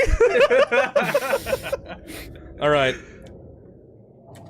Or perhaps you are a fool. The truth usually betrays people. A part of that abyss is in the old society. The key to the society is in the park, at the foot of the praying woman, inside of the ground, inside of a box. To open it, I need a wrench. A patient buried it there. I knew, but did nothing. It made me uneasy to have such a thing near. I wasn't looking for the truth. I was looking for tranquility. I also saw that thing. I fled, but the museum was sealed as well. Now, no one dares to approach that place. If you still do not wish to stop, James, I pray the Lord to have mercy on your eternal soul. Okay, I think it's time for me to talk about some shit that people never talk about this game. That's the director of the hospital and the person in charge of the Silent Hill Historical Society. That is a character that never shows up in the game, but he is guiding you throughout your last leg of your journey. That is a character. That's not just because a lot of people say, like, oh, the town of Silent Hill is guiding James. No, that's a guy that is just writing to you.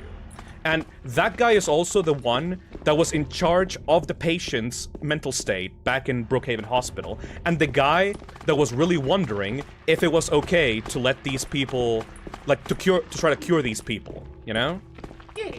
This is the guy that is in charge of the Historical Society, aka basically Pyramid Head's house. This guy has history in the game. You can see his fucking face in one of the portraits. And he's just a character that is alive and is watching James throughout this journey. And apparently he doesn't want anything to do with it, he only wants peace.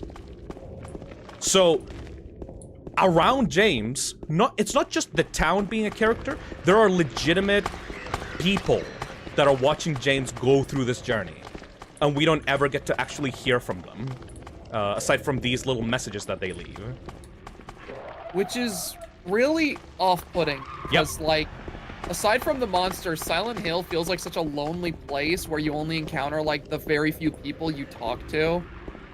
You don't really consider the possibility that there are, like, other people around here. You don't consider how James looks while doing all of this. Because, like, Laura is just walking around a normal town. But, like, imagine seeing James from, like, another person's perspective in the town, normally walking around and seeing this weird guy, like, hazing around the town, just kind of, like, not really acknowledging anyone, going through his own, like, mental journey, you know? Because the town is not abandoned. The town... Oh! The door that wakes in darkness, opening into nightmares. This was available at the start of the game too, but the door only opens when it's dark. So, yeah. The door. running around, shooting guns, and stomping the ground. Yeah. This is also something that happens in Silent Hill 3, where, like, a character is talking about... Also, gun to your head. We'll see that later. Where, like, there's a character in Silent Hill 3 that basically talks about the monsters to the protagonist, and he goes, like, they look like monsters to you? You know? It's like this weird question of, like, what the hell are you actually seeing here? It just fucks with your head, you know? So Yeah, it's 'cause, all like- in the head. It's not all in the head, but the perspective of a person going to Silent Hill is altered in the head. So it's all in the head. It's visions. Yeah. Visions. Get the fuck away from me. So what could this be to like a normal person? Like that nurse? Is it like a random nurse that's outside? I think it's just literally nothing. Yeah. Maybe a squirrel. James is just seeing us. Random dude killing squirrels. Just like shooting up squirrels in the park, yes. Beating it with a pipe. That's so And then mean. Kicking it. No. Oh my god. Let James, me. the squirrel whacker is back. Here we go. Dig up.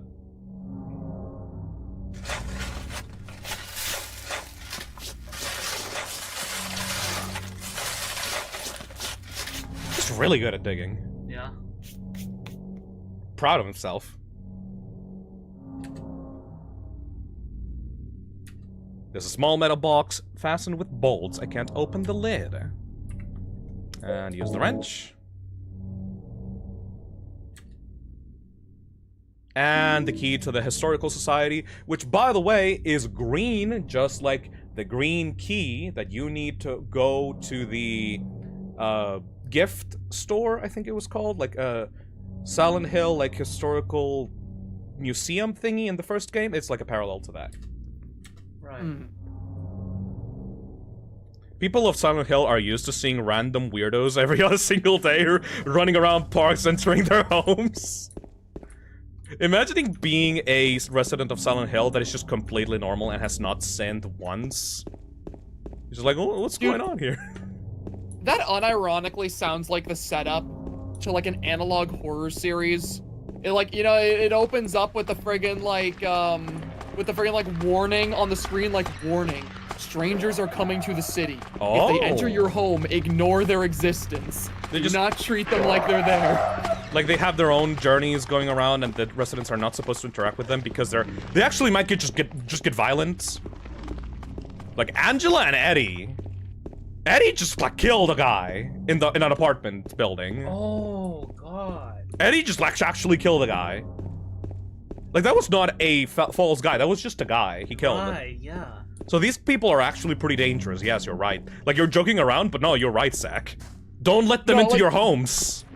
No, the funny thing was I initially set that up as a joke, and as I explained the joke, I realized that actually sounds really disturbing. Just kind of standing around in the middle of the street, walking around, like, completely out of it mentally. I like that.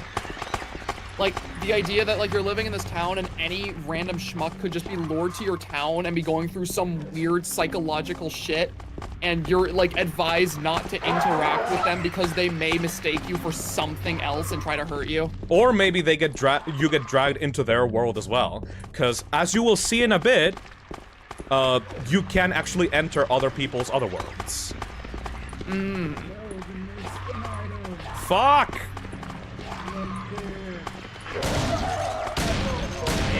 I think you noticed, but you didn't want me to point it out. I didn't want to deal with the nursey. Women scare me. So dangerous. All right, fuck all y'all. The Historical Society. Get in. There you go. This is where the game starts opening up about the lore of the town itself, which I really like. We love world building. It will be really funny if, right when Maria dies, you look into the red piece, like the red thing. Mhm. He looks really sad, Aw. like the sad Mario render. Sad face. I just With like a to little think it's the tear same- running Yeah. around and then down I was down gonna the say cheek. it's the exact same render, but they just added a tear. Aww. Anyways, enough jokes. Scariest painting in the fucking game. Oh my god. Misty Day, Remains of Judgment. It's him! With the spear. Imagine, like, playing this game back in 2005 or some shit, and you're being a little kid, and it's like, holy shit, Pyramid Head is so fucking scary, that dude is so like, you're shitting your pants every time you see him, and then you go into, like, the last third of the game, and you go into this building, and it's like, this is his house. Like, this is basically where Pyramid Head lives. The director of the Historical Society also tells you, like, this is where he came from. You know? This is the only physical piece of information about the Executioner that actually exists in Silent Hill. This is something that probably James also saw with Mary back when they were exploring the town as tourists, because this is supposed to be a tourist attraction, right? And the real life lore of Pyramid Head is that he is supposed to be a fucked up version of the way that old-timey executioners dressed up in Silent Hill back in Civil War days. Remember back at the beginning of the stream where I was talking about the Blood Swamp and about how executioners went there to clean up their tools after executing people? Yeah. He has been here the whole time. Pyramid Head is a monstrous metallic version of how old-timey executioners in Silent Hill used to dress up like. And that is perfect, because that means that Konami could technically add back a reference to Pyramid Head in other games, but they never fucking do it right. Yeah. It's so fucking cool. Another interesting thing. Did you know that when Pyramid Head was added to Dead by Daylight, they actually recreated that painting for it? Oh, really? I haven't seen it. Yeah, here, I sent it in DMs if you want to see what it looks like. I'm gonna look at it on my phone because this setup is very fragile right now, and I don't want to reset the game again. So let Absolutely me just see understandable. it. Oh, look at that! Ooh, That's rad, but it doesn't have the cages with the. Oh no, it has some of the cages with people in it. And it uses the Great Knife, but I guess that's because, you know, it's supposed to be for Dead by Daylight. It's supposed to represent the Dead by Daylight version of the character. So cool though. Yeah, it's Also- awesome. I love the perspective. This is very important. Waterfront landscape. Alan Smith, date of birth and death unknown. A scene from this area from long ago. From the style, it looks like it was done sometime around the 1820s. There were a lot fewer people then, and only a handful of buildings. This entire thing is about the history of the town, even before the cult showed up. Right. Which is extremely important. A photo is hanging here. Weltze coal mine. I think that coal mine is referenced back in Downpour in the future. I'm not quite sure if it's a different coal mine or not.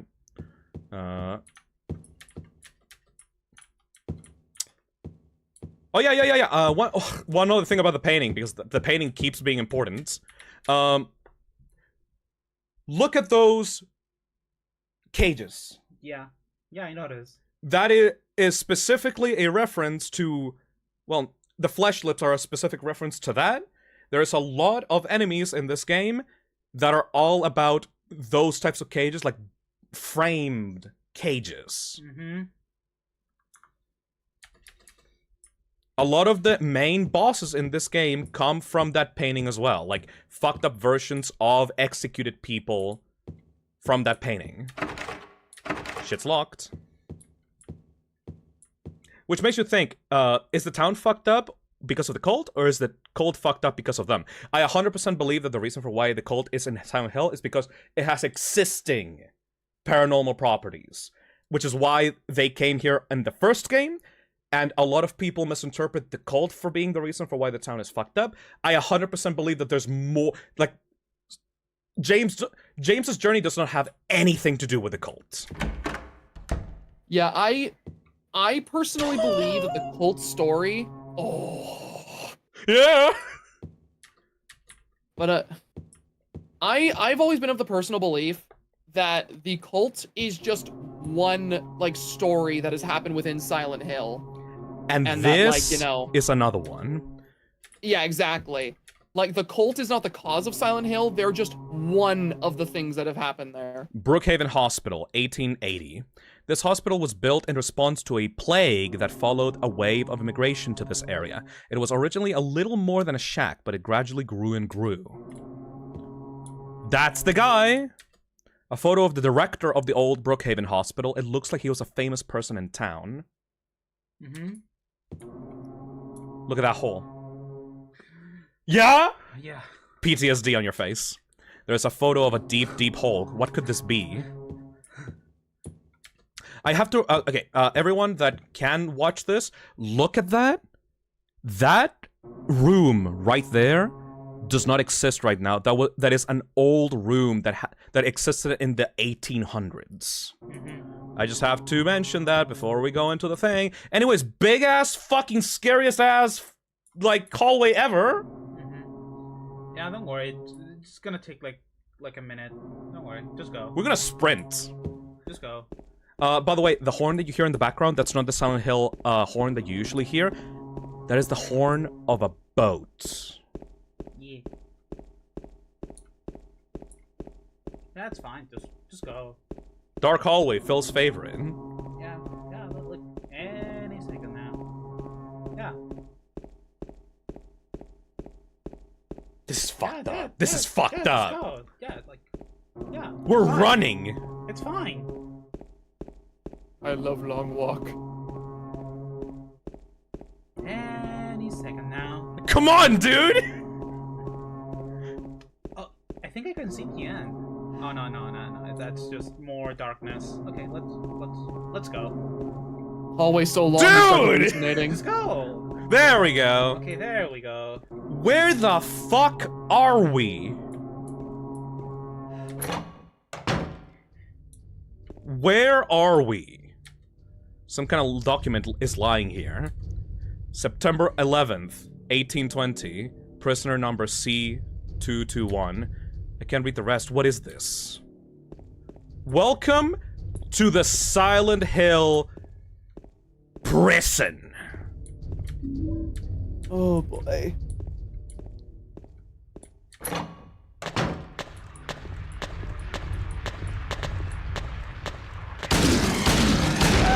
You know what I said about James feeling guilty? This place is the pinnacle of punishment and guilt. This place is fucked.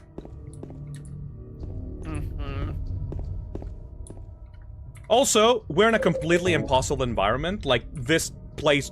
I don't have a map of this area. Yeah.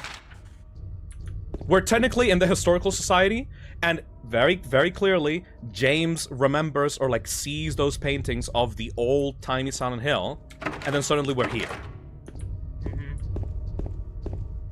This place is not fucking real. Yeah, like, at this point, like the previous locations we've been to, they absolutely did exist. Like, those are real places. This is the first time where, like, reality itself is starting to change. Also, this is part of the Historical Society building. This is still, like, the museum. You can still see the stuff in here. A painting is hanging here. Crimson and White Banquet for the Gods. This is the cult. This is straight up just the Order. What the fuck is that? You see those bodies being hung up by fucking spikes on the ground? Photo hanging here. Death by skewering. An execution at the prison. Death by skewering or strangling. To choose his death is the prisoner's last taste of freedom. A photo is hanging here. Toluca Prison Camp. Built in the Civil War, later became Toluca Prison.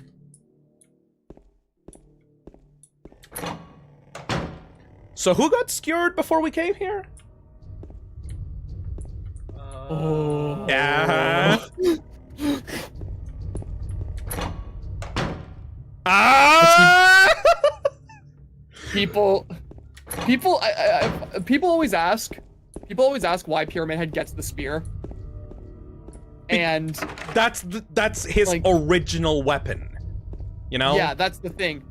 The knife meant something, but as we go further on, the spear was the original thing these executioners had because they would skewer people. I fucking hate the knife. I'm sorry. Like, the knife is such a cool visual, but it completely overtook Pyramid Head's meaning. That fucking knife is a burden, and the burden is removed after Maria dies, after she is skewered. The knife really didn't really mean anything. It is the spear that is the actual Pyramid Head weapon. You know? Yeah. Mm-hmm. Alright. This is gonna happen often. The hole's dark and I can't see a thing. Will you jump down? Down we go!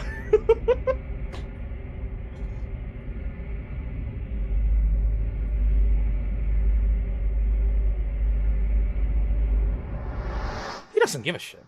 Yeah, he doesn't care. Oh god, oh fuck, oh shit. This fucking scene. Welcome to the underground, James. How was the fall? How was the fall? It's just a wall. Just a wall. It will be impossible to climb this. Just a wall. Just a wall. Like, imagine just thinking, did I get fucking soft-locked? Yeah.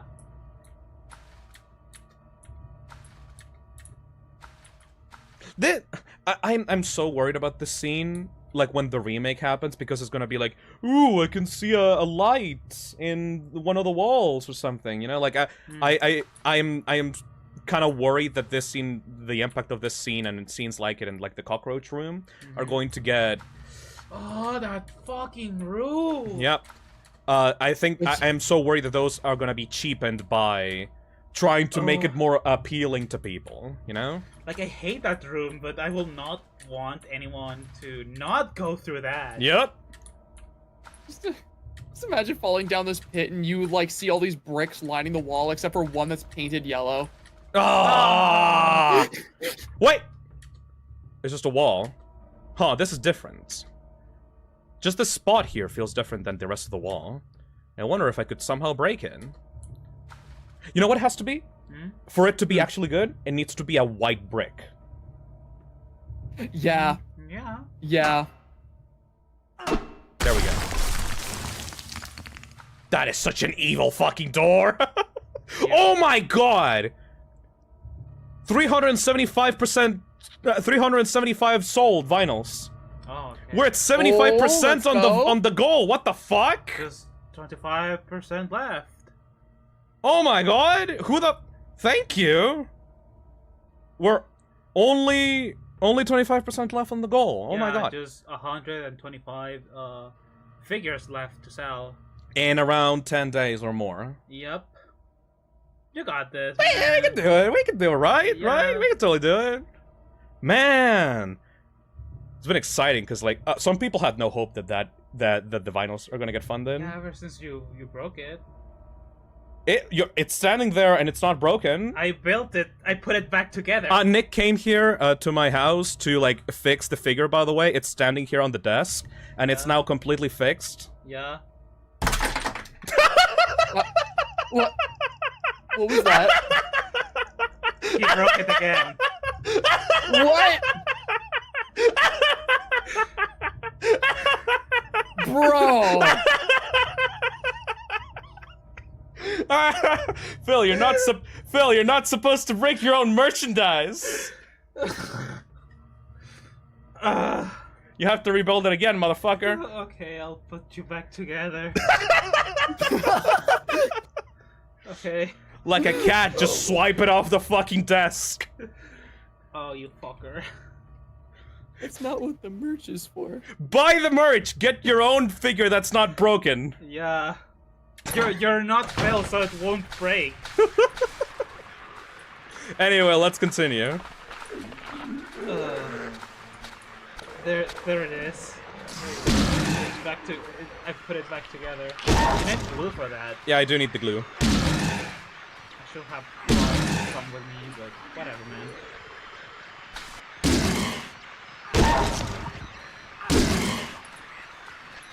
Fuck this bitch. Ew, the way that it scatters around. Fuck you. I also just hate the look of the water. Yeah. Grimy ass water. Looks like there's something in it. Oh, we're not supposed to be here. Not yet, anyway.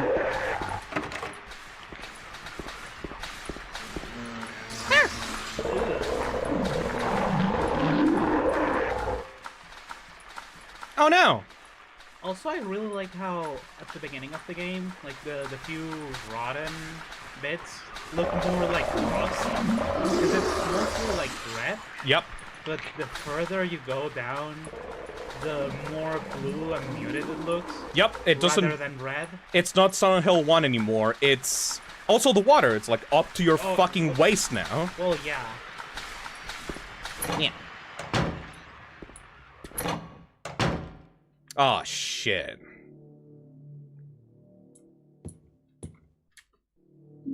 I got the spiral writing key. Huh?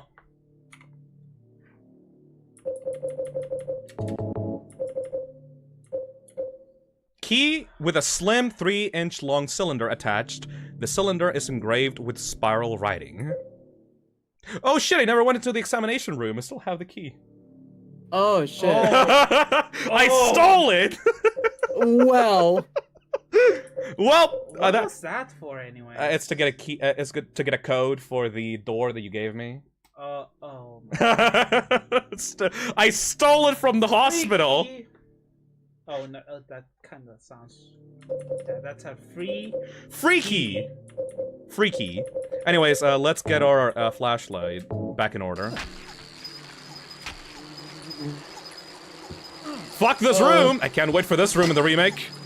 It's locked. Oh no! No, I hate this room. Shit's locked. And the way that you get out is by trying to get a password right, a three number password. And every time you have to go back. Fuck you, man.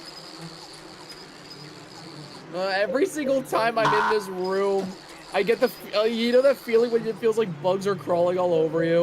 Yup, I hate it. Try that. I didn't. You did. Oh my god! Get out of there. They actually give you damage a little bit.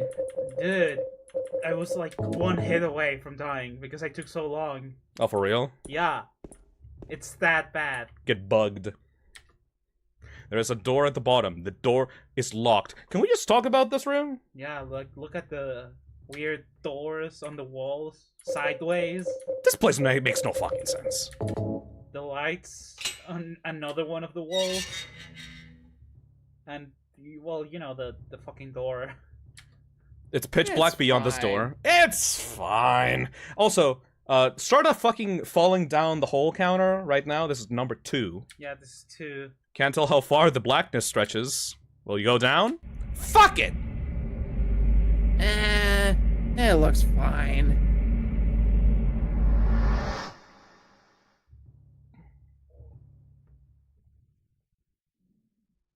Welcome to Undertale.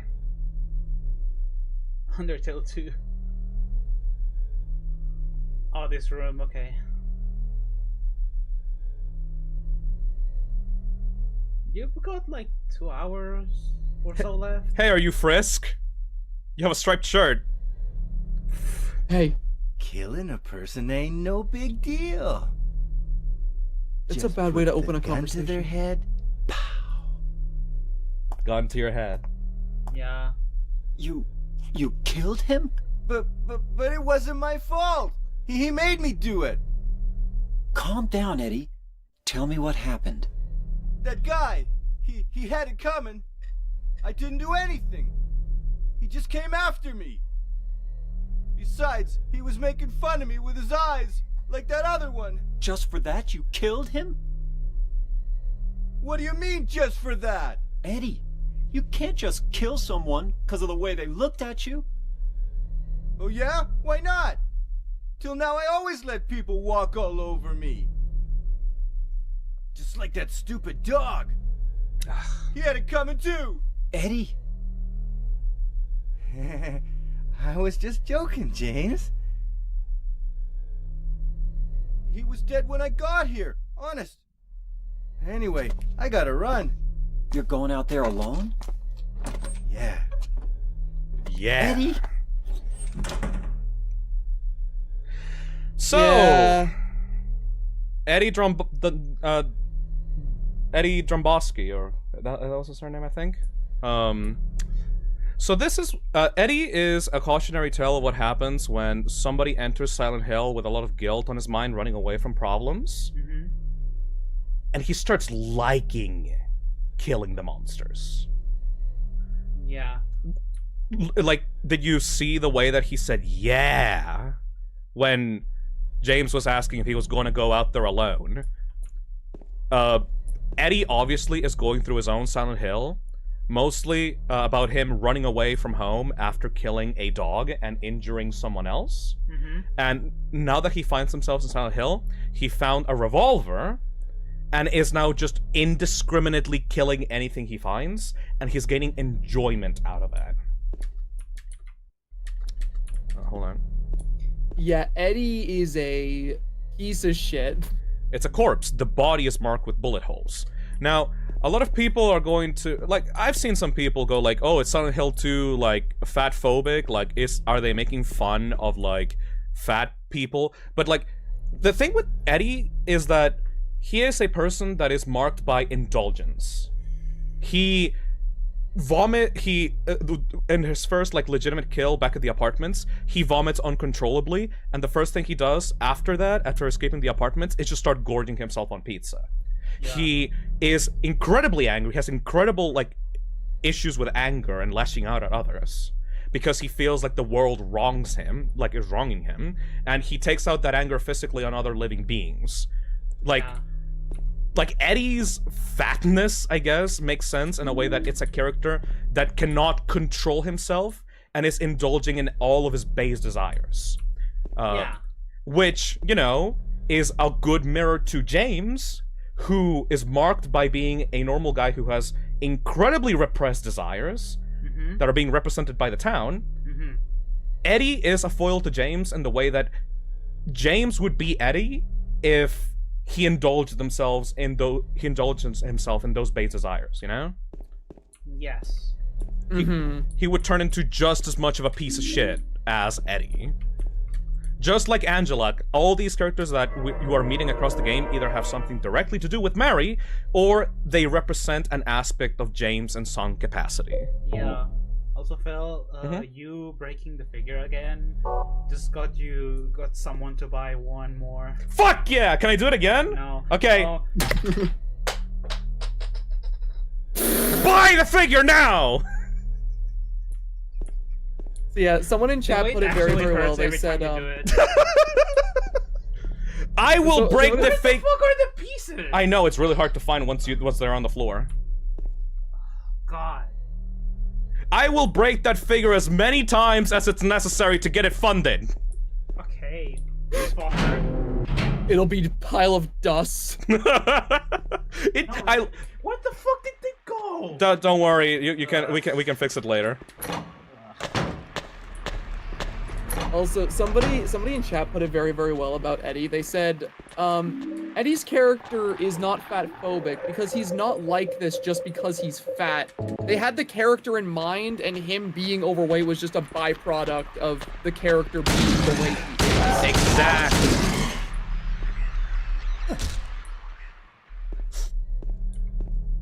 Nick is not your personal Bob the Builder. I like the way that it breaks as well, because it looks like when you die in a fucking Lego game. Like all the Lego pieces just fucking breaking off. There are documents on the desk. They've got nothing to do with me though. He doesn't give a shit. You have a very interesting way of advertising your merchandise. Yeah. Well, the thing is, buy the vinyl, or the only one that will exist is the one that's getting dusted. Buy my vinyl. Ooh, are they funny to watch break? Literally, though. Like, I don't know, I feel kind of bad about it because, like, you know, this is a prototype. Yeah? And it's been around for, like... A year. A year. Over a year. Over a year. Like, it's been a thing. I've seen it. And now he's breaking it. I'm basically... He's an asshole. I'm basically Sid from Toy Story. Yeah. But you don't really build new things from what Nah. you destroy, you just destroy. I'm an asshole. I'm an agent of chaos. Shut up, Pastor. You're advertising for the killer was weird. That wasn't me. That was Jeff. Jeff the killer himself was advertising that plush. That wasn't me. He said so himself. He said it. Well, anyways, now I know why you like plushies better, because those don't break when you... Oh, I have little axe hands. In Spanish we say it's like fucking manito de hachas. Manito de hacha, yes. Everything I touch dies. Hatchet hand. You're one of those. I'm one of those. Didn't you also break one of the pieces from one of the Toho figures I gifted you? Yep. The moment that I opened the box. Yeah, it's fine. I apologize. Those are old. Not really your fault.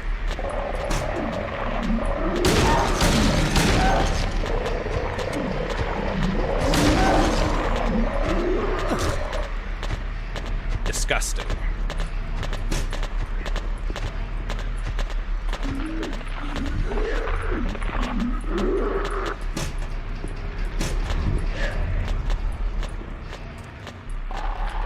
I got a wax doll. Dude. Speaking of that friggin' like Jeff the Killer thing, I just a second ago I was sending a payment to one of the I was sending a payment to one of the editors who helped with the Jeff the Killer retrospective. Yeah. And it forced me to ask them a question, like one of those security questions, and I just put I sent a message to them that just said answer yes, and the question was money question mark? Money? Phil, Yeah? the game might be too loud. A little bit loud? Yeah, I could barely hear Zach. Sorry about that. The game's trying to drown me out. It only happens when, like, there's active monsters around. It's trying to drown you. It's like either way too loud or way too quiet. That's the problem. Yeah. Tis the plight of a streamer. It do be oppressive as fuck, though. Pastor, just scream. I don't think I want to. Now it should be quieter. I do apologize. Oh, this whole section is really loud. Except for the few rooms that aren't. And the cutscenes are pretty quiet. Well, yeah, he's supposed to be quiet as well. Oh. Like Zach. Yeah, we should. These next few cutscenes are actually pretty important, so we should actually shut up. Yes. Yeah. That still doesn't. Did I fix the miss the problem. fucking rifle? Wait. What? Oh fuck! I missed the rifle. When did you get the rifle again? At the start of the prison. No, it's in this area. I need the rifle. I kinda really need the rifle. Yeah. You can still get the rifle, Phil. Oh, I fucking hope.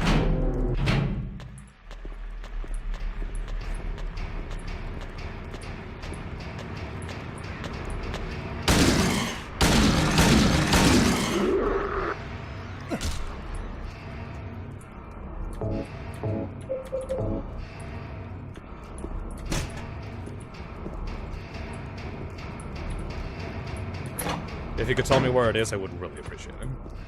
Okay. Oh, hey! Art! Art? What does that mean? That's the Lakeview Hotel, actually. Burning Man. Oh, that's so cool. Woman in flight. It's one of the first. It's in one of the first rooms on your path through the prison when you arrive. Oh, I might have missed it. Oh wait, no, this is for the remake. Hold on. 436 people at a recital. I love the person in chat. James not having the rifle represents James not having his wife.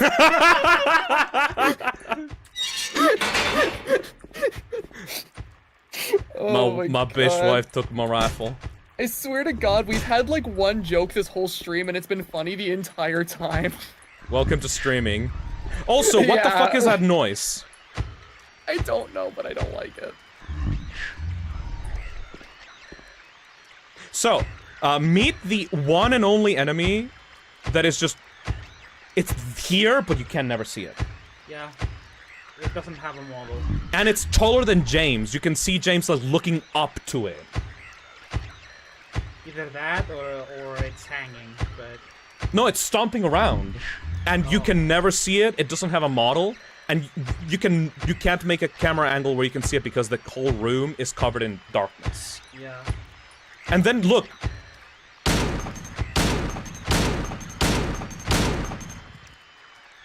You can kill it. Yeah. Okay, now, here's a fun question. Will the remake do this? And how would they?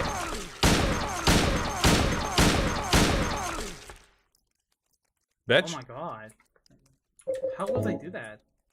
Yeah, but yeah, how would it? It has will to the be remake obscured by include darkness, that? right? Yeah. Yeah, it would have, because since it's like third person, it would just have to be like an especially dark cell. But like, if you have the flashlight. Also, Phil, the hunting rifle will be located inside the storage closet in the northwestern part of the Toluca prison. So around here. Probably. Alright, I can work with that. Because we need the rifle. Anyway. I got the Tablet of the Oppressor. Metal tablet with the Oppressor drawn on one side. Found it in the cell. So this is fucking terrifying. It closed behind you. The iron bar door is tightly closed. I can't force it open. It's closed! Well, this is my life now. Okay, now you can go through. But it's like, what the fuck? Why, game? Why? Fuck you. I don't think I've ever had that happen to me, but... No, it's mandatory. You have to go through it. I never noticed that. Man, I love when cockroaches fuck with you for no reason. Just to make you shit yourself a little bit. I mean, not like you were trapped in the exact same scenario before with fucking cockroaches, you know? Yeah. Let me check the map. Okay, so we are going to get the rifle right now, and then we're gonna go into the showers, and then we're gonna find the other tablet somewhere else.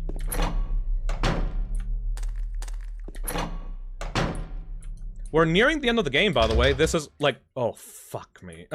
We need to go to. Oh god damn it! Where's the rifle? We need to go to the prison, then the labyrinth, then the hotel. I'm gonna kill somebody. Where the hell is this? Oh, Nor. Got a lighter, that's good.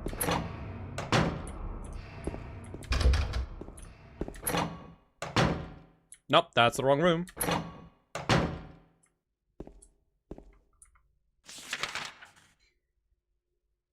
Me? There. Oh! Okay, I see it. Yeah. Bitch.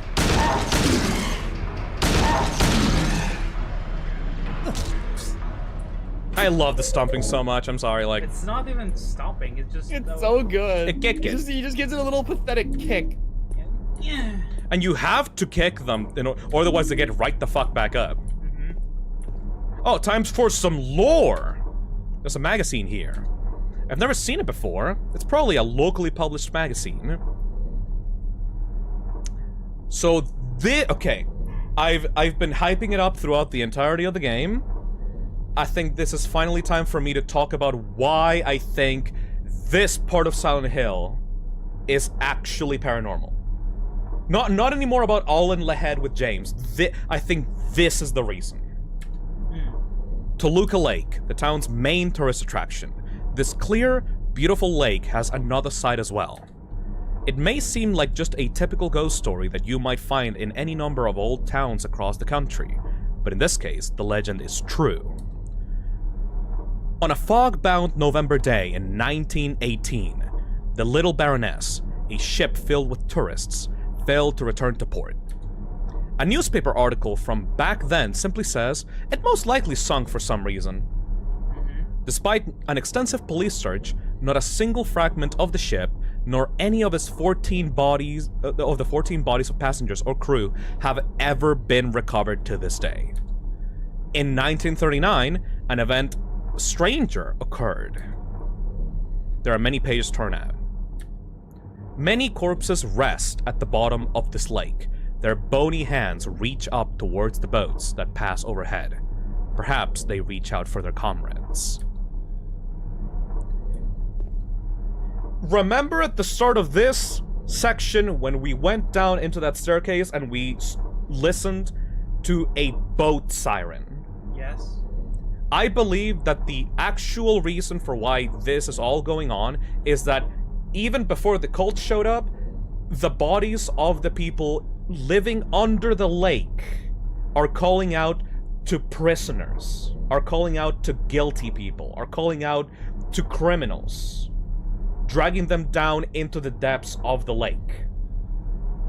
Yeah. Which ending did you get? In water.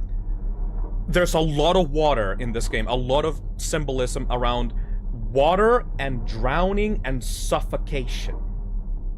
I wholly believe that the reason for why this is happening is nothing to do with the actual cult story of the original Silent Hill 1, but it has to do with the spirits of the prisoners, and the spirits within the lake stuck in the boat of the Little Baroness, serving as a, a paranormal way of calling to people to the town and getting them to come towards them toward the lake and grabbing them and joining with them inside of the lake.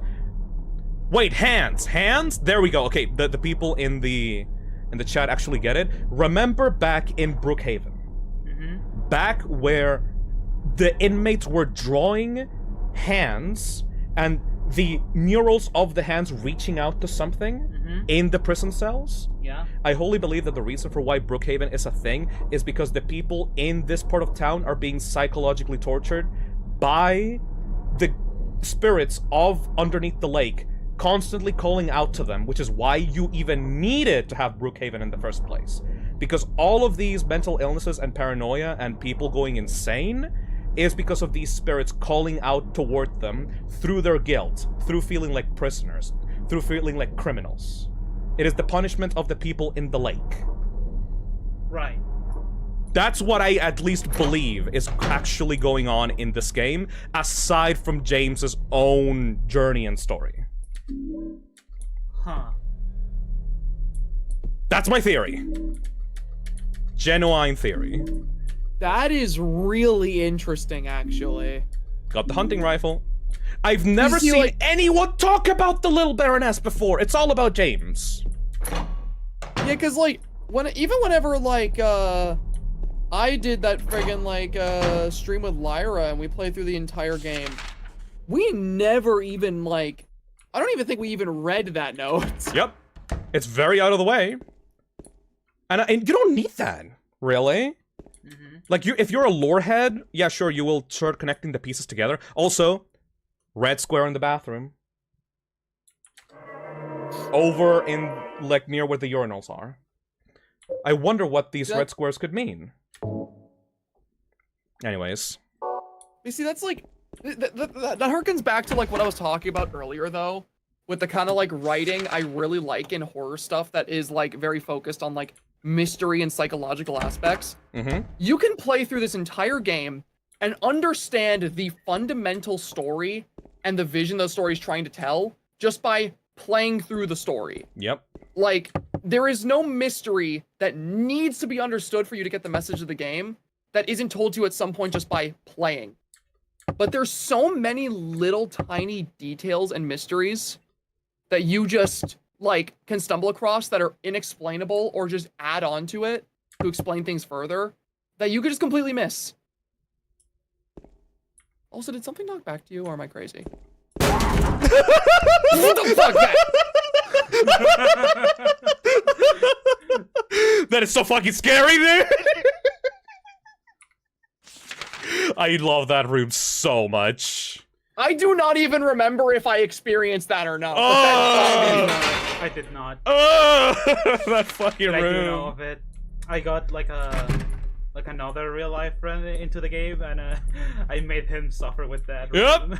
It was so fucking fun. It was so it always gets you. Yep.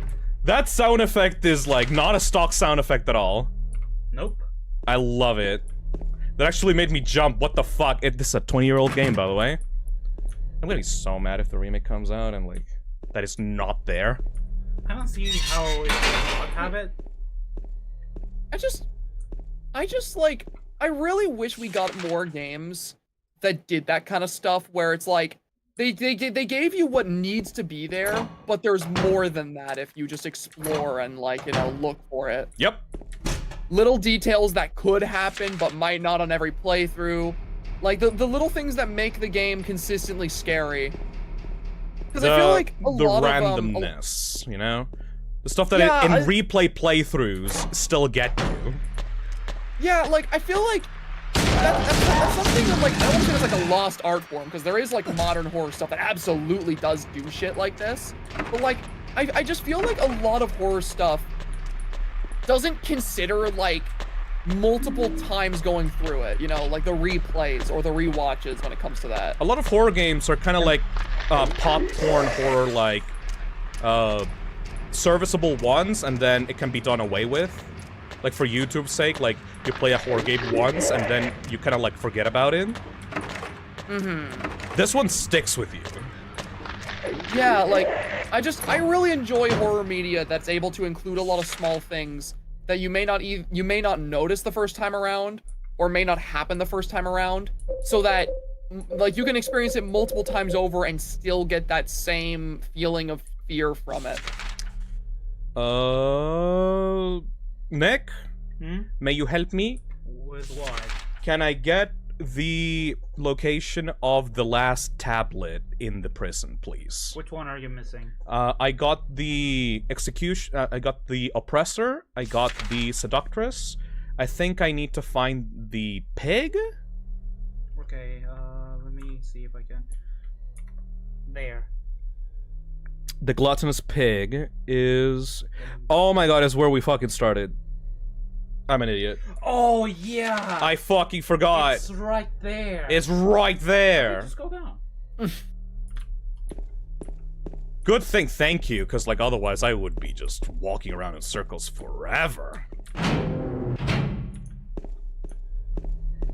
There you go. How could I miss this? Anyway, so symbolism pretty fucking clear. Gluttonous pig, you find that in the room where Eddie is. Yeah. The oppressor, you find that in a jail cell where James gets stuck in. I don't want to talk about this one. Not right now. That is uncomfortable. Calling it that is extremely uncomfortable for me. I don't like that. But in a good way. Yeah, I know, but explain it though. No, later. Okay.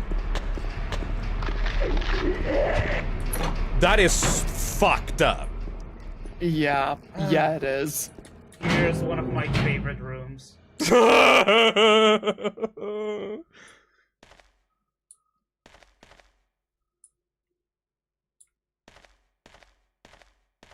It was so cruel of them to make that the angle that the camera was at when you walk in. Yep.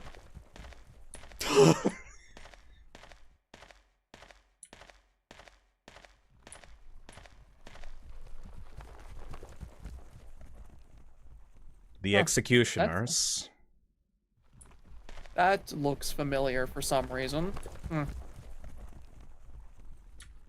I give you blood to atone for the 3 sins. It's written on top of the engraving. Beneath the engraving are 3 square depressions. The Oppressor.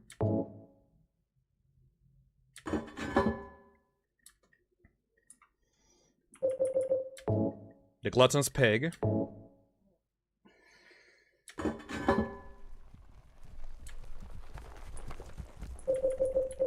The Seductress. Ugh.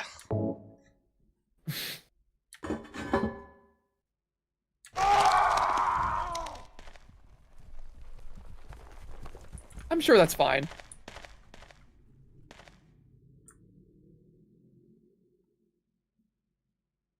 Yep. Can you fall on your ass, please? Alright. Oh, you want me to fall here? Yeah. In this spooky ass room? Yeah. Full of symbolism and shit? Yeah. Okay, let's fall into that. Let's fall in the spooky ass room. Can you even do it? Like. I can totally do it.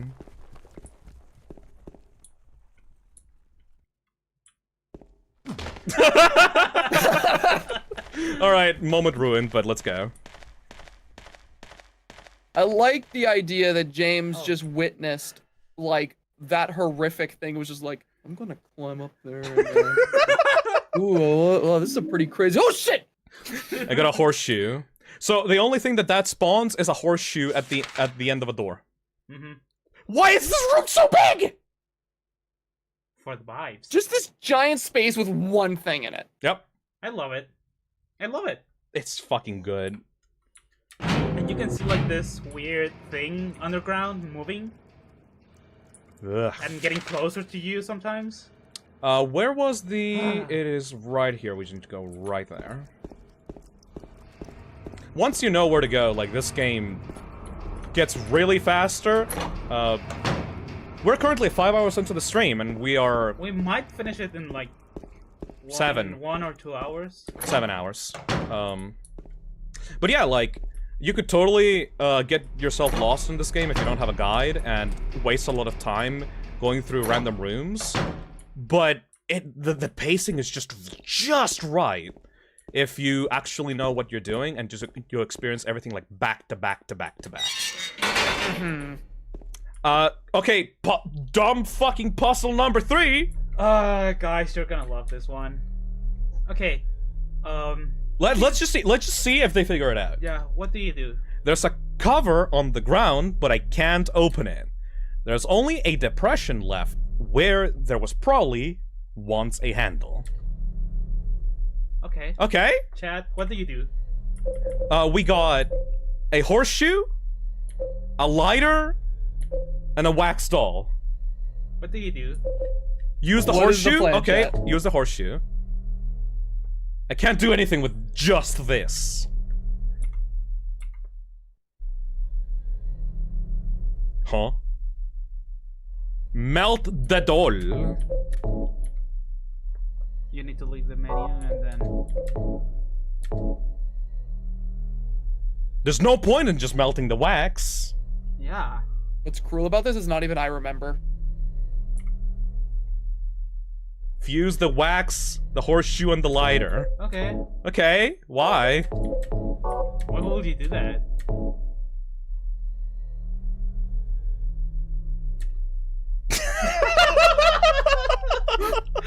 What is this fucking Halligan Mystery of the Druid shit? That's so dumb. Why? Are you? There's a heavy-ass metal door that's, like, stuck. into Nah, the ground. shit, son. Wax is as strong as Gorilla Glue. Yeah. Yeah. I love the idea that James saw this thing locked, and he's like, there's probably a key for it. Fuck that. What do I got on me? I like this because, like, Silent Hill gives you a horseshoe. Yeah, this is the correct way to solve it. The only way you could not have done anything else about it. Like, the town doesn't give you a handle. No, it gives you a fucking horseshoe.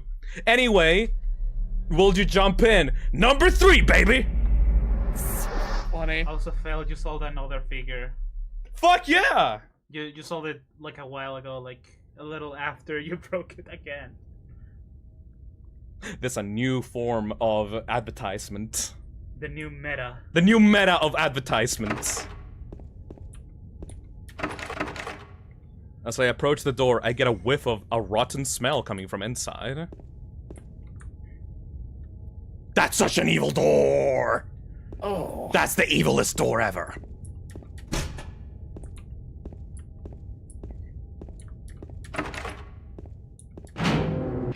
I would have to help you find the pieces later. Oh yeah, by the way, the toes.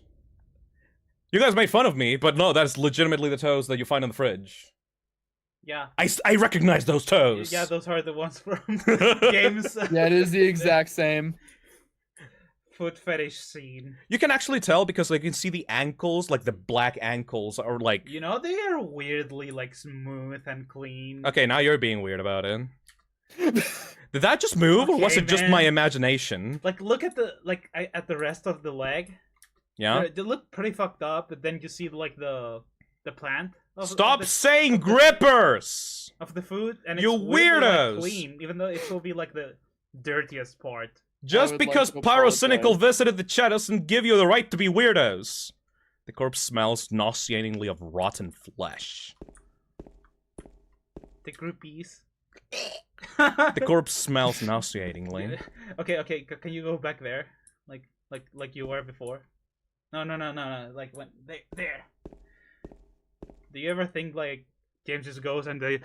Ew! No! Oh, Ew! Stop it! No! Stop it! I was thinking you were gonna say like, oh, what if like he just reached down and like tickled the bottom of it and it just started moving around? Like he's just holding the breath, you know? It's like, oh, yeah! He's just trying not to laugh, he's just tickling the bottom of the feet. Another one! You like this. Another one! There's a hole in the floor. I can't see the bottom. How far does this thing go? Will you go down? Number 4, baby! You're gonna get some weird fan art in the future, by the way. I'm just saying, you awoken the beast. Fuck this noise! If you keep making it weird, yeah. Fuck this noise. What's on the other side? Oh, just another fucking hole! That's the 4th one, okay. Another hole! Do I really have to drop through it? Yeah. Oh, poor James. You're getting sick of it, buddy. It's like James is going like, yeah, I get it. Like looking at Silent Hill. I get it. He belly flopped on it.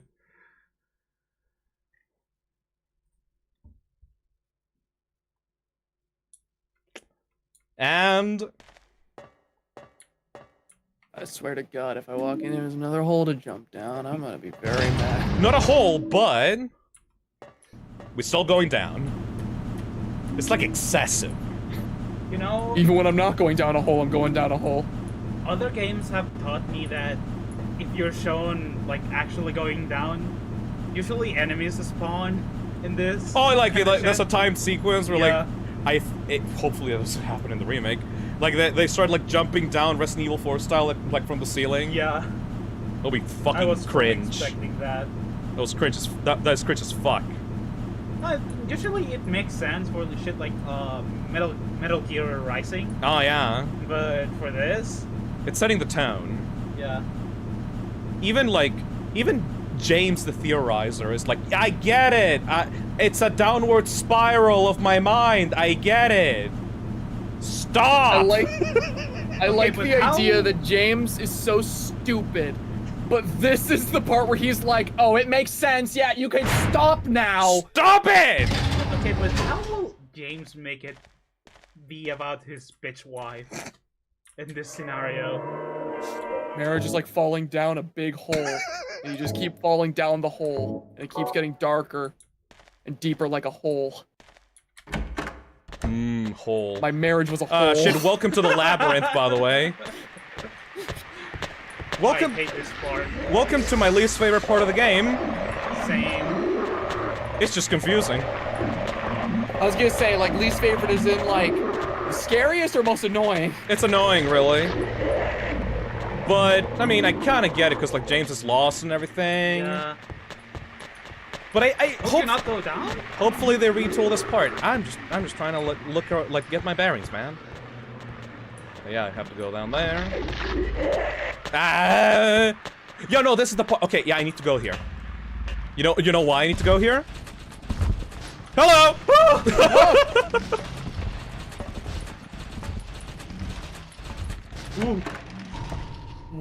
What is the I metaphor love with this the camera red angle. Yeah. This is cool as hell, the camera being inside the fan. Oh, yeah, okay. I was gonna tell you to do this, but... Welcome to Pyramid Head's literal bedroom.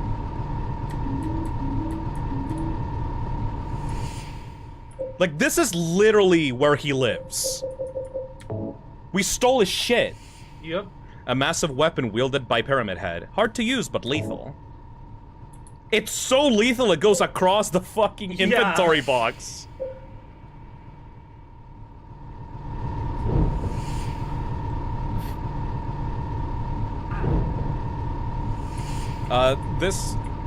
This knife as a weapon is usually an instant kill for... Yeah, can you use it for the next boss?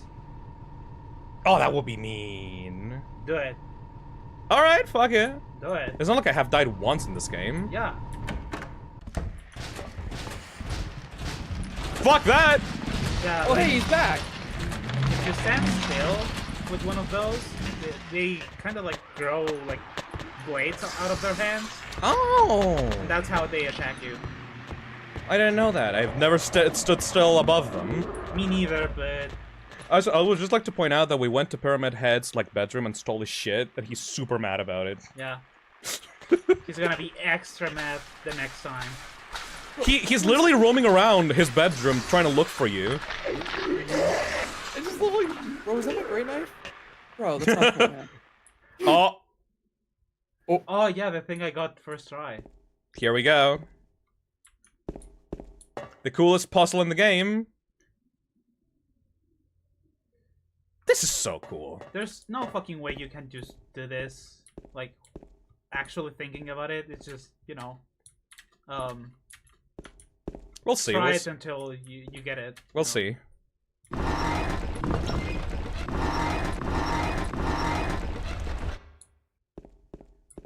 Motherfucker. It's so mean because the camera angle shows the other door, not the one you need to look at. Me. Oh my fucking god. Okay, we're gonna be here a while. Ugh.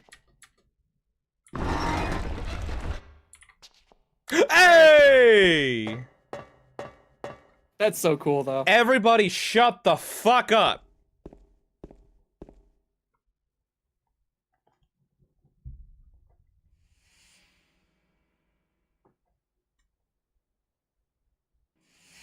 You're alive!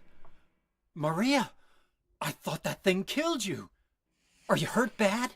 Not at all, silly. Maria? That thing, it stabbed you. There was blood everywhere. Stabbed me? What do you mean? It chased us to the elevator, and then... James, what are you talking about? Just before. Don't you remember? James, honey, did something happen to you? After we got separated in that long hallway?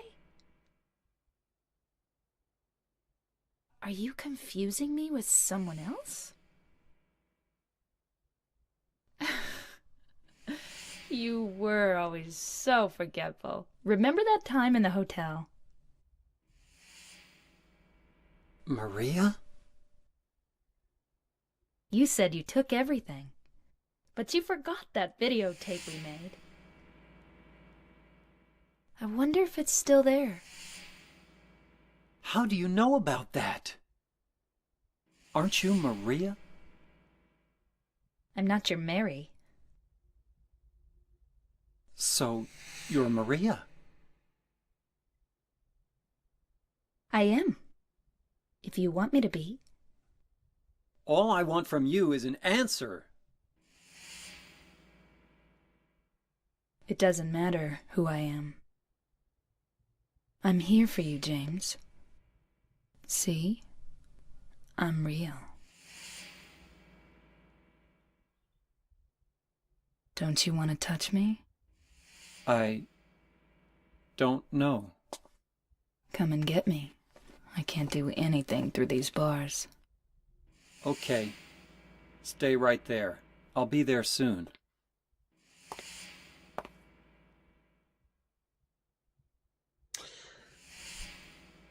So, Maria's not real. She's not a real person. Yeah.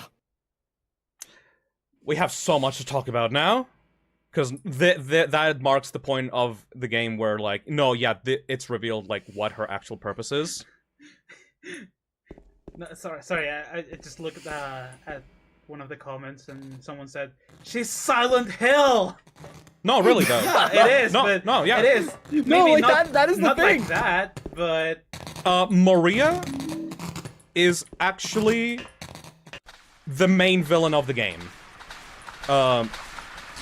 So over the course of the game, you find a lot of people in Silent Hill, and all of them are normal people that are just walking around dealing with their own troubles. Maria is specifically tied to James. Maria is an idealized version of James's dead wife, and she is creepy in that cutscene.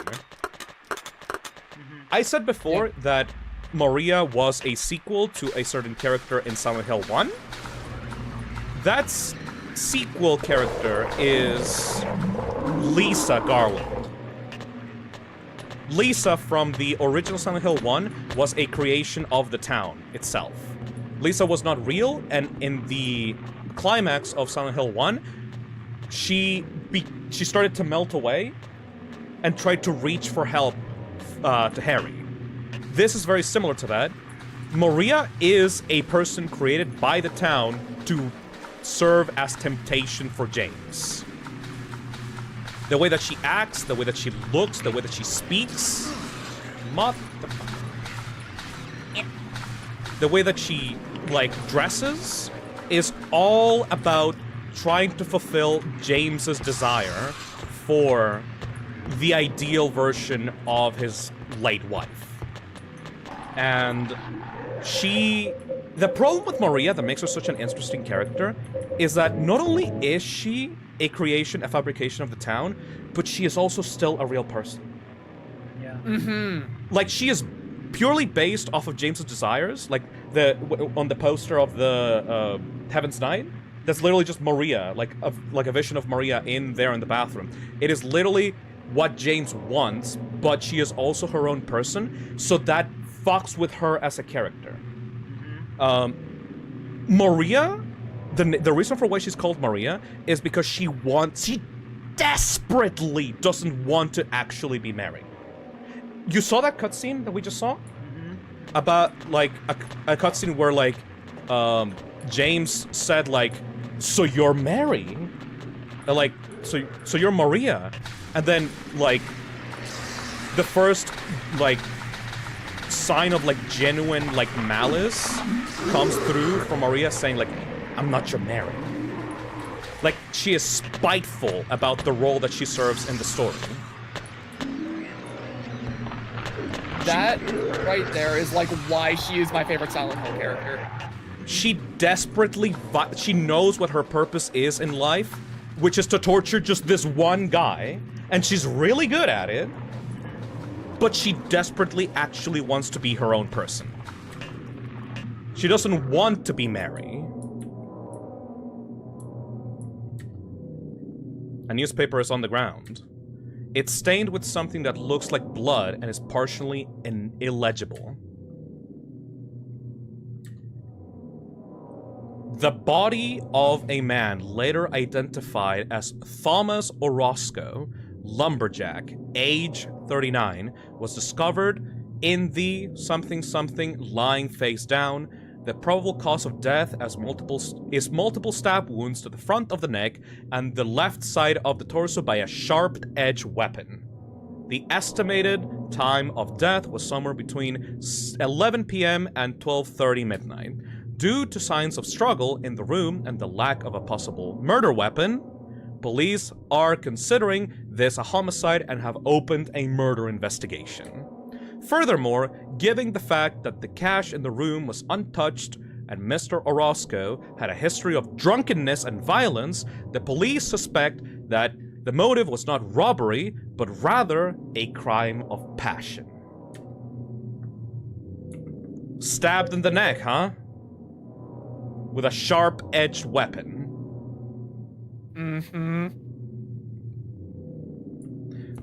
I know we were talking about Maria, but it's time to switch gears as hard as possible. Back to Angela.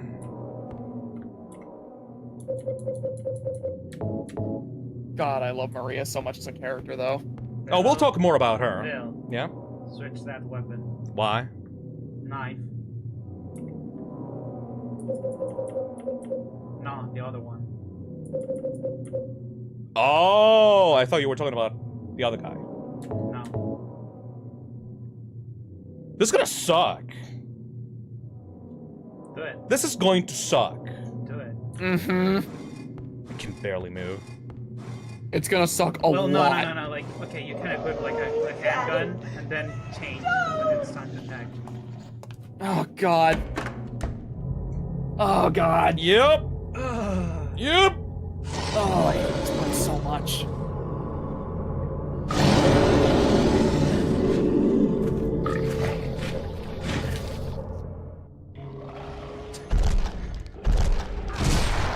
Bitch!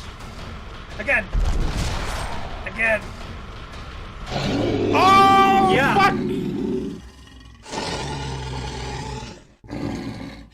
Disgusting. I hate that thing so much. Horrible. Are you okay?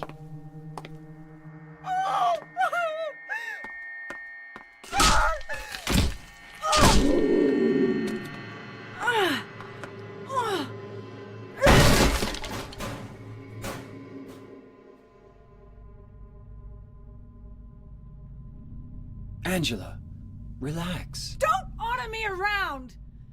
I'm not trying to order you. So what do you want then?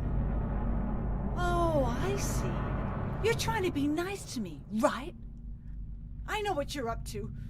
It's always the same. You're only after one thing. No, that's not true at all. You don't have to lie. Go ahead and say it. Or you could just force me. Beat me up like you always did. You only care about yourself anyway. You disgusting pig.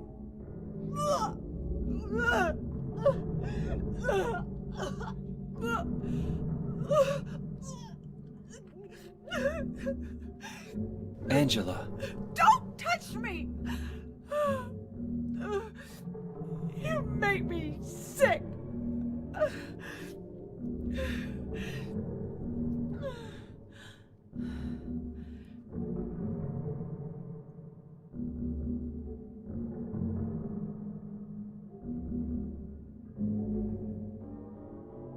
You said your wife Mary was dead, right? Yes. She was ill. Liar! I know about you. You didn't want her around anymore. You probably found someone else. Someone else? That's ridiculous. I never.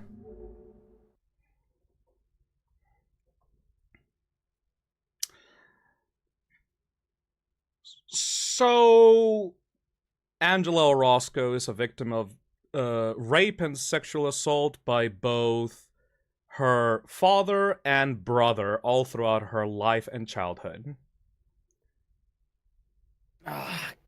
Yeah. During the prison section, you could find 3 tablets: the Gluttonous Pig representing Eddie, the Oppressor representing James, and the Seductress representing Angela. And if you pay attention to this room, you could see a very fleshy set of walls with pus and growths coming out of the corners of the room, probably representing STD, and metallic pistons bobbing back and forth, penetrating the flesh of these walls. She is being tormented by this creature called Abstract Daddy, which takes the form of 2 figures lying on a bed frame, one of them atop the other, while the other one is desperately fidgeting around.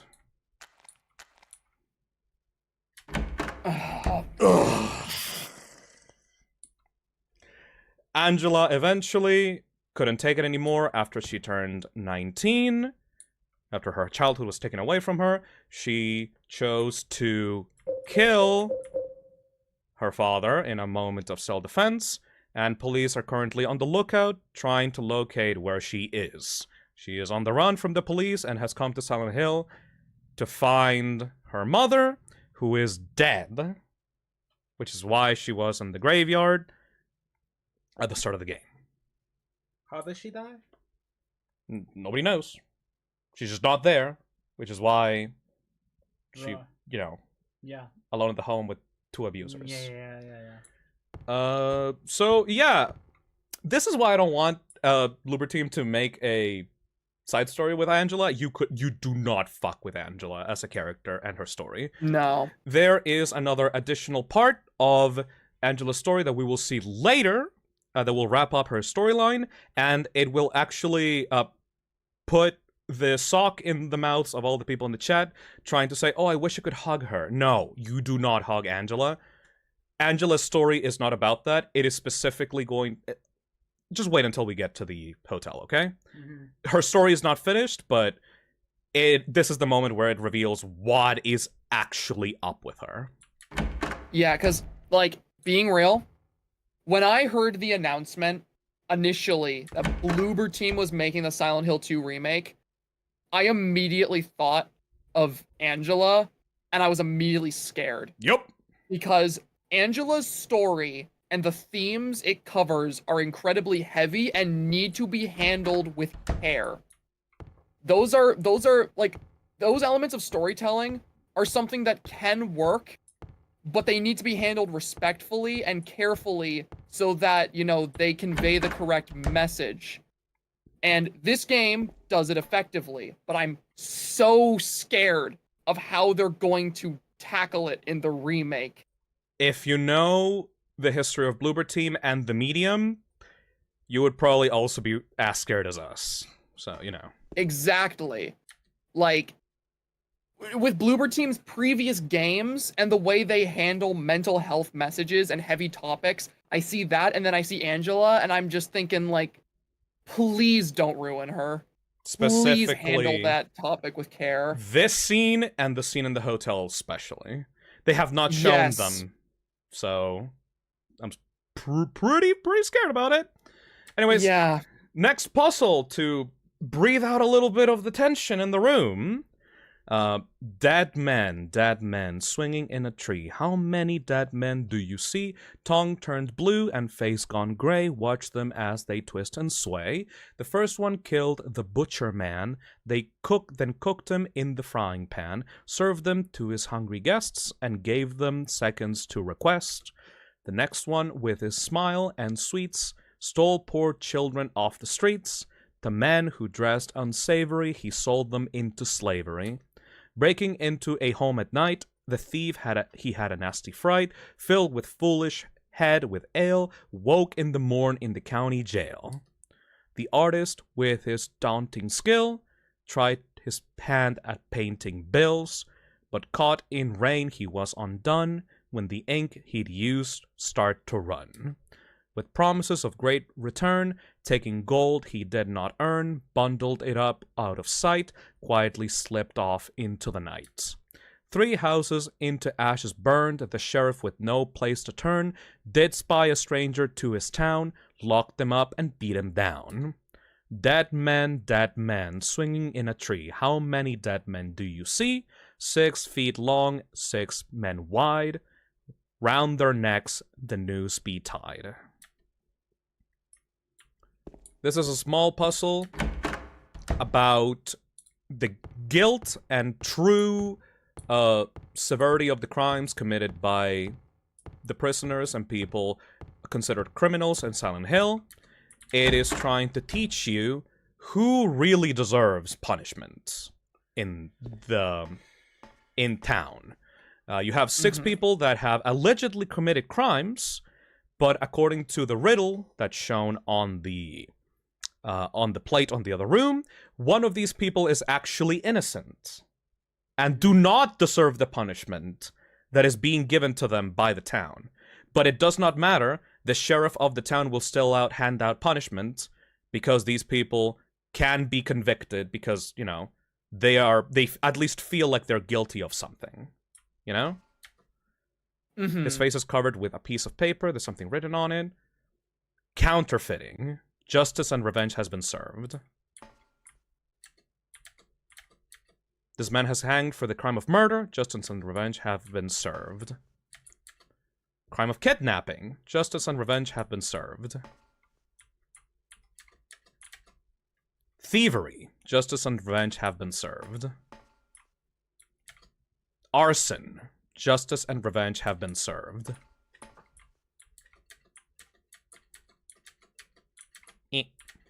Swindling. Justice and revenge have been served. One of these people is actually innocent. The one that's innocent is the arsonist, because in the riddle, there was no actual arsonist. The sheriff of the town simply saw a guy and convicted him of arson. So this guy is innocent, and we have to untie the noose from his neck. Free this man. Free this man! Very appropriate puzzle when after Angela's story is revealed, about the fact that all the trauma and punishment that she is receiving in Silent Hill is not actually just. Yeah, that's like another big reason why I think like she is the most tragic character in the entire game, is like these people who are in Silent Hill, like Eddie, for example, they're here to be punished for something. Angela is just a victim. Angela does not deserve punishment, and it shows you how Silent Hill is not this good town that gives you therapy or whatever. This town is about throwing back what you have inside of your head, and inside of her head, Angela feels guilty, therefore the town will punish her. This town is not sunshine and rainbows. This is about punishing what they themselves feel as, which is criminals. You're being punished for your own perceived crimes rather than like an objective sense of right or wrong. Yep. And in her mind, she did something wrong, even though she was nothing but a victim. Did I fuck up the puzzle? You need to go back to the... Oh yeah, right. Back to the key. Thank you. But yes, Angela does not deserve her punishment, does not deserve anything that happened in her life. However, everything that is happening comes from her own head. This place is evil. Silent Hill is evil. Just like, you know... I got the key of the persecuted. There we go. It's such a brilliant way of, like, explaining how Silent Hill is not here to help you. Yeah, you introduce this character and establish very clearly that, like, she was a victim who did what she had to escape, like, a terrifying situation. And then you immediately have this puzzle that, like, gives you the whole idea of someone being wrongly judged for a crime they didn't commit right after. Like, it's so good. It's so well done.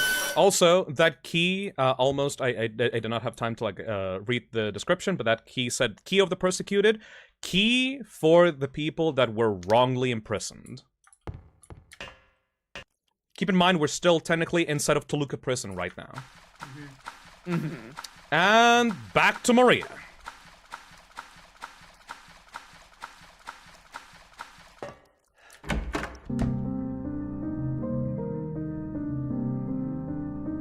Maria? Maria? Maria, no. What happened to you? Why?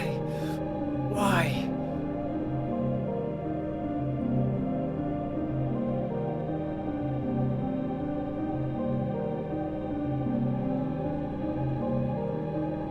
Dead again.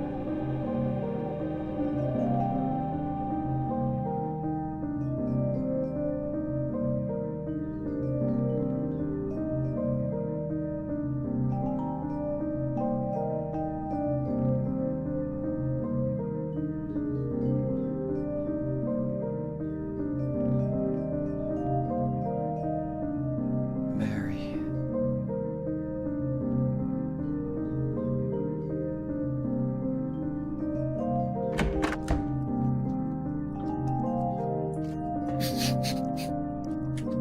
There's Sorry, nothing else in this for me in this room. The way we saw this like super tragic cutscene and someone in chat said, I think this symbolizes his dead wife. You think? Oh my god, chat has been on point this stream. Oh, this room. Well, not that room, but... Epitaph is described here. The felon drank one last bottle of ale before he was executed and laid here to his eternal rest.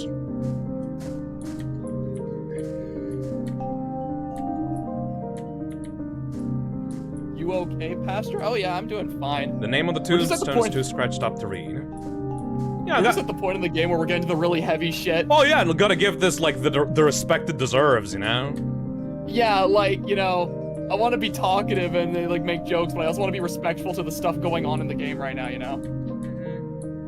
Gotta give it the weight. There's a name inscribed on the tombstone. Walter Sullivan. Hey, Walty. Oh, hey, what is this? 3 open graves. Eddie Dombrowski. Angela Orozco.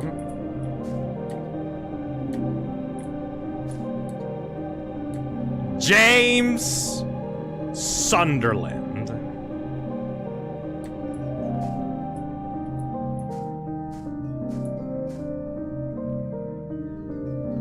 One last time.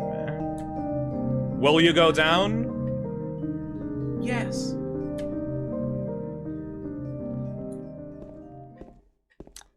Oh. Go. Just go. It's just a few Ooh, steps. boy. Also, I would like to point out, Maria keeps dying and coming back. Yeah. Will she come back? I don't want to spoil stuff, but Maria will come back, and here's the thing. She has the lifespan of a certain insect. Oh my. The thing with Maria is, she is supposed to be a copy of James's wife, down to the stuff like the illness. Maria there didn't get killed by a monster, she died of the illness, waiting for James.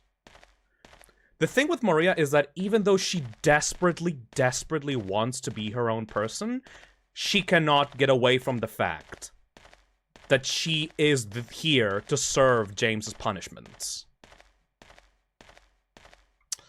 Oh boy. So in a weird way, she's being punished too.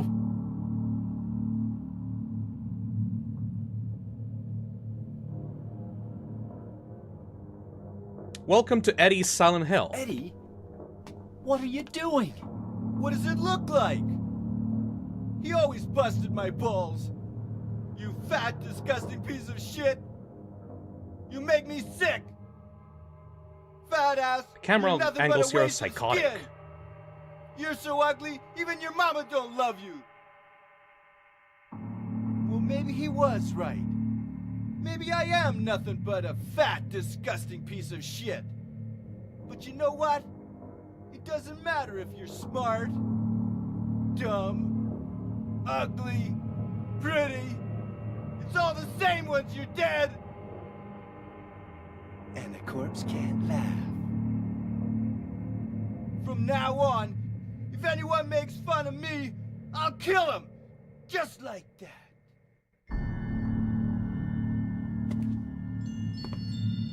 Eddie, have you gone nuts? I knew it. You too. You're just like him, James. Hey, I didn't mean anything. Don't bother. I understand. You've been laughing at me all along, haven't you? Ever since we first met. I'll kill you, James! Well. No, we're not gonna use that. It's actually very suboptimal. I was half expecting you to pull out the friggin' great knife. You can't do it. You can't fit this face in one strike with that. But... I forgot how resilient Eddie is. Ow. Crying like a little bitch.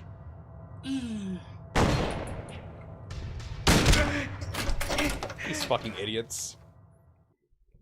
So yeah, this is... If you look around, this is completely different to the rooms that we've been in before in the game. Yeah. This is what Eddie sees when he goes to Silent Hill. This is Eddie's own otherworld. It's a meat freezer. Yeah. Industrial. Industrial meat freezer. Yeah. It's cold. Where you store meat. Specifically, pigs. Yep. Mm-hmm. Yeah. Yep. Those are all just, you know, like... Do you they're know not what it really does to big. you, James? When you're hated, picked on, spit on, just because of the way you look, after you've been laughed at your whole friggin' life. That's why I ran away after I killed the dog. Ran away like a scared little girl. Yeah, I killed that dog. It was fun. It tried to chew its own guts out. Finally died all curled up in a ball. We're gonna kill this motherfucker. Then he came after me. I shot him too, right in the leg. He cried more than the dog.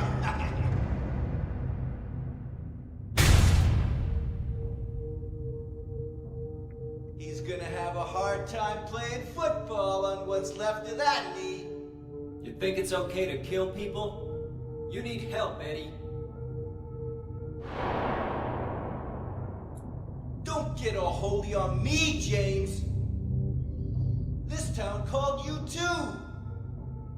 You and me are the same. We're not like other people. Don't you know that? Let's party! Kinda ruined it, Eddie. Also, yeah, I do agree with chat. This is a boss fight that could be greatly improved in the remake. Oh, absolutely. Dying. Holy shit. Eddie's mighty left hook. His signature technique. His EX move.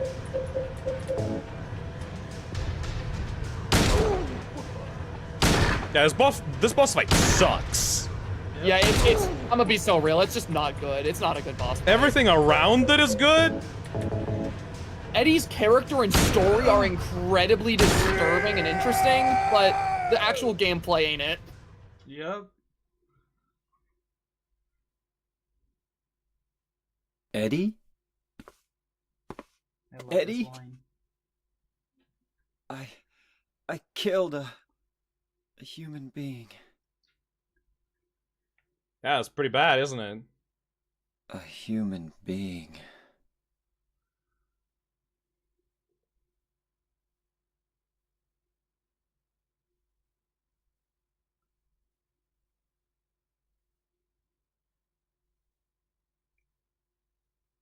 Mary. Did you really die 3 years ago? One little detail that I want to point out before we leave this room. There is a Silent Hill novelization, a Silent Hill 2 novelization, and in the novel, once you get to this point where you fight Eddie and kill him, there is a scene in the book where a bunch of undead dogs burst through into this room, and start tearing Eddie's corpse apart and eat his guts. Just because extra fuck him, you know? Yeah. Fuck Eddie Dombrowski. That's Anyway. a really cool way to die. It's a really cool way to die, especially compared to this, you know? But yeah, fuck Eddie. Not a cool way to die, a cool death. Yup. All my homies hate Eddie. Eddie and Angela are like the exact opposite sides of a coin. You have a character that legitimately doesn't deserve the shit that she's going through in Silent Hill. And then you have Eddie, which, sure, he may have felt bad initially about killing the dog and injuring the person. But even though he didn't kill a human being when he came to Silent Hill, once he actually got in, he started killing more and more and more and started enjoying it, and became the worst person in the game. Like, one of them. It's like the complete opposite sides of the coin of how Silent Hill can affect you as a person. You can either drown in your own self-hatred and guilt, or you can revel in it, you can revel in the kill, you can completely take yourself away from the situation and find enjoyment in your own sins and actions. And both scenarios are equally horrible and bad. Like, Angela is going through it, even though she doesn't deserve it, and Eddie is inflicting pain on others. And he absolutely would deserve punishment. But he's thriving in this environment. And we got James stuck in the middle between those two, going through his own issues. I really like how with both of those characters, like, both Eddie and Angela end up projecting, like, the worst parts of their own stories onto James in some way, shape, or form. Oh, like, yep. Because Angela, having gone through such horrible trauma, she doesn't trust James and views him as this manipulative man who's just trying to take advantage of her. And Eddie, being this murderer, you know, is like, oh, you're here too, you're a murderer too. So, like, all of their worst traits are just being projected onto James. Angela is claiming that James is interested in her for quote-unquote that, and Eddie believes that James is also making fun of him. They're both just against James because of their own internal insecurities and issues. James himself is just a completely normal guy, at least acts like a normal guy to these people, and his efforts to, like, help them out are thrown back at his face because they are going through their own Silent Hill right now, you know? Yeah. They cannot be helped. The only thing that they do is project their own issues onto James. Literally almost with the other world of Eddie that we fought him in. Phil, check the letter. Oh yeah, right. I forgot to check the letter. I said we were gonna check the letter every time we finished a section. I completely forgot about it. I mean, surely it's just a letter. It's not really gonna change, right? Yeah. Yeah, see, it's there. No problem. Oh. Oh. There's nothing written on the stationery. But there's Mary's handwriting on the envelope. Yeah. What? Okay, well, I got a letter, so that's why I'm here, right? That's why I'm here, right? Because my dead wife is calling me from the grave, absolutely. right? That's what he said. That's totally what. That's what he said. She's been dead for 3 years. Yeah. Right. Time for the Lakeview Hotel, the final area of the game. Also, shout out to this boat sequence and the way they actually pulled it off. Yep. You know how I said that, like, the fog symbolizes James' own brain fog? Well, he's completely out of it now. He's literally heading to him and Mary's special place. He has dealt with Eddie. Angela's story, from what we know, is over. He literally only has one thing in his head anymore, and it's going to see Mary. Nothing else to discuss. He needs to find out the truth.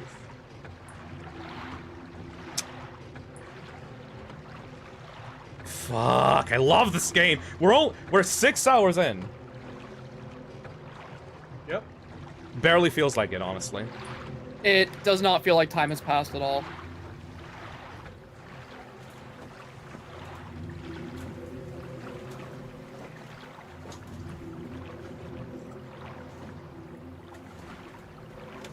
Eddie dying represents your wife dying.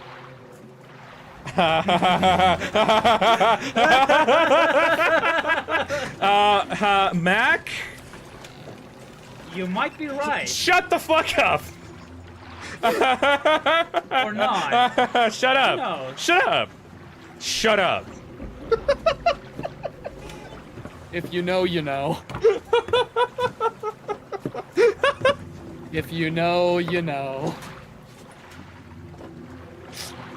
Buddy's trying to, like, be in on the joke and accidentally... Okay, you know what? Shut up. Lakeview Hotel time.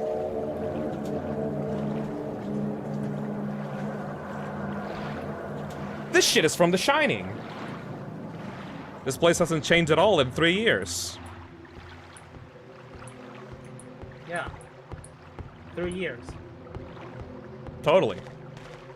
Also remember to get the Oh yeah! I always forget about this. Yep. It's infuriating. You're supposed to find 3 music boxes across the entire hotel, and one of them is outside. Yeah. Little Mermaid music box. I'm gonna make a note on a sticky note of where all of these are for when my sister continues this game. Boy. That's the second time that a fucking key item is stuck outside at the entrance of the location. Yep. Also, I love this hotel. This hotel is such a cool final setting for the game. You think that it's gonna be like the most nightmarish one? Oh, look!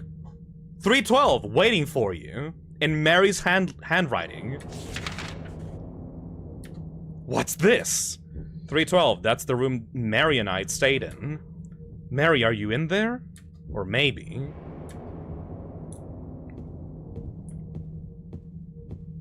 You think that the final area of the game is going to be this giant nightmarish, like, flesh-covered hotel? But no. It's just empty. I'd argue that this place looks prettier than any other location we've been in the entire game. Like, it's not like some freaky, like, grungy, abandoned building like everywhere else. It's just a well-kept, nice hotel. Yeah.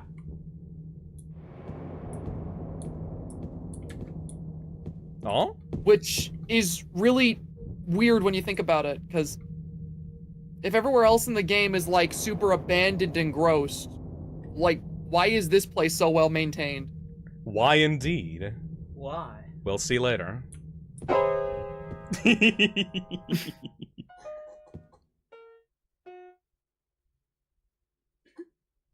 I scare you? Yeah, you did.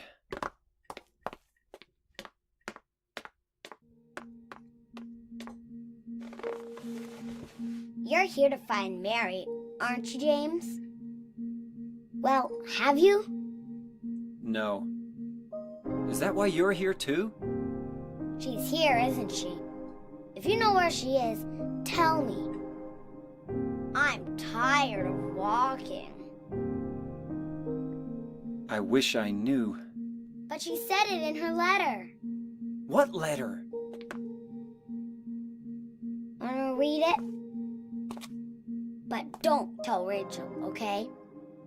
Who's Rachel? She was our nurse. I took it from her locker.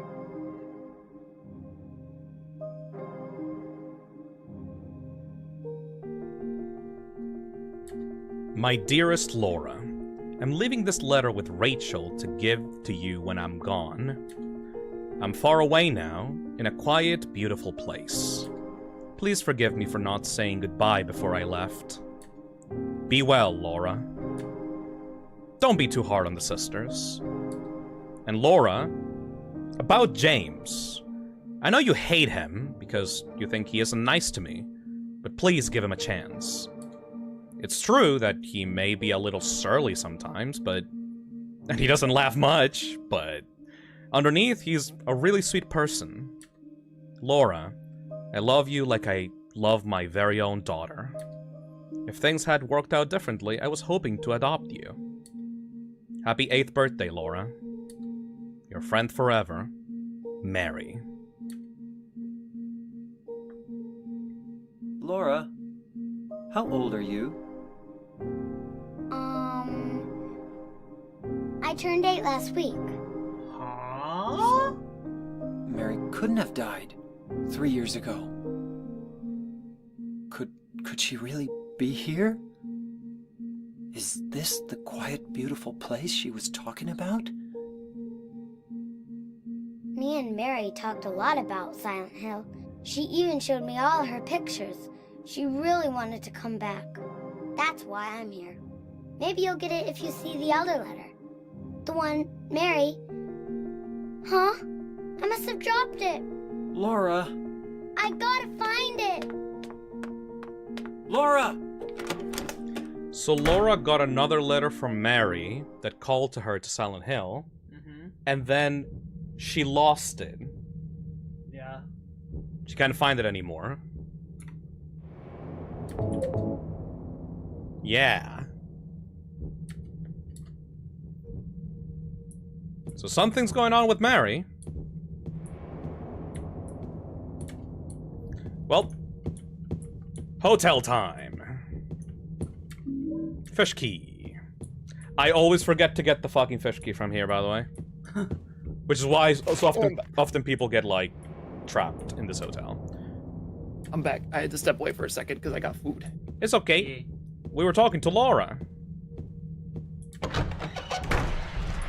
And they start coming. No, but these two in particular. Yup! There's two in particular. You're supposed to do something about it. In a second.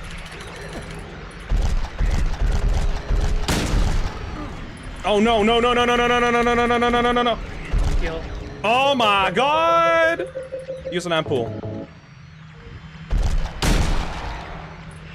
Okay, good. So those are miniature versions of the Abstract Daddy. They are being reused as monsters for this section of the game. They literally have no meaning. I mean, you. No. No, not really. They said that they didn't have meaning. They just needed enemies for this part of the game. Yeah. Now, The only okay, thing that here's doesn't have meaning. here's another good question then. Yes.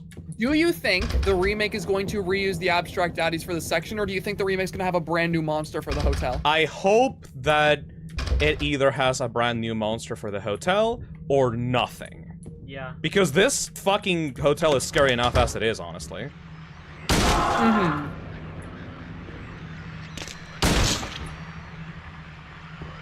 It's really not necessary to use these on these guys. Yeah,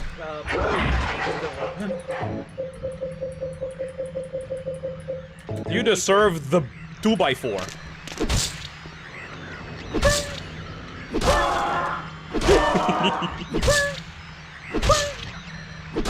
Holy shit, it's taking a while. Stop it. What? There you go. I was getting tired. Takes a while to bring them down. Oh, 1 second. I'm gonna go grab a drink. It's alright. Yeah, this section is going to take a little bit to get through, but once we get to the end, the game starts fucking going. Hey, Adelie. Hi, I love your content. Thank you. Hopefully. I swear there was a music box in this room. Am I tweaking? James doesn't see anything, so I trust James. When James tells me something... Pretty sure it was that one other room that looked similar to this. Oh, but it's on the other side? Yeah. Okay. mean, when James tells me something, I trust that guy. Like, Yeah, he never lies. he's you super know? honest about everything. Let's go to the left side. Motherfucker. Shit's locked. Not gonna go up there right now. Actually, not gonna go there either. Need to get some stuff from downstairs. James is a trustworthy individual. Yes.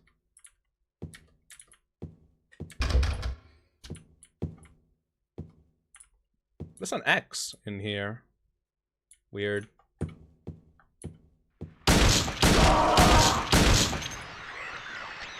I really shouldn't be doing this.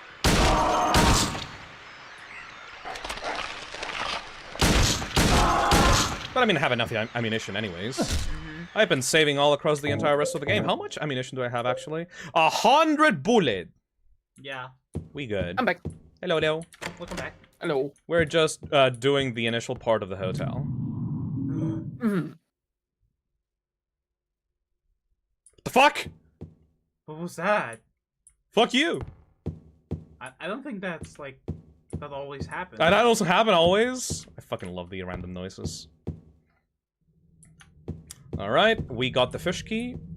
We got the...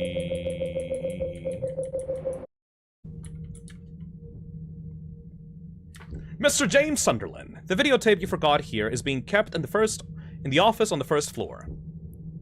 Which is the way fucking... It's on a locked box. That shit is shut tight. No keys in the key box. Are you kidding me? For the one that is there. Are you kidding me? James? There we go. 312. The key to the room where Mary and I stayed.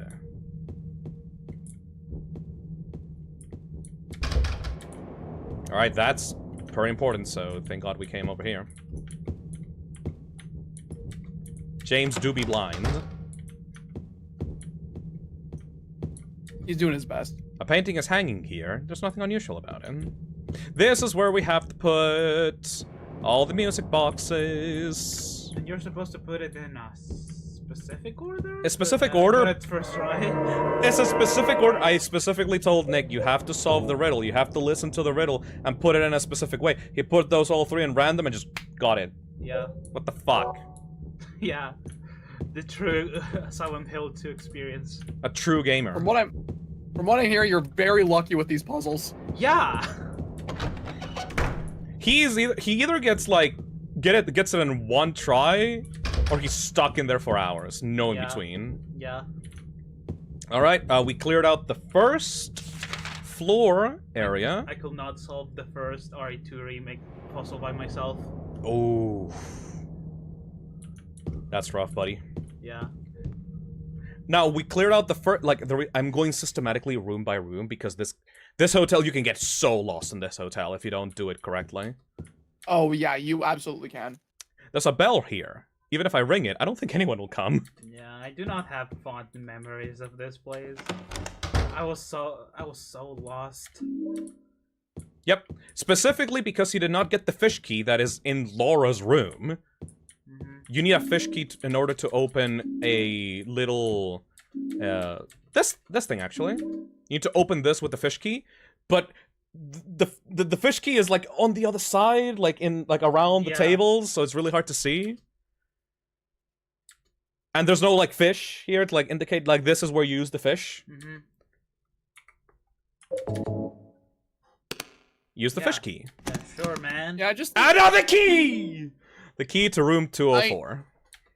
I really do think that some more visual indication of things you're supposed to do should be done with the remake. Yeah, Yep. like yellow paint. No, it's gonna... No, they I'm said not it was saying, like, white yellow cloth. paint, They said it was white cloth. It's a joke, it's a joke. Don't worry. I know.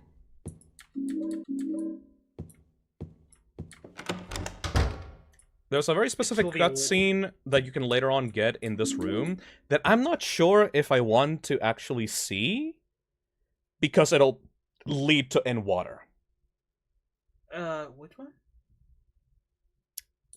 You go over here and put on headphones. Yeah. You did. I don't think you got in. No. It happens after the big climax. Mm-hmm. You can go into this room and see a cutscene. Oh. And if you do that, it'll trigger in water. Yeah. Zach, do you think we should watch it? Do you know about this cutscene? I missed this. I do know not. about it. You do not know about this cutscene?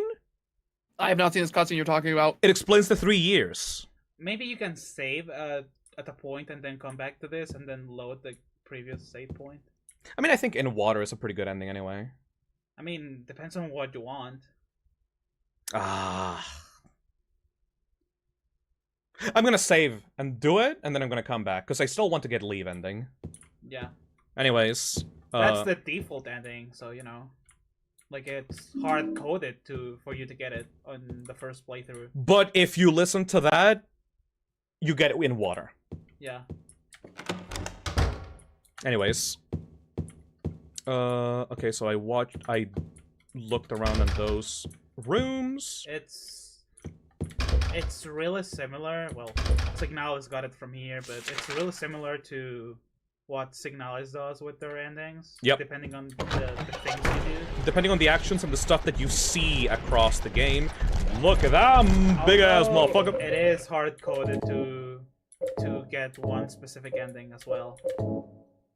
Like, you have slightly more points to get that one ending. The way... Oh, nice. The way that the ending system works in this game is that if you have seen an ending before, you will not get it on the other way around.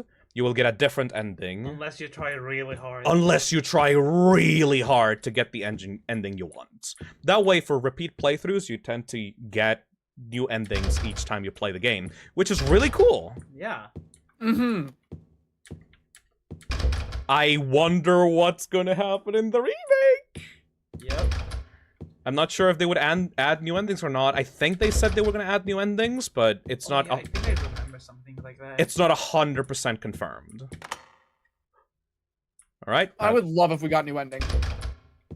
I would like to get an ending based on Eddie, like the way that Eddie acts and the violent side of Eddie. Oh yeah.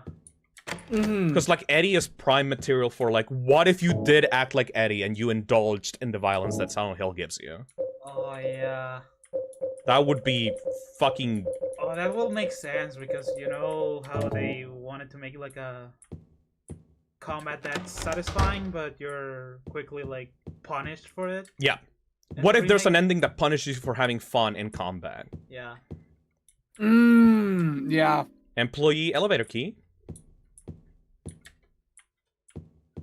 Why is Zach not speaking much? I'm eating. They do be eating. Yeah, let the man I'm eating a burger. Photos are scattered all over the bed. These are all photos of the main characters of the game. You can see James in the middle there. What's this? Part of the photo has been colored over with a marker. Good thing that we brought the thinner.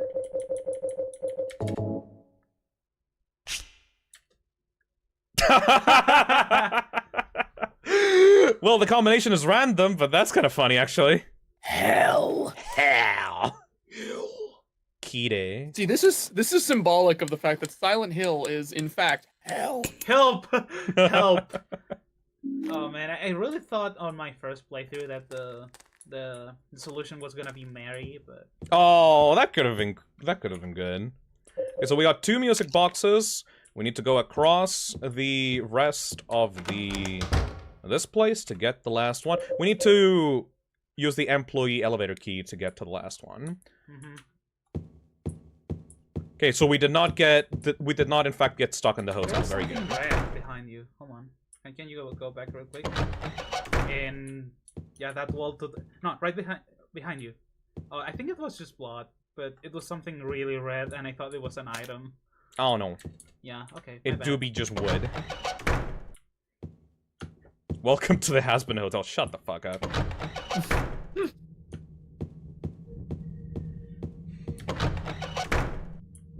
Here we go.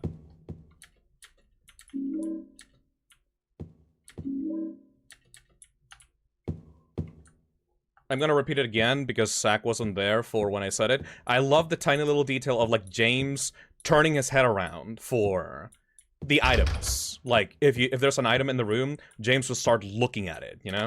Yeah, yeah. There's no indicator for it. I really like that. What about the whiteboard? Oh. Broken. But white is supposed to be the right way. Yeah. Maybe in the remake. Look, he's trying to like point me towards something. What is it, boy? What is it, boy? Oh, some health items? Oh, thank you, boy. Good boy. Good James. Yeah, that's a really, really nice way that the game, like... It's a nice way the game guides you, but like, you know, doesn't make it in your face. Yep. This is... The funny... I hate this, but in a good way. There's an elevator. Oh, nice. What? What's that on the left? Nothing? Okay. What? Oh, why can't you go in the elevator? The shelf is empty. Why can't you go into the elevator?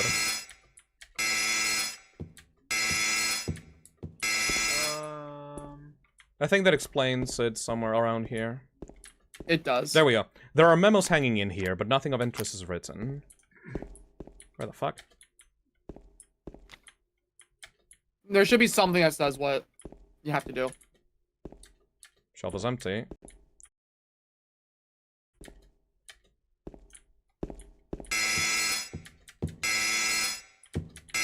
There we go. Weight allowance, 1 person. Use symbolism to represent how fat it is.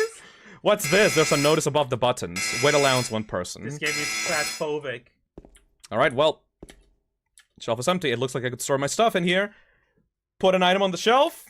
We have to put every single fucking thing that we own in the game and have ever grabbed in here. Even photo of Mary, even the letter, everything, even a scrap of paper, all of it goes into the shelf. Yeah. I hate that they make you put everything like one by one. In the same room where they give you healing items, by the way. Yep. Yep. Assholes. Alright, time to go. Yeah.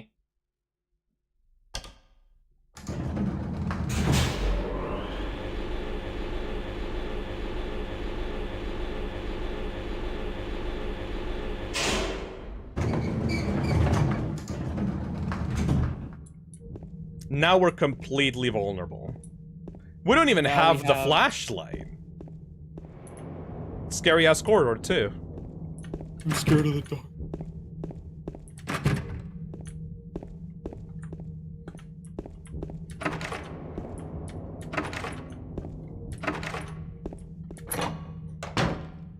Oh. Here. There's That's the music box. It's so hard to pick up, and it took me a while to find it because I didn't know about the games looking at the But James is James is helping you. He's a good boy. I never noticed. And you didn't tell me either. He can sniff them. Shut up. Also, you need to pick up the tape as well. The tape is here too, yeah. You need it. No. My wife. RE7 moment, but with actual danger? Wouldn't that be an RE8 moment then? Where do you lose all your items? In RE7?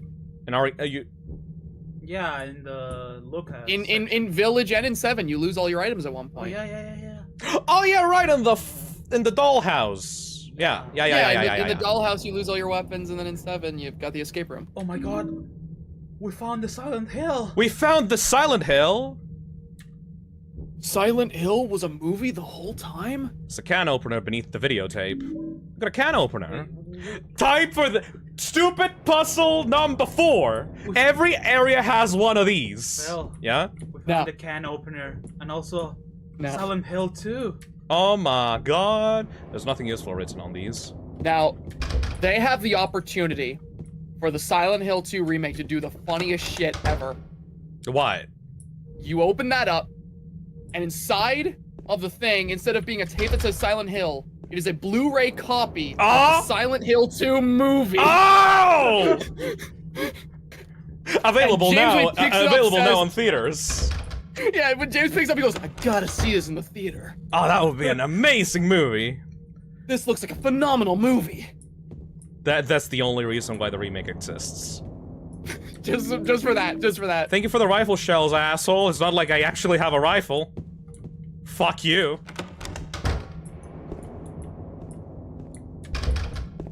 Alright. We need to get away from here, but guess what? Can't actually use the fucking elevator. I really appreciate how someone in chat thought I was being serious, but that was like, I'm gonna be real. I don't think they're gonna do that. Are you kidding me? Come on. Where the hell do we go?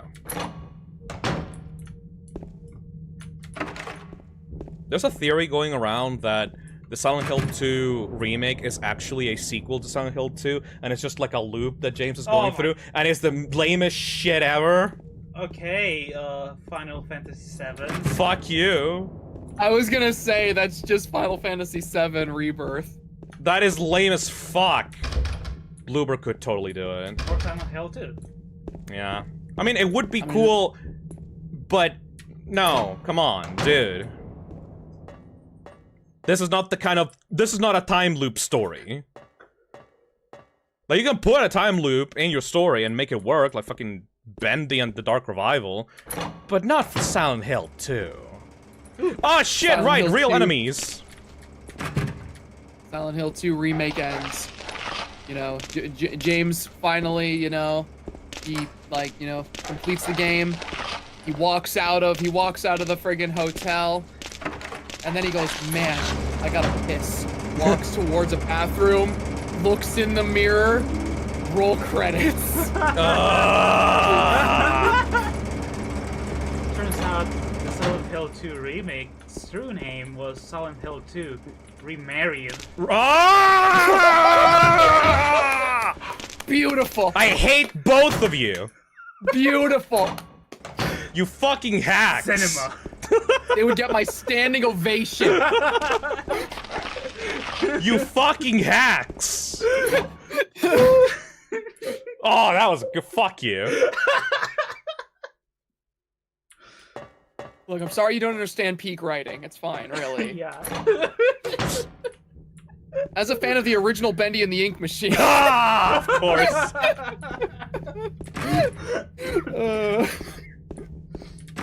Where the hell is that bar? Mother. Ah! Where's the bar? I have a key to the bar. Underground bar to hallway. Phil do be lost in 2 rooms. Oh, I know what it is. Do you remember that, like, kitchen room? No, I have not found kitchen room. No, this one.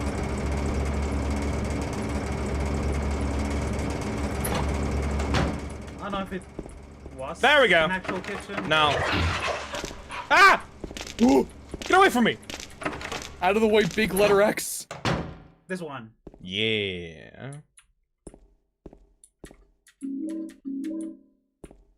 They give you such like a huge amount of health rings because they think that you're gonna fucking get attacked by these guys. These are empty wine bottles. Where are you going? Ow! I wanted to read the wine bottles. Sure. Anyway, time for stupid puzzle number 4.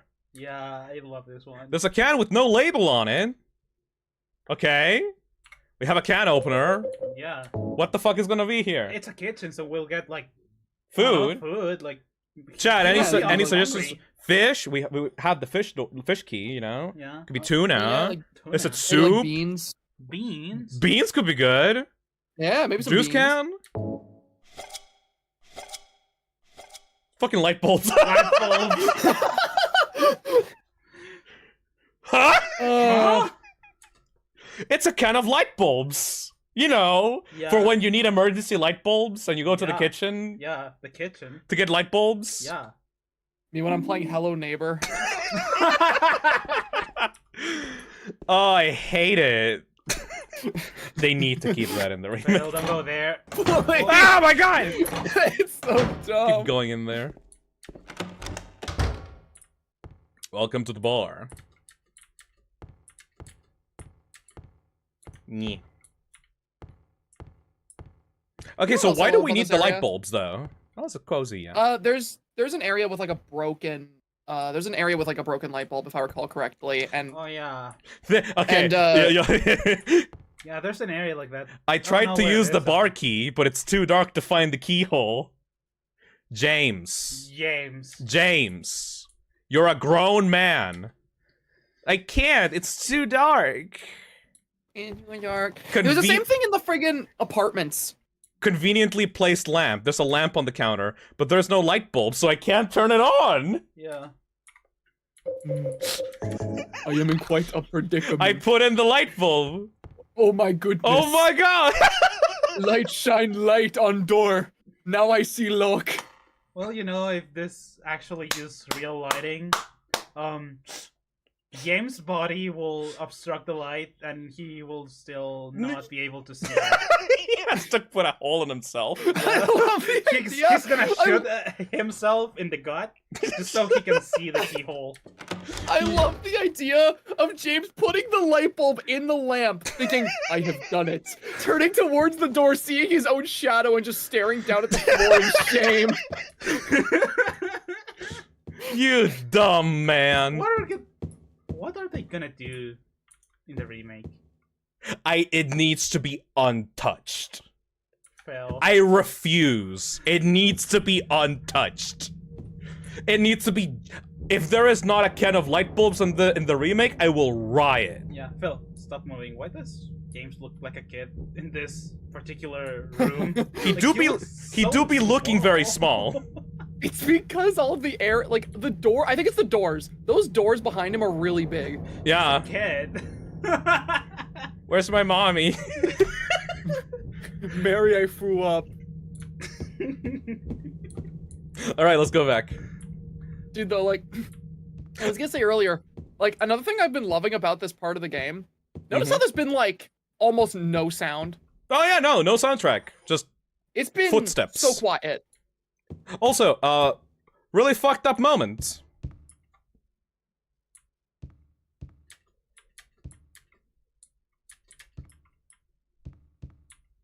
Oh wow.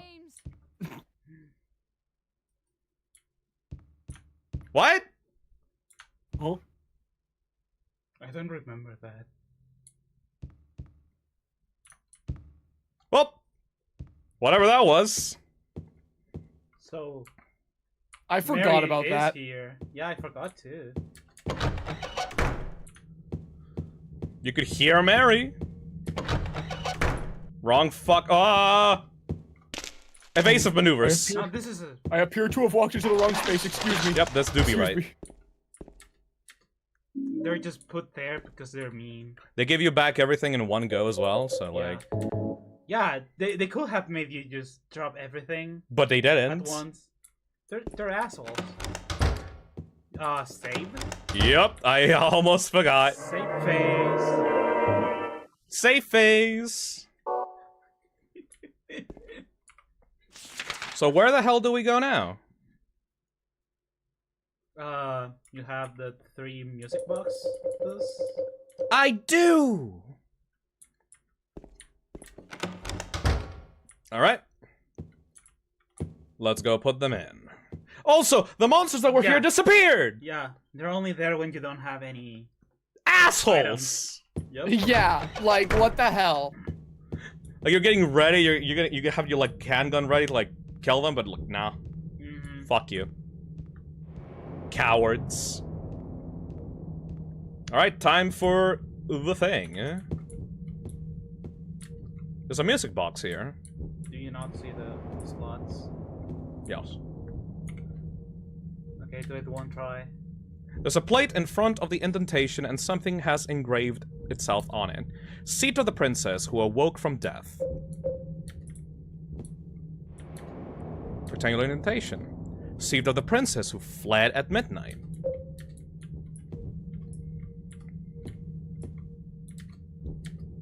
Seed of the princess who spoke no words. So... first one is... I don't know, that's the first try. Snow White. And then spoke no words. That do be the Little Mermaid. And then Cinderella. You're supposed to play it now. Yup.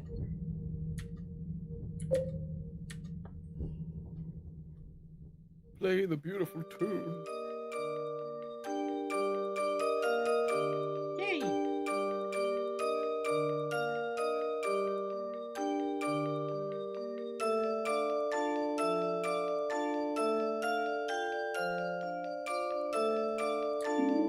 Hotel Starway Imagine this key. doesn't give you shit. It just solved a puzzle without like an item. I don't even know why there's this thing is in the hotel, but it's cool and the music is haunting. Yep. I really like the idea of just. You go. I was saying I love the idea that you suggested of just solving a puzzle and you get fuck all for it. Yeah. No, I think the explanation for that is that James really wanted like some music because there was none. There was nothing. Yeah, that's literally it. Music gone. Think Back about with music. empty thoughts. Think Regret. about wife. So you guys ready? Yeah. Because there's literally nothing else. Mm-hmm. It is just this. Moment you've all been waiting for, chat.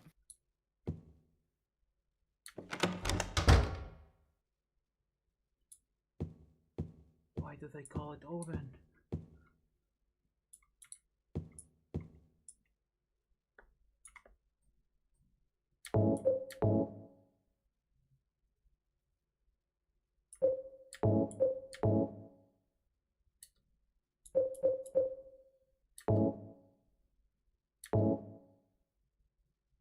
Oh, fucker, hold on.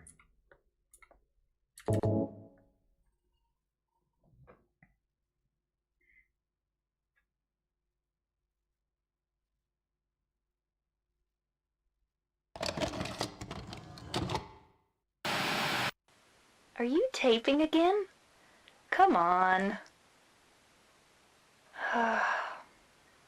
I don't know why, but I just love it here. It's so peaceful. You know what I heard? This whole area used to be a sacred place. I think I can see why. It's too bad we have to leave. Please promise you'll take me again, James.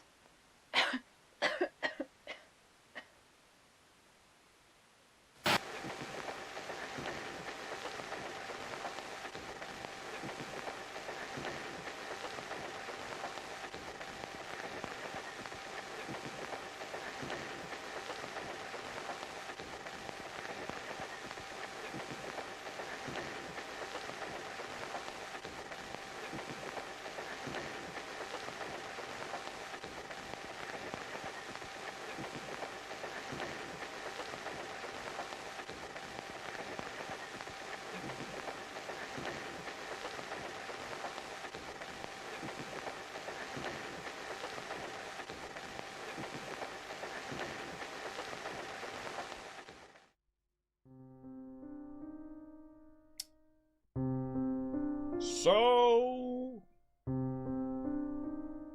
James killed his wife.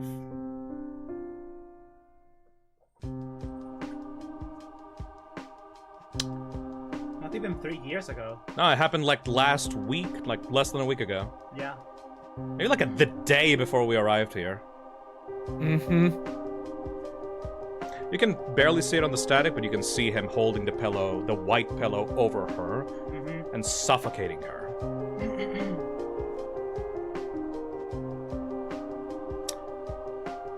And he repressed that memory as far down as he possibly could. And went into Silent Hill with the belief that she could be there.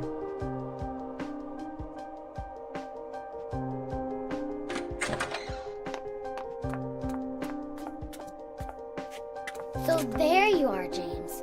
Did you get the letter? Did you find Mary? If not, let's get going already, okay?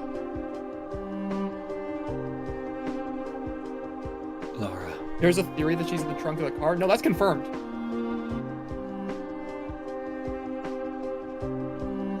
Mary's gone. She's dead.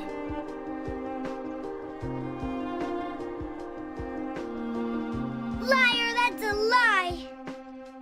No, that's not true. She died because she was sick? No, I killed her.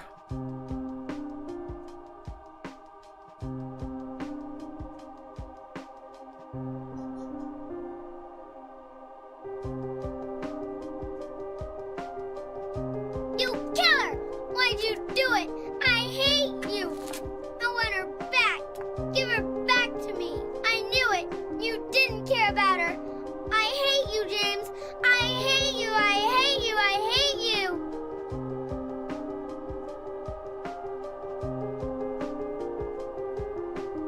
She was always waiting for you. Why? Why?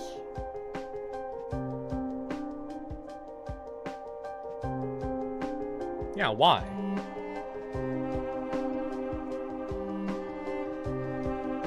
I'm sorry.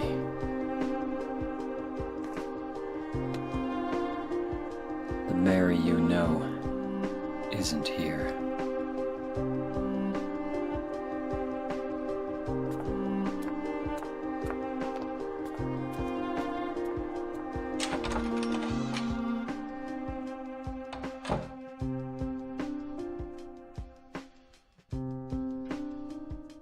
Laura, I'm sorry.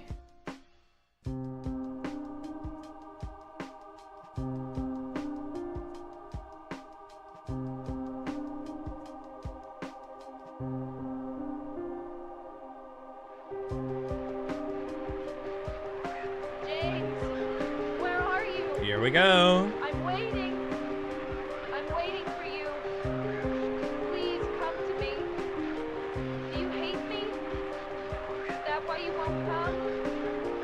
James, That voice! James, please hurry.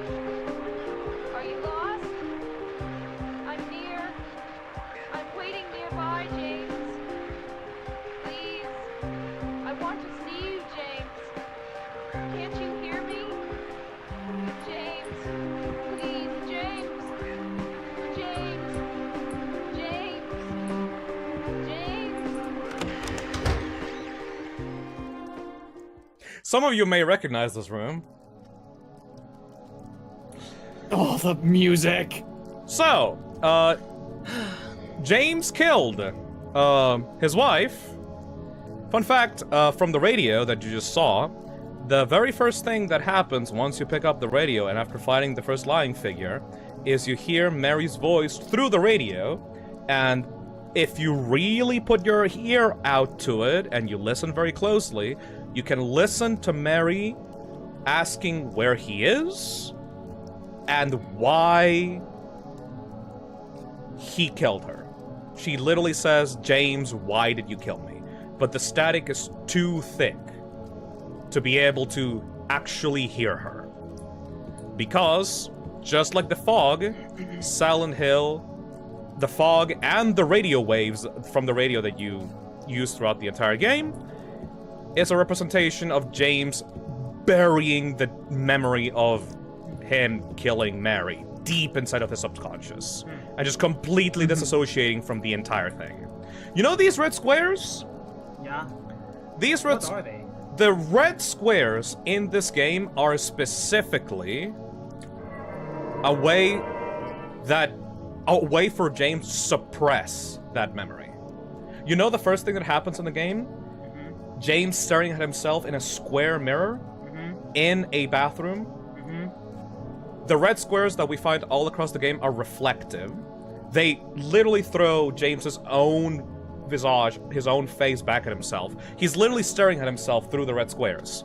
And the gripping of his brain that he keeps complaining about is him like literally pushing down the awful, terrible memory of Mary's death down into his deep subconscious, which is the thing that keeps him sane, it's the thing that keeps him safe, which is why it represents the actual saving of the game. So these are red mirrors, basically. These are red mirrors, yes. And with this in mind now, I want to bring up again what you were talking about earlier in the stream, Phil, with proper context. Yep. Pyramid Head torments you throughout the first half of the game by carrying around a great knife, a super heavy burden of a weapon to carry, and right after he kills Maria, suddenly that burden is gone. Lifted. And now he's carrying a spear, a lightweight weapon. So why did James kill Mary? Why the actual fuck would this schlubby boy kill his wife?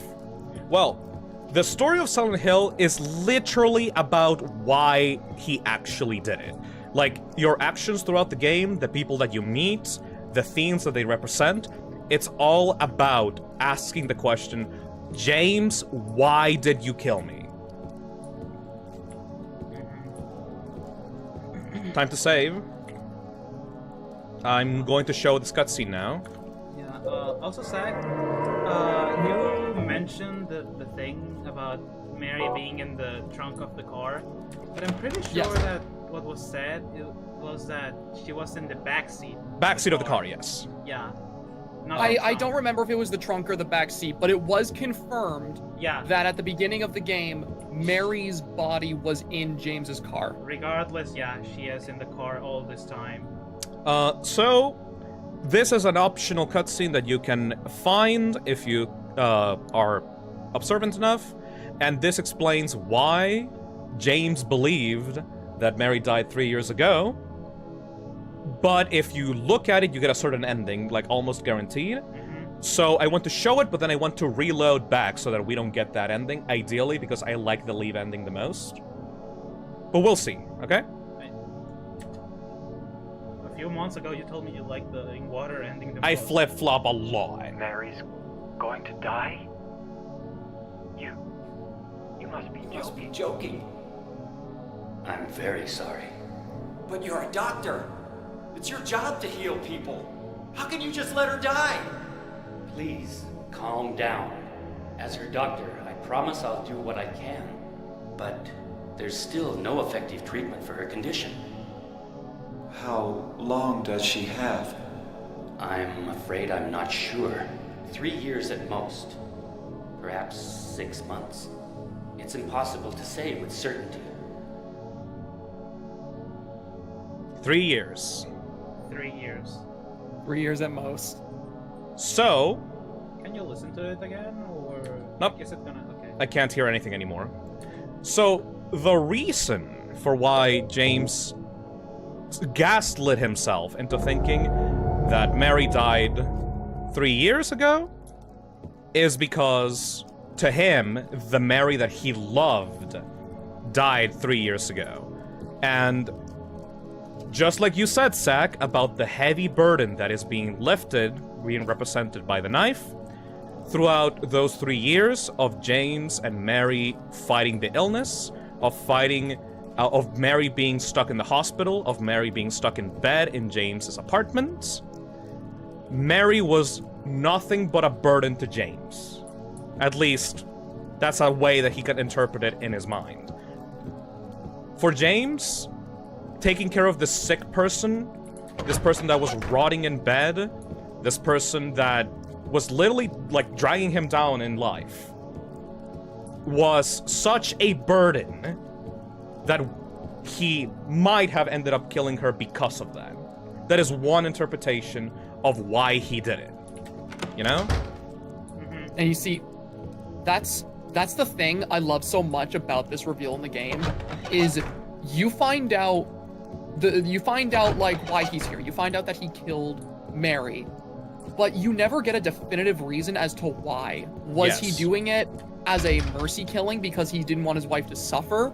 Was it because he viewed her as nothing but a burden and wanted to be rid of her so he could move on with his life? You don't know.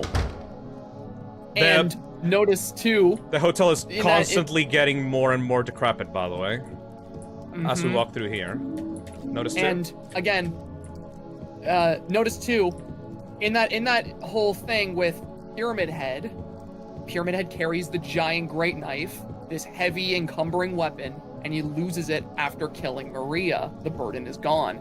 However, he still has that giant hunk of metal literally attached to his head that is constantly weighing down on him even after he loses the knife.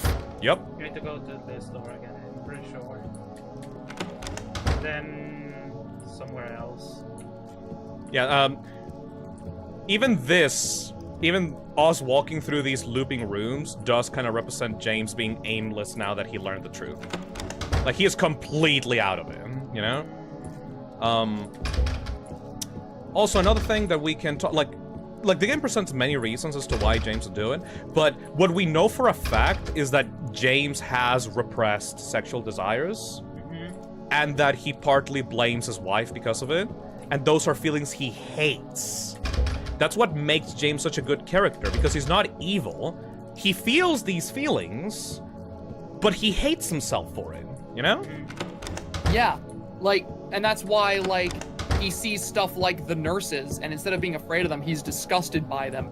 He recognizes his own sexual frustration in seeing his wife in that state, and when he has those thoughts, he hates himself for it because he knows how terrible those thoughts are to have. He can't help himself. And Silent Hill is taking all of those thoughts and throwing it back at him.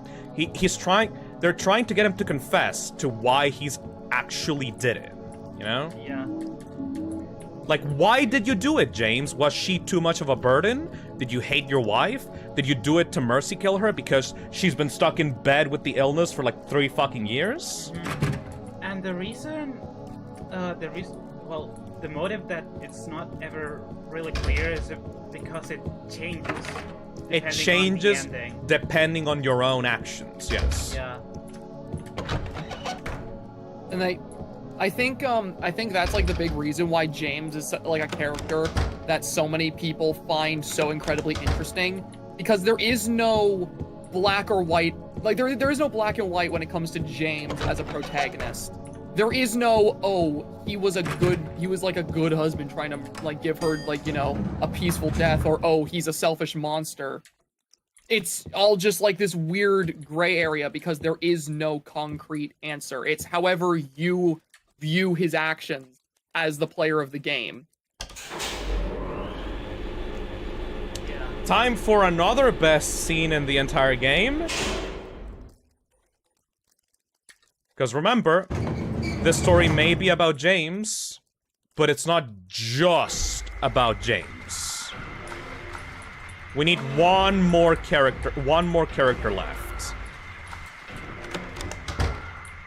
There's one more person in this hotel with us, and we need to go talk to her.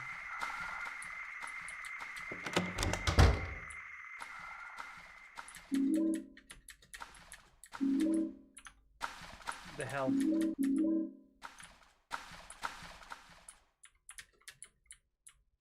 Motherfucker. There you go. I'm glad that at least the can of light bulbs is okay. Yeah. I would have screamed if they were destroyed.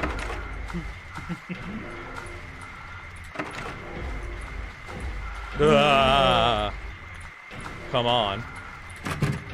Okay, here we go. Everybody shut up.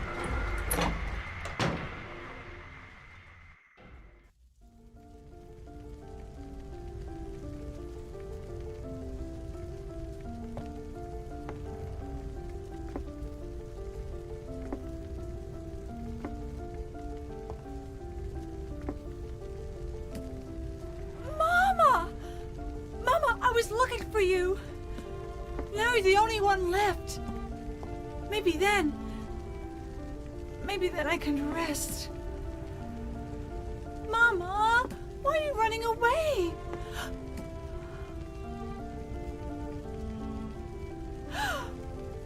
You're not my mama. It's you. Oh, I'm sorry. Angela, no.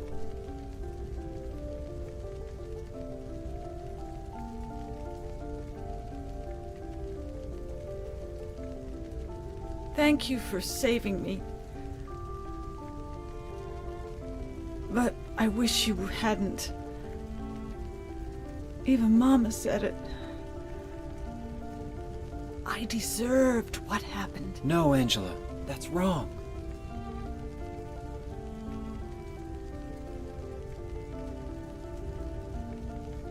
No, don't pity me. I'm not worth it.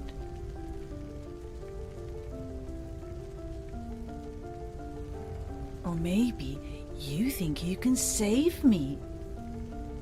Will you love me? Take care of me? Heal all my pain?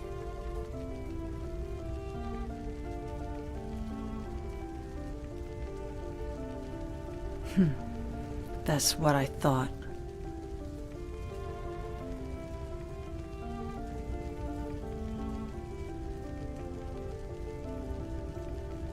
James,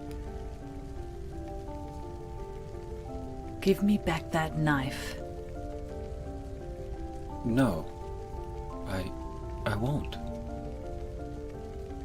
Saving it for yourself? Me?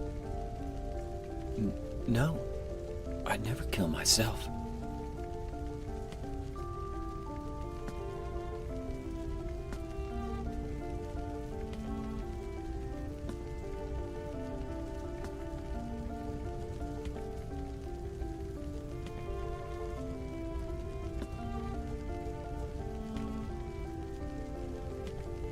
It's hot as hell in here.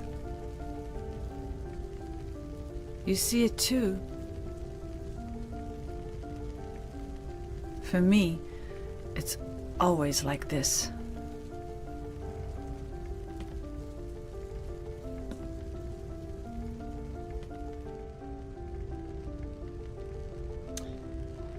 And that's Angela's story. That is it for Angela.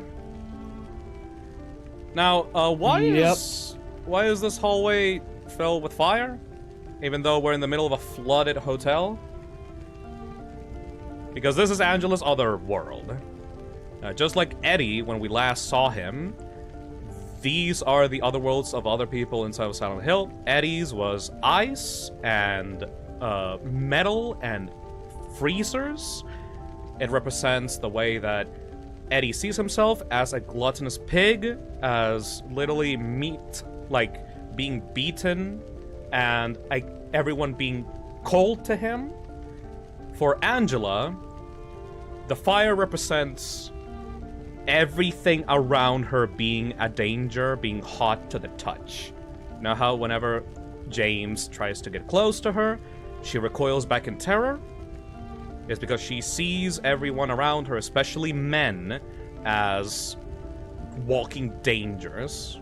Everything around her is fire. Everything around her is a danger to herself. And also you can see when you were first meeting her, you can see on the sides of the staircase, you can see bodies being skinned alive in a frame. You can see them better if you get closer. Yes. You can see female bodies being skinned alive and then propped up inside of frames, like bed frames, being hung up in there and displayed for everyone to see, naked and vulnerable. And you don't get to save Angela.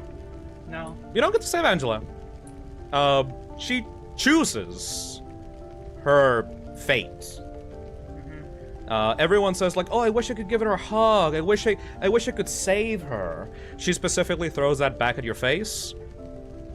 You are not the savior of Angela.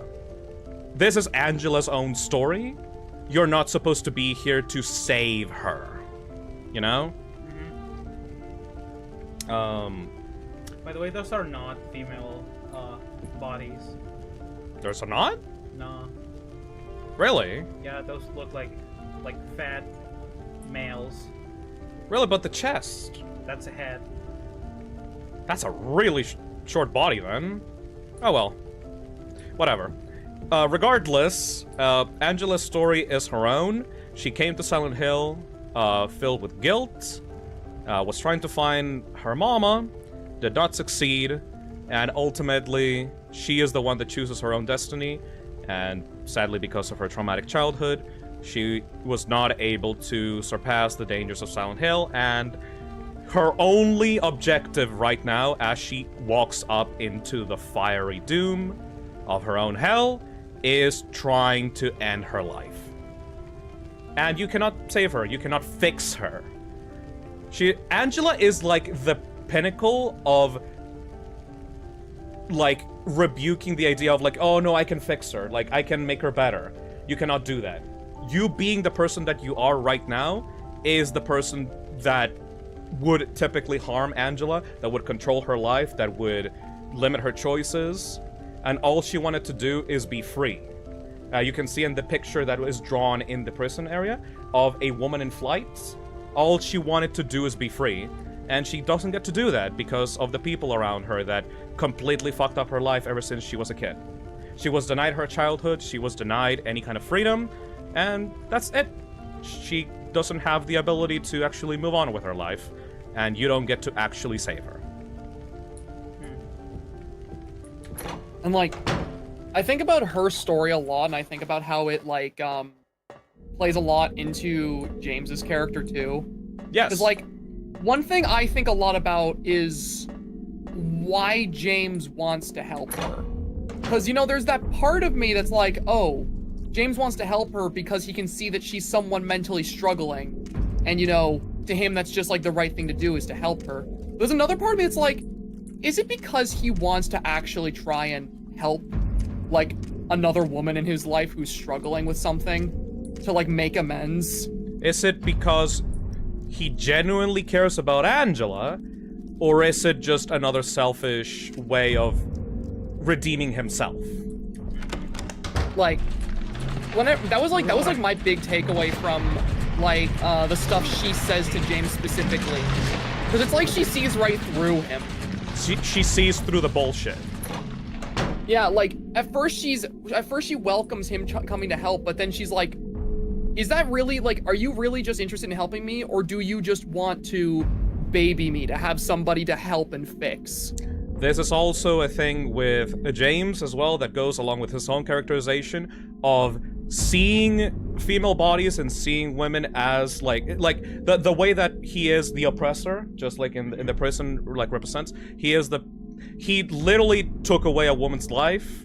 He sees women's bodies and objectifies the nurses and everyone else that has a female body around him. Like there's this undercurrent of James having like wanting to have a position of power over women, and Angela's entire life is completely against that. It's a complete foil to what James is at least subconsciously trying to do, use another woman as a way to redeem himself. You know?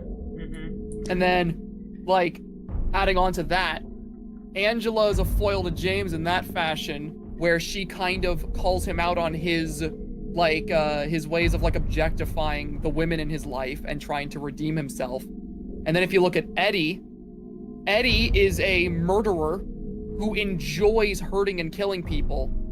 And James at first is disgusted by him.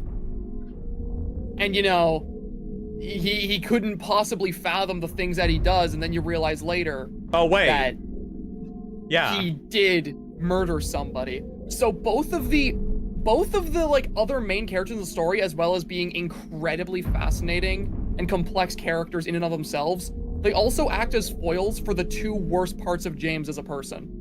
This game is fucking masterful. Also, it is actually insane. Remember the red squares?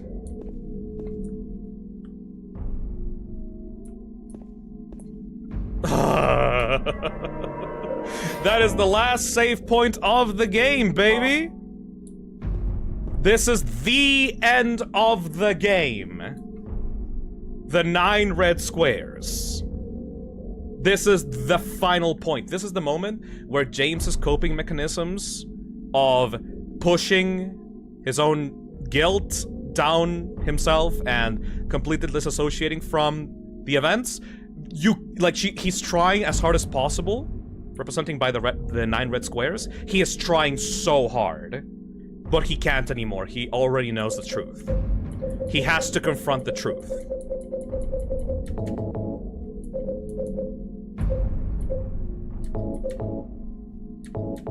And also, yeah, someone pointed it out in chat, but those 9 red squares are the cover of the Japanese version of the game. Yep. Yes, it is.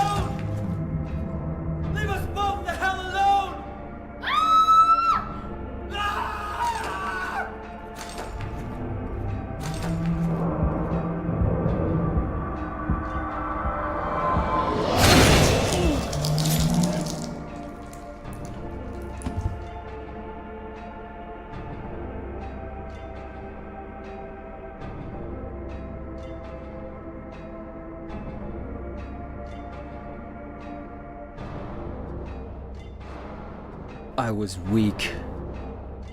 That's why I needed you. Needed someone to punish me for my sins.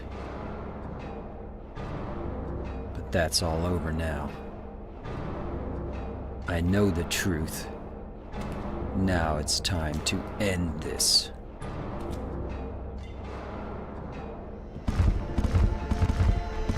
Two of them. Why Two are there pyramid two of heads. them? Because there never was just one. Really?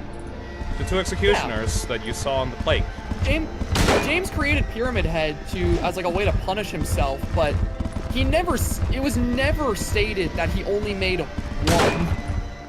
Well, at least personally, well, people say this a lot, but initially there's only one of them, and then there's 2, because you kill Eddie. So there's like 2 of them now. You know? Because of his 2 sins of killing 2 people. Yeah. That's also a good interpretation. I mean, my one thing with that though is that we see imagery early on, like earlier before Eddie's death, that, you know, showcases 2 pyramid heads. It's weird. I think the town knows what's gonna happen eventually. Yeah, because like my one thing with that is like, why would we see 2 in the imagery if it was before that event happened? Yeah. Oh well. Yeah, my only wish is that they fix the boss fights in this game. Yeah. Yeah, because I just don't think the boss fights are like narratively. All of the boss fights are incredibly important and mean something, but like playing the boss fight is just run in a circle and shoot. You can tell where they put the effort in. Yeah. It's not on the combat. You'll never see a video essay about Silent Hill's gameplay. If anyone in the internet tells you, no, you have to keep the game combat exactly as it is, it means something, it's about James's struggle, blah, blah, blah, blah, blah, blah. Shut up. Like, I'm sorry, there is no symbolism of James running around in a circle trying to fucking, like, take pot shots at these guys. Really? I hope you know, Phil, that right as you started saying that, someone in chat made that exact argument, like the frame you started talking. God damn it! Okay, but what will James the theorizer theory on this be? James's theory on this is like, oh wow, these guys are taking a long time to die! I think What's the you can symbolism? affect. I think you can make a boss fight where the character you play as feels weak, while also having it be a good boss fight. Yep. Like look, I think Silent Hill 2 is a masterpiece. Do not get me wrong. I think it is a phenomenal game. But we can't just you can't just ignore criticism towards the gameplay. Yep. And say it's symbolism and it's supposed to mean something. Like I don't know. The rifle barely does anything in this one. Actually, like, doing pot shots with the gun It's the best thing is the best option because, like, let me show you. Like, I'm gonna draw out my rifle. One. I can't. Fuck. Yeah, like, you need to use the handgun for this. Maybe the shotgun. Boss fights represent Konami not being able to make good boss fights. No, go back to the gun. Besides, we really do need to save those big weapons for something else. Yeah. Yeah, I think you can improve upon these boss fights and keep the feeling of James being this weak guy who doesn't like, who's like super vulnerable.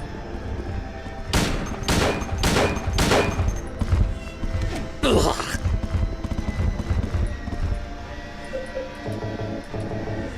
That being said, atmospherically, this boss fight rocks. Oh yeah. The music, seeing the two pyramid heads, the actual setting of it. Everything about this boss fight, aside from fighting this boss fight, is awesome. Okay, that's it. Nah. Recharge.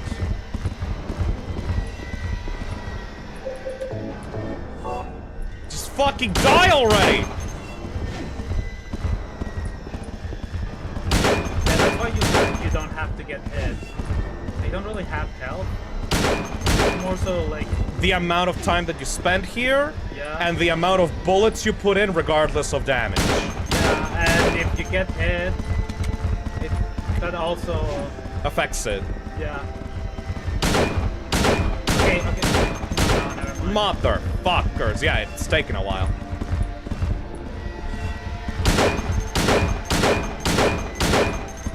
Run!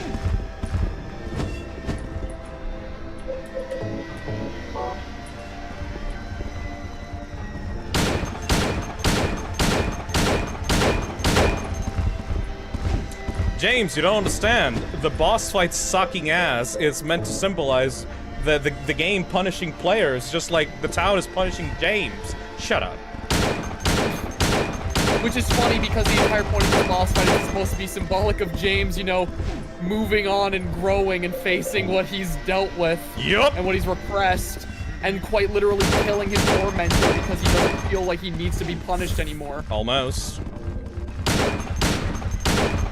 Okay, that's it. No.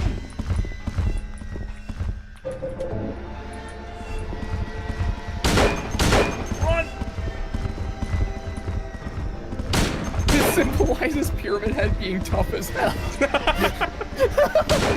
James, you're pinging the helmets. Fucking shoot at their legs or something, my man.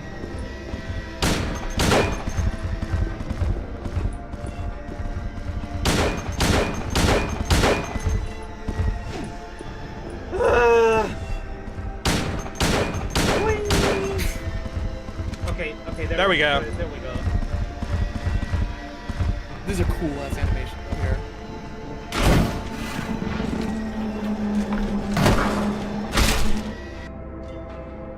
Dead!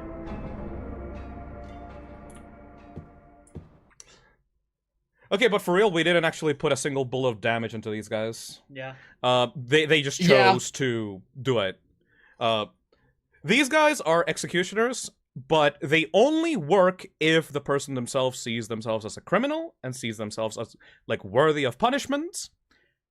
With James here, he actually takes it upon himself to realize, no, I have to not get over it, but I have to stand up for myself. I needed, like, just like he said, I needed someone to punish me, but not anymore.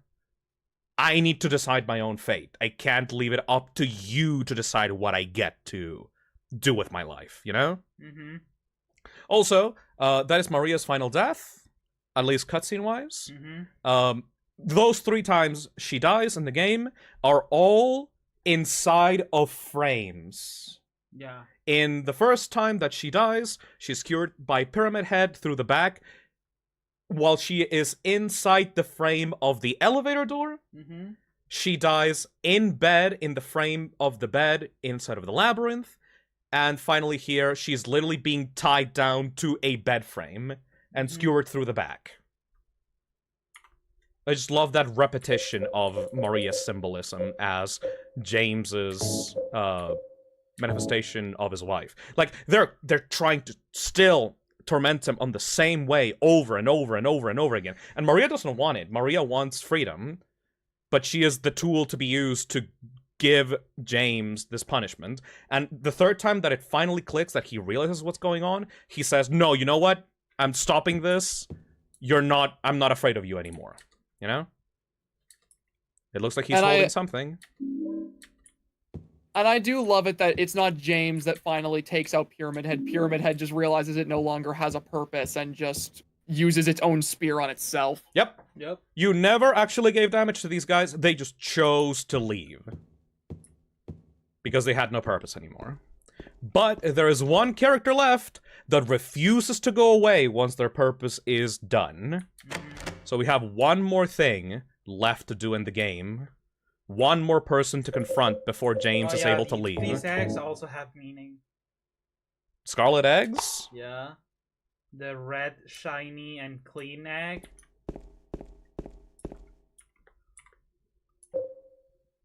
And the rotten...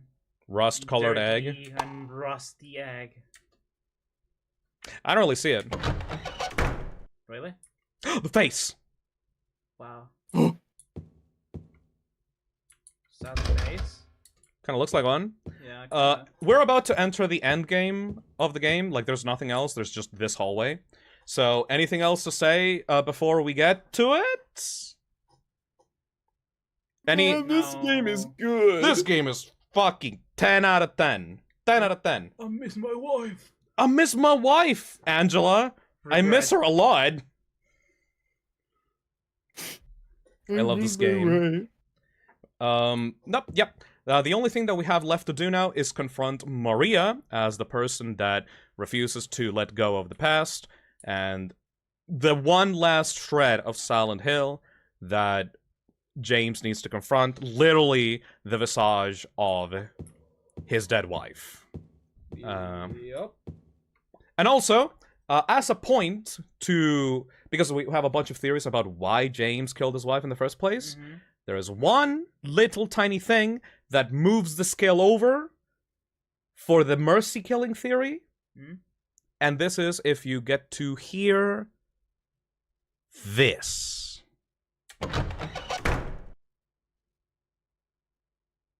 Mary? What do you want, James? I brought you some flowers. Flowers? I don't want any damn flowers. Just go home already. Mary, what are you saying? Look, I'm disgusting. I don't deserve flowers. Between the disease and the drugs, I look like a monster. Well, what are you looking at? Get the hell out of here! Leave me alone already! I'm no use to anyone. I'll be dead soon anyway. Maybe today, maybe tomorrow. It'd be easier if they'd just kill me. But I guess the hospital is making a nice profit off me. They want to keep me alive. Are you still here? I told you to go! Are you deaf? Don't come back! James! Wait! Please don't go! Stay with me! Don't leave me alone! I didn't mean what I said! Please, James! Tell me I'll be okay! Tell me I'm not going to die! Help me!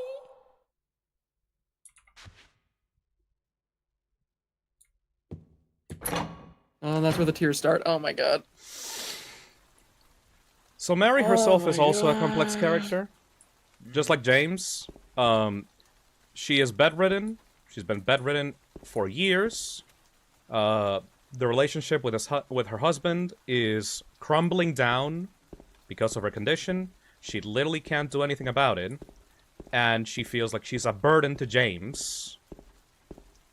And she both hates James for, quote-unquote, leaving her, but also wants him to leave.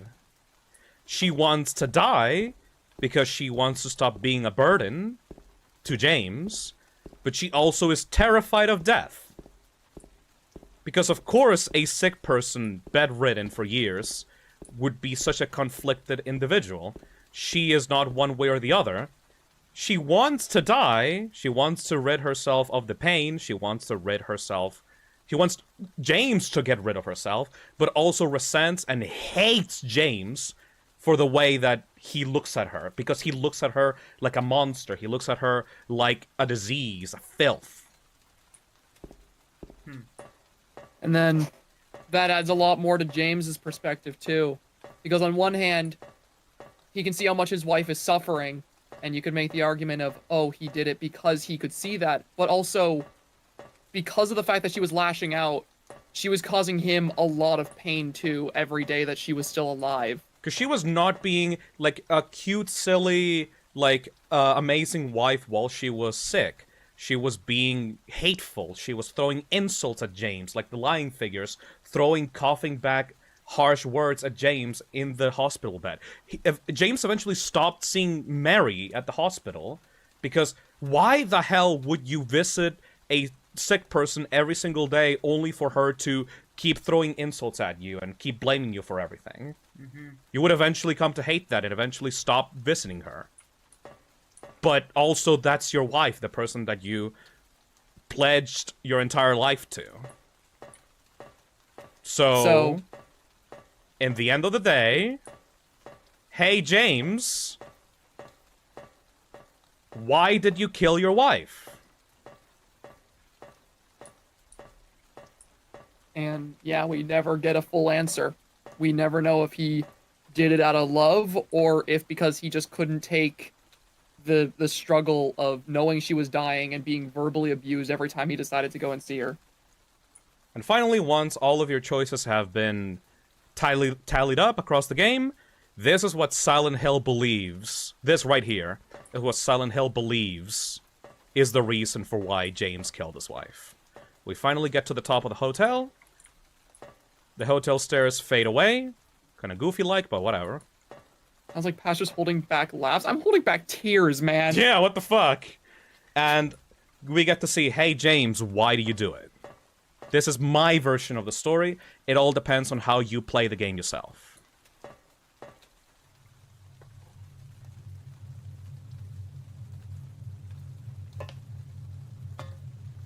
Mary?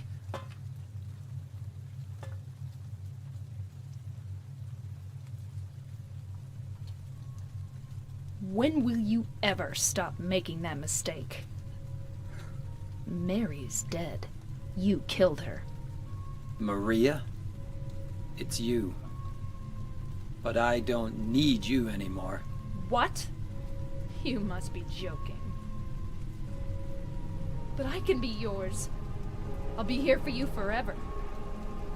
And I'll never yell at you or make you feel bad. That's what you wanted. I'm different than Mary. How can you throw me away? I understand now. It's time to end this nightmare. No! I won't let you. You deserve to die too, James.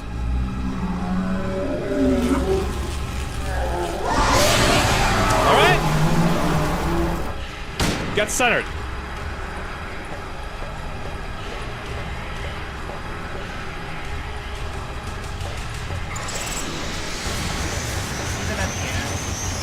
Gonna die while in a frame. Yep. Yep.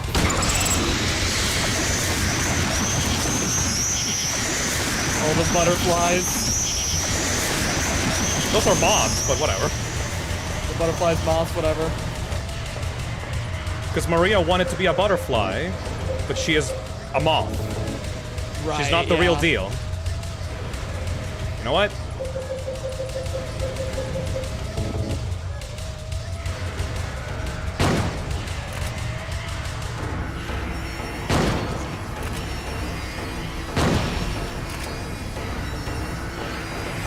No!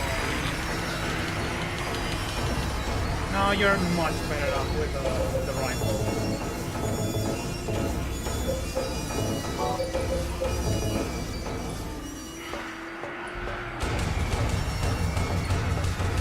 Taking pot shots at your wife from across the map. Silent Hill final boss music is always terrifying, by the way.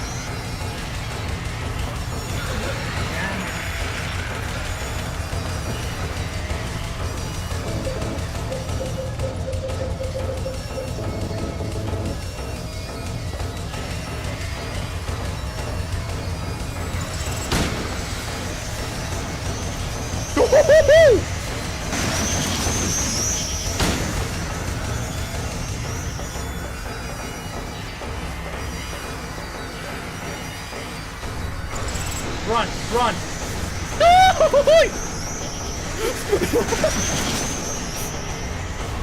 Okay, now attack. James! Hey, one more. Run. Okay, sure.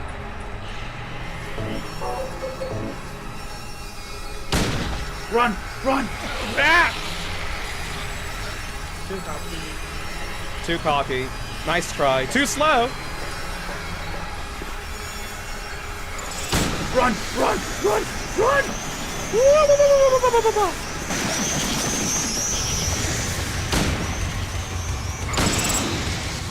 Yeah! Let's go! No death.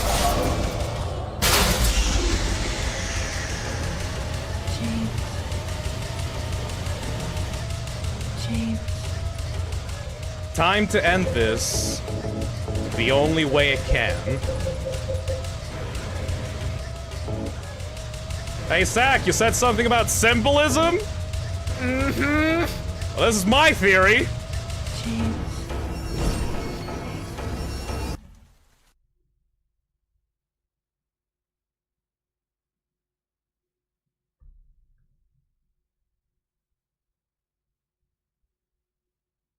Mary?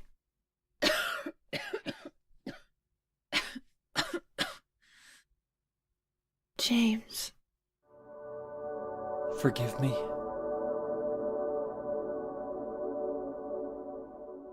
I told you that I wanted to die, James. I wanted the pain to end.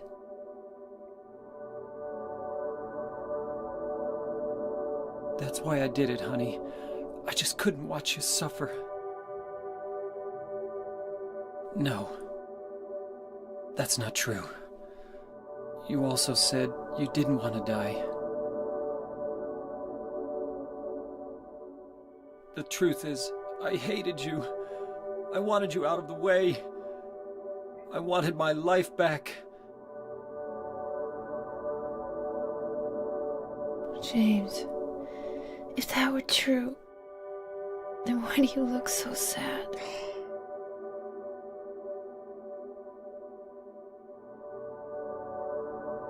Mary?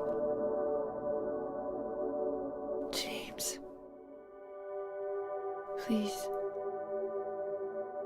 Please do something for me.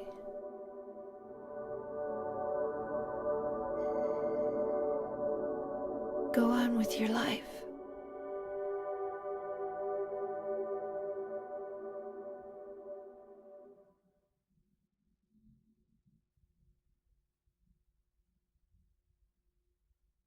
In my restless dreams, I see that town. Silent Hill. You promised you'd take me there again someday, but you never did. Well, I'm alone there now, in our special place, waiting for you. waiting for you to come to see me. But you never do. And so I wait, wrapped in my cocoon of pain and loneliness. I know I've done a terrible thing to you. Something you'll never forgive me for. I wish I could change that. But I can't. I feel so pathetic and ugly laying here, waiting for you. Every day I stare up at the cracks in the ceiling, and all I can think about is how unfair it all is. The doctor came today. He told me I could go home for a short stay. It's not that I'm getting better. It's just that this may be my last chance. I think you know what I mean. Even so, I'm glad to be coming home. I've missed you terribly. But I'm afraid, James. I'm afraid you don't really want me to come home. Whenever you come see me, I can tell how hard it is on you. I don't know if you hate me or pity me, or maybe I just disgust you. I'm sorry about that. When I first learned that I was going to die, I just didn't want to accept it. I was so angry all the time, and I struck out at everyone I loved most. Especially you, James.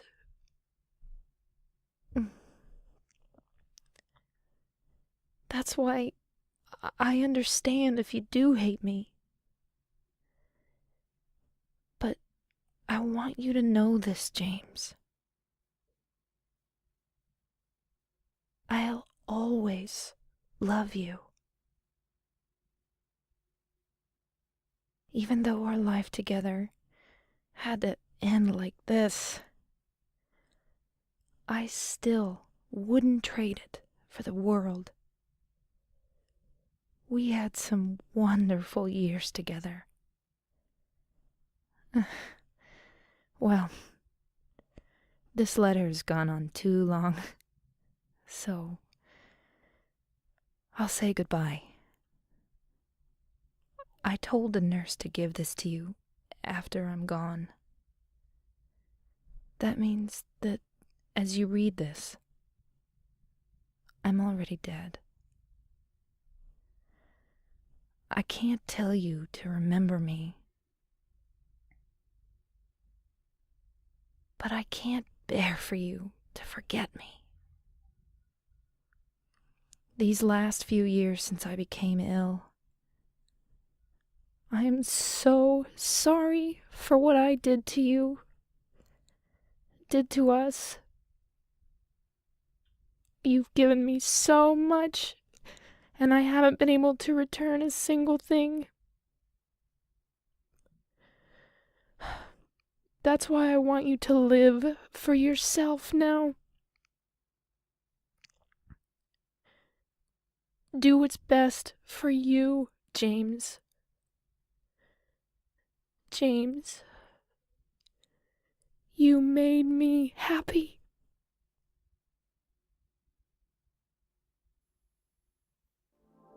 Oof.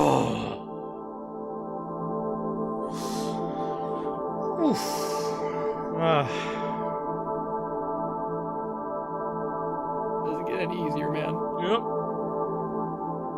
I mean, I'm not crying, but yeah, that's great for you, man. That's James walking out with Laura, the person that Mary wanted to adopt. out of Silent Hill.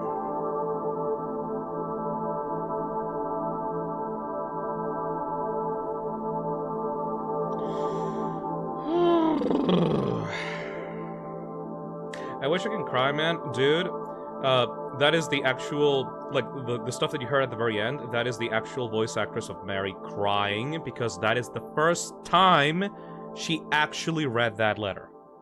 Yeah. That was done in one take, and those were legitimate tears of sadness at the end.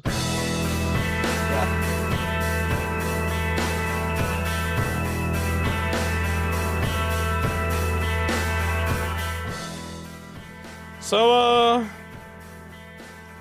Silent Hill 2, huh? It's a really good game, man. Yeah, it's a fantastic game. It's such a good game.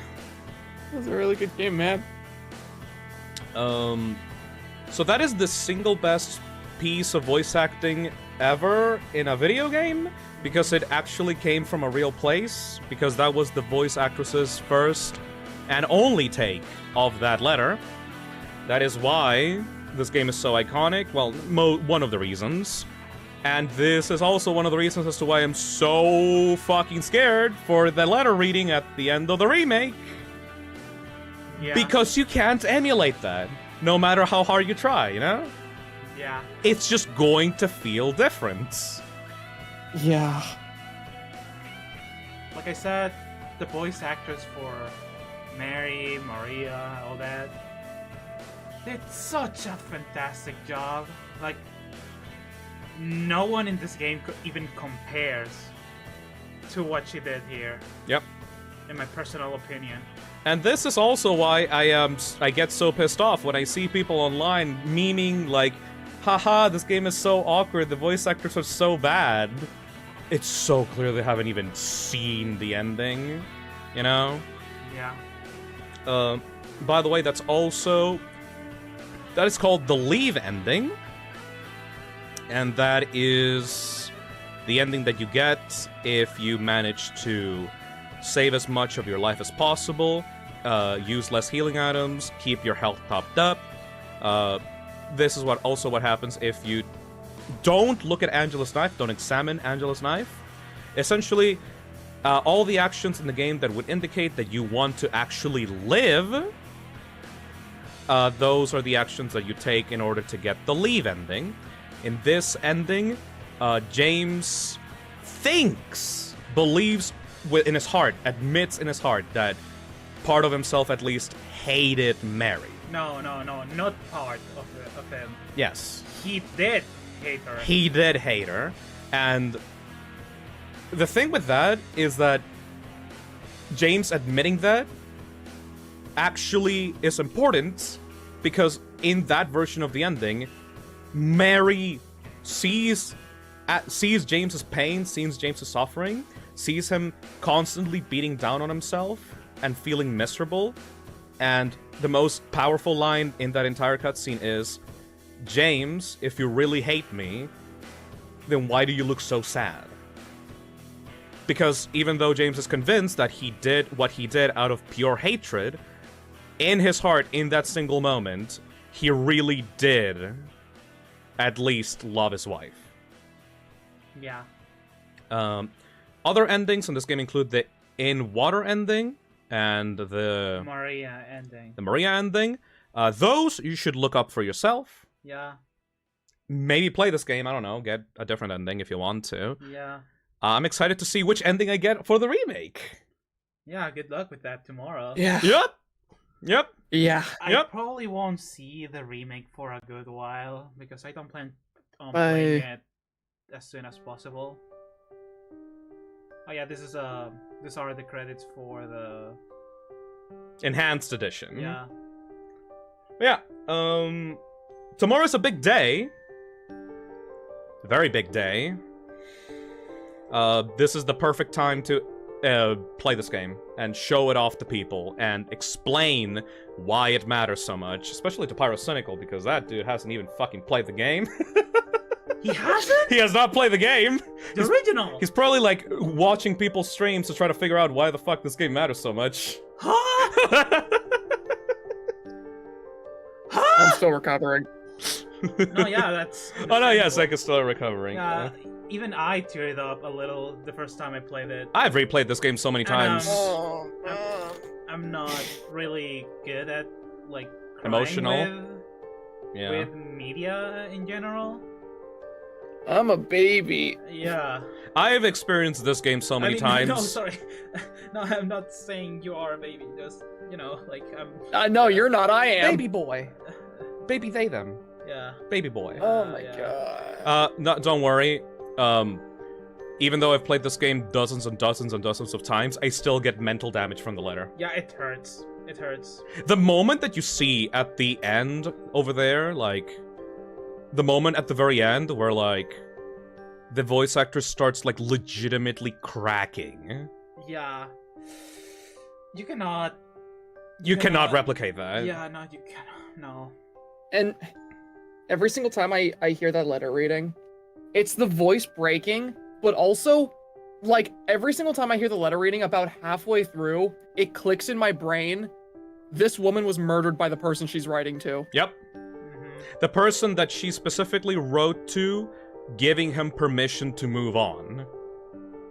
Yeah. And keep in mind, the reason for why the doctor allowed Mary in the first place to go back home to see James is because there was nothing left to do for her, and that she was going to pass out anyway in a few weeks. Yeah. But James did that anyway.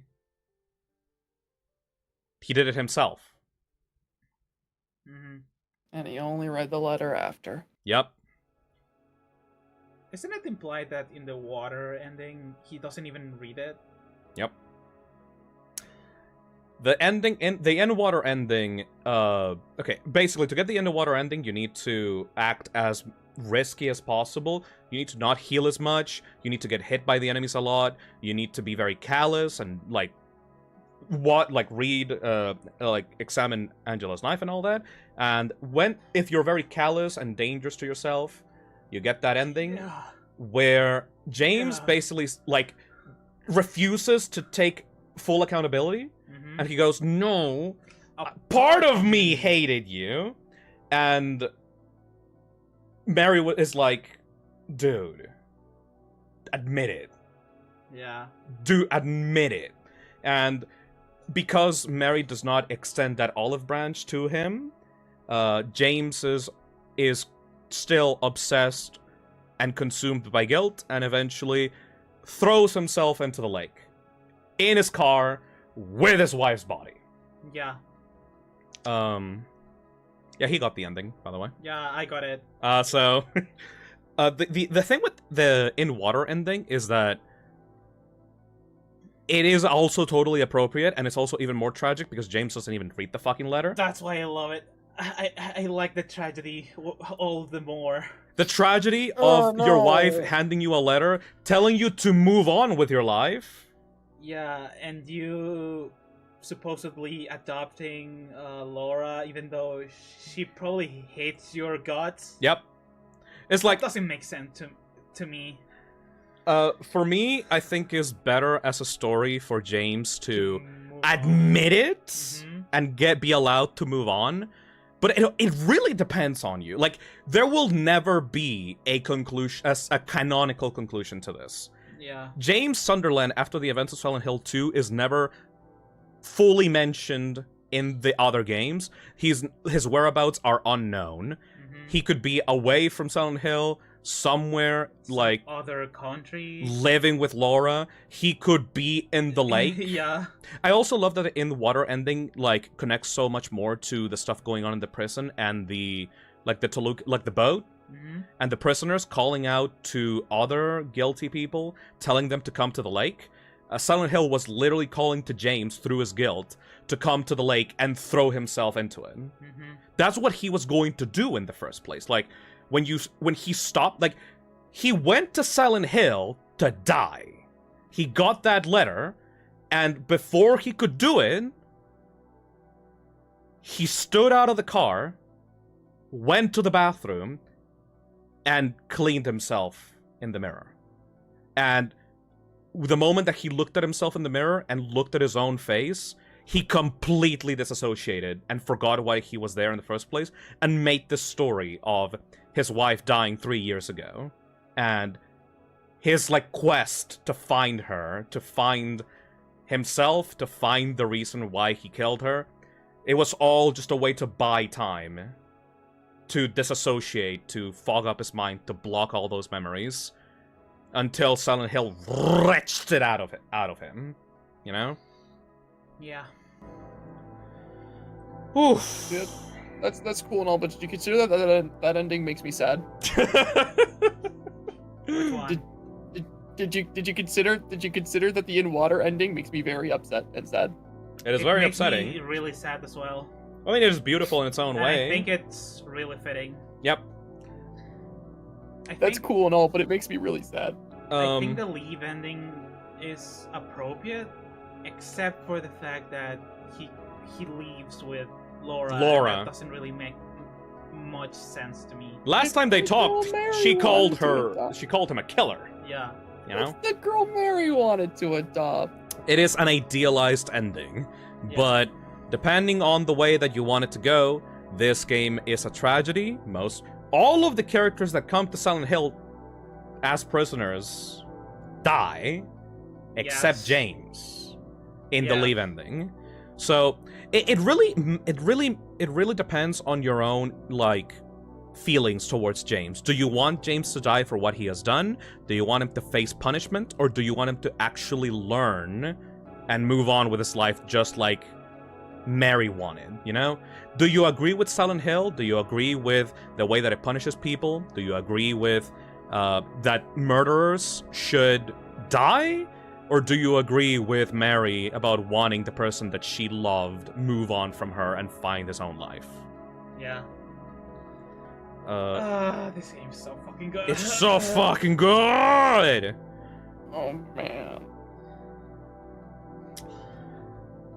I hope the remake's good.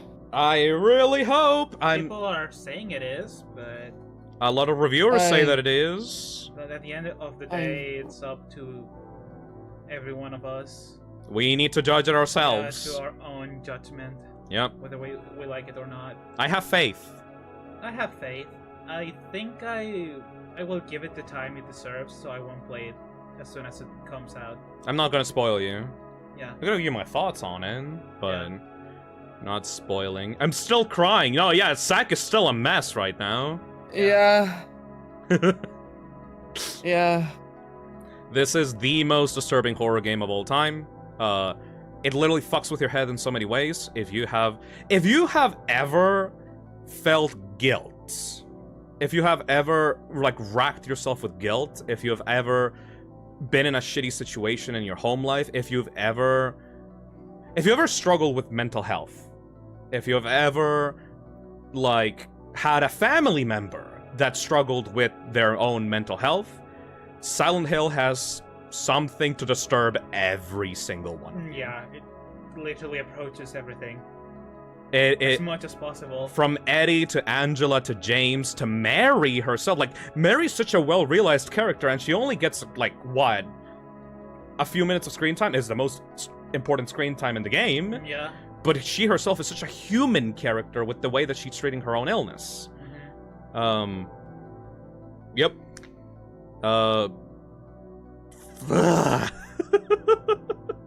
The fact that this game was able to make me sympathize with a man who killed his wife speaks volumes. Yep. Yep. A lot of people are, like, try to Flanderize James, saying that, oh no, why would you sympathize with James? He's a murderer. And it's, like, funny, you know? Yeah. Like, oh, he's like the dark version of Ethan Winters. And it's because he has so much depth as a character. Yeah. He is not a good man, but he is not a bad man. It's not black and white, it's... yeah. He is not a raunchy character, he's not a womanizer, he's not a Casanova. All the fucked up shit he feels inside of himself, he pushes down because he's disgusted by it. Which he's desperately trying to be a good person, but in the situation that he finds himself in, is very, very, very hard for someone like him to be a good person. Yes. He is a husband who was put through the most painful experience that anyone could possibly go through who's married, and he does something so horrible that you spend the entire time questioning why he even would. Yep. And, like, on one hand, you want to hate him for doing that, but on the other hand, you can understand the sheer amount of pain he was in. You can understand while not sympathizing. A lot of people would be pushed to do/think very bad things in James' position. Yeah, exactly, King. What he did was unforgivable, but it's not up to us to forgive him. Yeah. It's up to what he believes should be his punishment and what other people around him that are affected by his actions believe he should, how he should be punished. There's nothing wrong with liking James as a character. Well, first of all, he's not real. Second of all, you know the context, you get to empathize, you know? Yep. But even if you like him, it doesn't mean you forgive him. Yep. You can like him. Exactly. And just not forgive him. Oh! I don't know if this is a hot take, especially considering the fact that I'm like a massive Resident Evil fan, but I genuinely believe James is the greatest, like, survival horror protagonist ever. I would for sure. I would challenge you with Elster from Signalis, but you haven't played that fucking game. Yeah, I would need to play that, but like, I think there are so many like horror game protagonists that are extraordinarily entertaining characters who are very well written.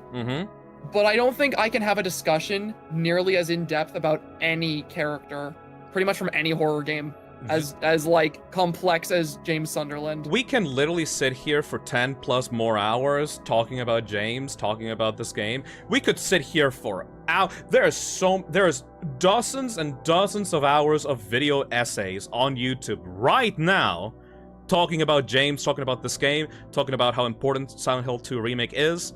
Like, there's nothing that we could say right now at the end of the stream that would be able to do justice to how this game is written and the impact that this game left on everyone. But I hope that at least our playthrough right now, for the people that are watching this and are just experiencing the game with us right now, are able to understand even a shred of how good this game is and why we were so hesitant with the announcement of the remake, and why this game killed the Silent Hill franchise, because nothing ever got even close to this. Yeah.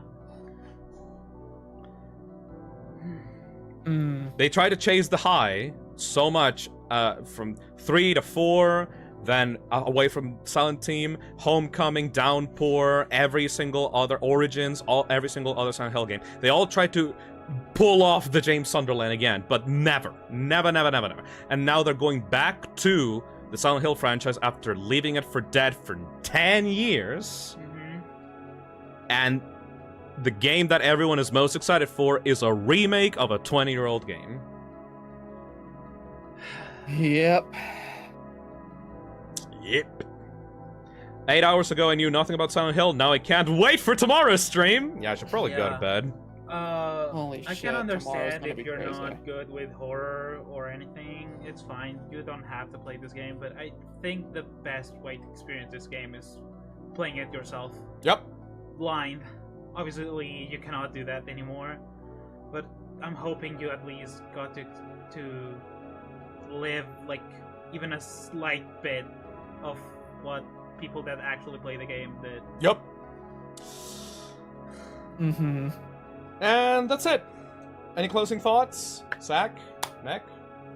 I guess to give my closing thoughts on what I'm expecting for the remake and whatnot is I am very, very cautiously optimistic now. I'm really looking forward to hearing the thoughts of people tomorrow. I'm not going to be able to play it myself day one, but me neither. I'm going to be playing it whenever it like officially comes out, not like the 2 days prior. So I'm excited to hear what people's thoughts are. And even then, I just hope it's an enjoyable game, even if it doesn't quite live up to, like, the original. I just hope it's, like, a good standalone title that people can enjoy playing. And from what I've seen, it seems like it's going to be that. Yep. So, that's my expectations for the game. Yeah. You? You can read the super chat. Oh. Please, first. Hey Phil, remember me from the Silent Hill 3 stream? I guess I'm a collector now because I bought Silent Hill 2 plus a PS2 for $380 and it was worth every cent. Thank you for introducing me to this franchise. That's one of my favorite parts about streaming, by the way. Getting people into my shit? Shit you like. My shit, yeah. Hey Phil, funny bear game. Har har har har. Remember? Ha. Play the funny bear game, Phil. No. I'm grabbing you by the throat and showing you this. Yeah. You know? Yeah. Meanwhile, I'm over here getting people into Jeff the Killer. Getting people into Jeff the Killer. We, like, it was, like, all of our efforts getting people into Resident Evil as well. Yeah. Like, that's one of the things that I'm proud about in the channel. Like, getting people that are just like, oh yeah, Sumer, hey yeah, Pressure, hey, FNAF, Roblox, Lamau. And then they get into Silent Hill and it's like, fuck, what did you do to me? Yeah. I love it. Maybe don't spend $380 to buy an original PS2 and Silent Hill 2. But, you know, this guy wanted to do it. Yeah, it's up to you, really. Yeah. There are way cheaper ways. Though not necessarily legal, but yeah, you know.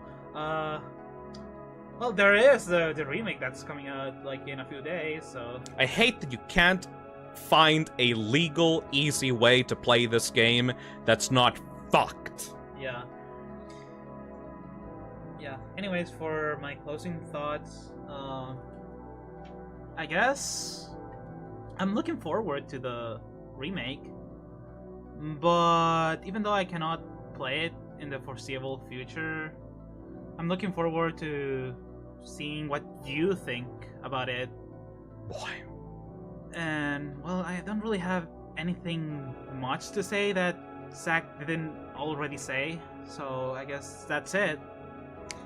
And as for me, this is one of my favorite games of all time. I was such a negative Nancy when it came to the announcement of Silent Hill 2 Remake, and I will say, with reason. With reason. With because reason. The new stuff, well, the stuff they initially showed off was not good. Yep. But I am fully willing to give Bloober Team a chance. They really seem to, like, not know what they're doing, but they really seem to give a shit about the game, and that's all I could ask for. And just like any other game that I play on the channel, I will come to it with an open mind. I just needed this. I needed this today to show you what I mean when I say Silent Hill is one of the best horror games of all time. It is the most disturbing horror game of all time. It is one of my favorite games of all time. And finally, after so many years, after like since the Hello Neighbor stream, I can finally show you this is why I'm so afraid, and this is why you should give a shit. Yeah. Would you be willing to stream Rule of Rose or Hunting Grounds in the future? Probably. Not the three of us, though. It's very hard to, like, coordinate those kinds of streams. Mm-hmm. I will probably play it on my own time, but, you know, I'll continue playing survival horror games in the future. I don't know if you know, but I like survival horror. What? Yeah. No way. Wow. What a surprise. That's it. Hype for tomorrow! Yeah. Let's go. Hope to see you there, Chad. Go. I will see you tomorrow for Silent Hill 2 Remake. You won't see me and Zach tomorrow, but That's a one-man show. But I really hope you... I really hope the remake is good, and I hope you all enjoy it. You guys enjoy tomorrow's stream. I'm going to enjoy my 24-hour crying session tomorrow. This game. All right. Bye-bye, everybody. See you later. Bye-bye. Bye-bye. Bye-bye. Bye. Man. Man.